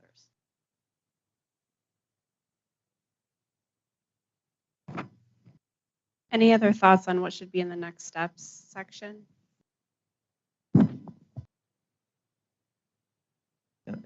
And I don't know if it's so much doable or not, but I think back to 2007 and the references to the Next Generation Act.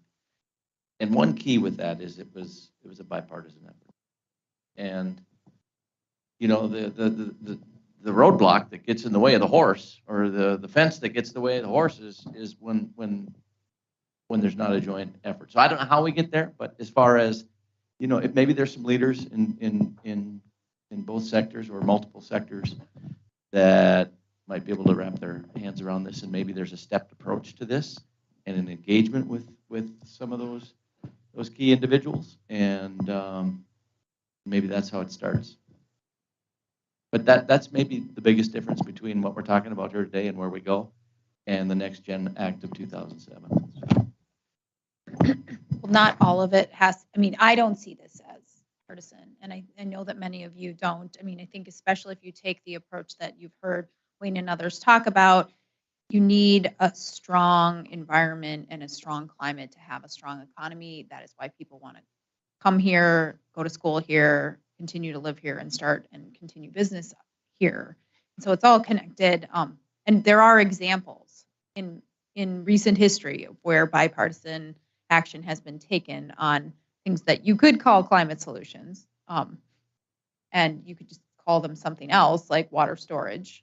and you have people on both sides of the aisle supporting that. So I think the point is well taken that we need to, in the PR campaign, build a coalition that includes people who represent all of Minnesota and ways that they can see themselves in the solution.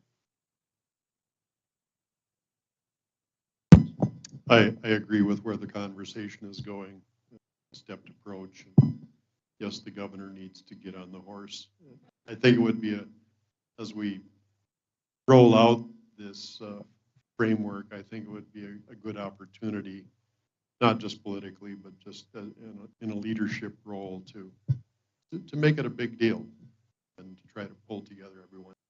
And the stepped approach, having been an advocate for agriculture in St. Paul over the years, yes, you do what you can with your limited budget within the agency and try to create plans. Enlist the greater community, business community, but ultimately you're likely going to need to go to the legislature, and so you need to create plans for going to the legislature.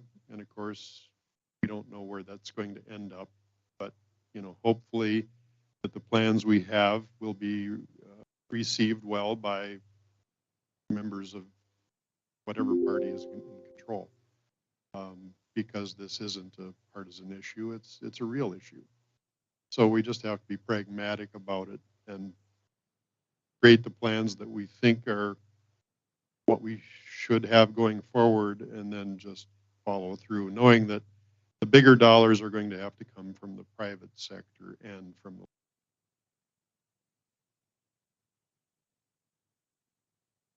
Any other thoughts on next steps before we get to the next question?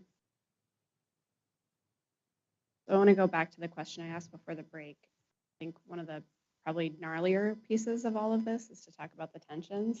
And I'm waiting for Pat's really great analogy on this one too. So, I think there are a few, like practically, we could have some of the tensions called out in the different sections. We could have a different section that's like, hey, this is messy sometimes and hard, and we'll have trade-offs.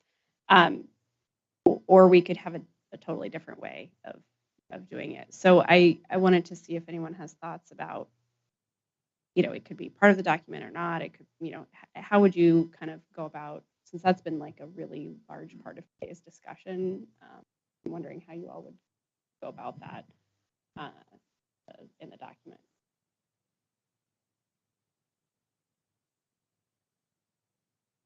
Well, I think there's the dynamic of acknowledging the fact that this group was put together to really kind of recognize and address some of those tensions head on. And while all the solutions aren't always clear in a room like this, there's certainly acknowledgement of it, and it does get built into the path forward. And really, that path forward, or that implementation, or what those efforts or outcomes look like, I think really kind of comes back to what are we willing to invest in, and what can we invest in, then ultimately to meet these goals. And so, maybe that's where the line of demarcation is that throughout this process, there is going to be investment needed and necessary to achieve these goals, to really try to balance out, some of these challenging outcomes, which may balance out through some investment. That's part and parcel, I think, what this group has at least tried to address. I don't know that we're going to get to the answer totally to the question, but I do think we've tried to address the fact that there's no easy way to balance all of this, and we recognize that, but with effort and with goals and with outcomes in mind, and collective resources, that certainly will help. And that's maybe a positive way to approach it. I don't know. I'm going to get really tactical because I'm just a very linear thinker, so I'm just going to apologize to everyone in advance. So I think there are two ways to have it show up in the report. One is I'm a little bit Pollyannish. I'm just going to confess, a little bit of an idealist, but I think a statement in kind of introduction section about tensions is worthwhile and would be thoughtful and would help acknowledge to anyone who reads this that they're real and there are constituencies and systems built around these tensions, and we're not going to be afraid of them because we're Minnesota. And we can sit in a room and talk about the tensions between siting wind turbines and, you know, soil health practices, and we can work through those. We're better than that. So I think that's one way. And I think that's a light touch at the beginning. I actually think you could call out some examples in each section. So whether that's siting or soil health practices and the tensions that come with you know, starting a new practice, whether it's in need for incentives or equipment or understanding, whether it's forest management or whether it's electrification in urban, you know, the vehicle miles. Hey, we understand that people in rural America, you know, they're probably increasing vehicle miles, as you just pointed out. So what can we do in these other areas? Like, you know, so I think you can give some, whether it's call out boxes of examples on how those tensions are real and how we can do this. We can have that conversation. I learned a lot about vehicle miles today. And I feel very differently about it. And I still think it can work within the plan. So I think those are the two ways, a broad statement and then maybe some call outs within about how those tensions can exist and be addressed.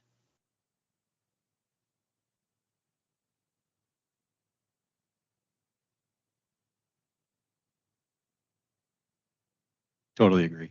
And I would just say, hopefully the earlier conversation, if however it was captured, does lead to those examples. That's why right before the break, I do think there was enough discussion on it to kind of point out some of those dynamics. And I do think that's a valid way to approach it. I don't know how, you know, that's easy for us to say today. We're not putting the words on paper or on computer, but hopefully that helps give some direction. Yeah, no, I think all this is super helpful because we're going to take it all. Now we have a good analogy coming. Regarding the tension, be honest, be genuine. One question that I have that's kind of in line with this, and I think this came from you, Pat, is making, and I think it was highlighted in the outcomes and the summary of the natural and working lands discussion, is that some people felt like all the things they're doing were not necessarily captured or they didn't get highlighted, and understanding that we will only be successful when we have as many people as possible invested in this work. I'm interested in people's ideas as to how we could or should capture more of what is being done now. And I also just want to say that we're not looking to grow this exponentially, but maybe there are call out boxes that say, hey, farmers have been doing these things.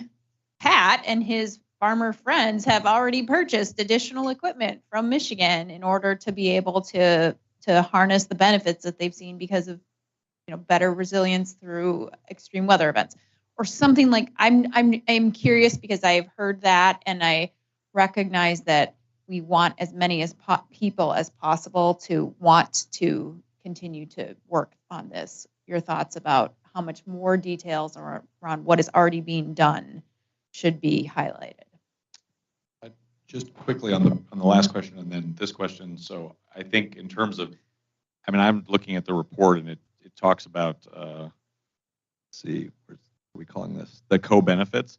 I mean, I think there's a piece about challenges, which I think is the right way to think about those tensions. I mean, they're not all tensions, but those are concrete challenges. In other words, there's reasons why we're not already doing all the things that we're talking about. And I think that's it's a better document if it clearly identifies what those are, because those are what we need to address. And some of those are the tensions, including that there's impacts that we're talking about, competing energy demands that we're talking about, you know, sort of like, you know, real transportation, you know, real issues already of, you know, sort of affordability, et cetera. And so I think those kinds of challenges or considerations deserve some sort of place in there, whether that's in a box or a little discussion of here are some of the key challenges we confront when entering that sector. I think makes it more serious, allows you to put those things forward and be realistic. And then I think, and was the second, sorry, remind the second question. It was how much more detail would be helpful for people to have around what's already being done to kind of celebrate and show that that is possible to be successful. So, I mean, I think that's critically, I had conversations before, I think that's critically important to do something. I think last 5 years, for example, I mean, you could say in each of the sections, in the last 5 years, here are things that happened. I mean, it's big in energy, not quite as big in others, but you know, how many megawatts of clean energy have been added? How many, you know, major utilities have adopted a net zero, you know, a zero by 2050? You've had coal plants, you know, retired or planned, and that both shows that real things are happening. And I think you can do that across all those sectors. You know, some metrics of the real things that are already happening, which seems more real. I also think for the folks who feel like we need to be taking more action, this report is going to land as like, you know, and now you figured out we need to do something about climate. We need a framework, right? Like 4 years in, we're like, now we should have a framework. And I think the point is there's a lot already happening that ought to be celebrated. And I think that's a combination of, I'd say, more headlines and highlights. And then I also think there's more room in the framework for more sort of case study examples that make real world type examples. And so you're saying if Pat, and we're talking about something smaller. In other words, it's not big numbers and therefore isn't really a headline number, but it's a good example of implementing what we're talking about. I think the more examples we can give people, the better, because a lot of the rhetoric's a little vague, right? Either it just is vague because we're not really saying that much, or it's or because, you know, or people don't know what it is, right? Like we know what it is, readers don't necessarily, and so real and more compelling. And so I don't think there's a problem with adding length.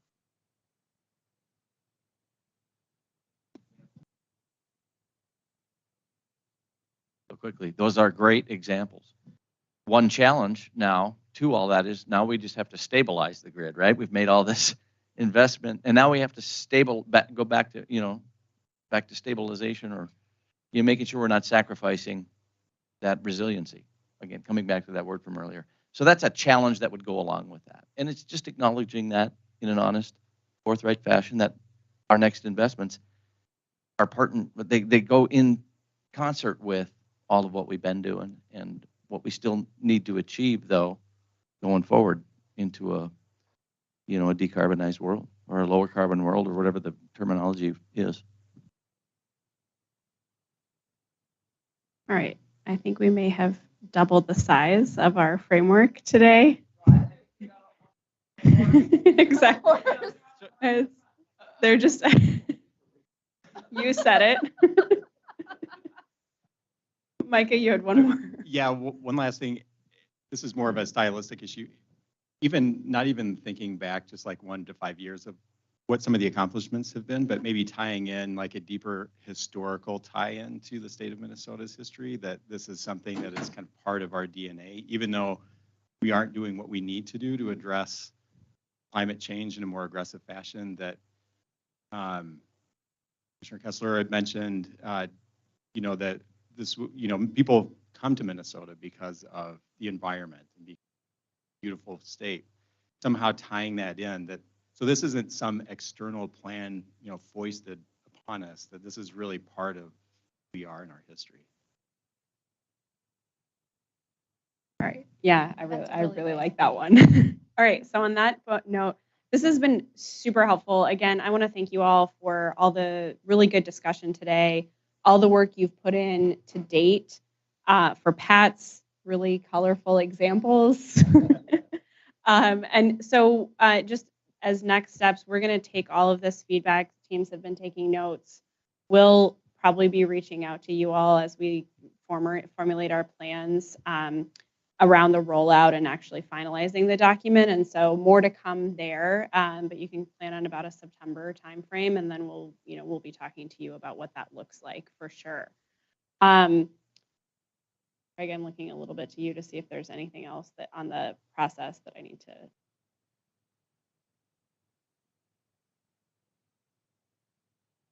Commissioner Arnold said, is compiling this information, reaching back out. The subcabinet will then consider it, right? So there's kind of a layers of review. So that's the 15 agency commissioners and executive directors of boards who are going to kind of digest this, understand where we want to go, and then ultimately publish something. So still another layer of review.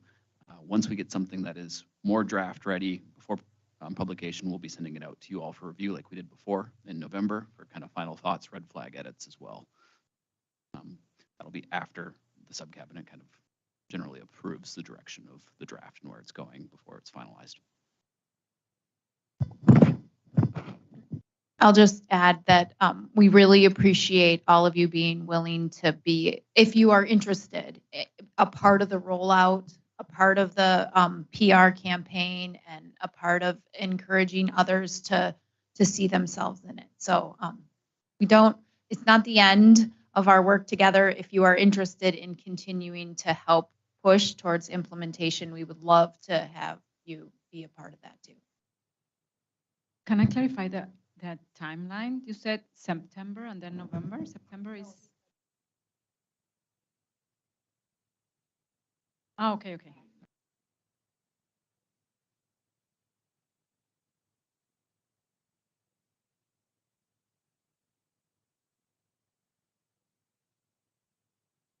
We're imagining a next step will be another meeting kind of talking about what happens after release and how this advisory council can continue to advise the subcabinet and kind of that conversation, and are very excited for that. But we got to get through this to finalize it, and then we'll have the conversation on what happens next with all of you. So that'll be an important conversation, and we'll schedule a meeting for some time this fall or late summer, but I think we're probably looking at the fall.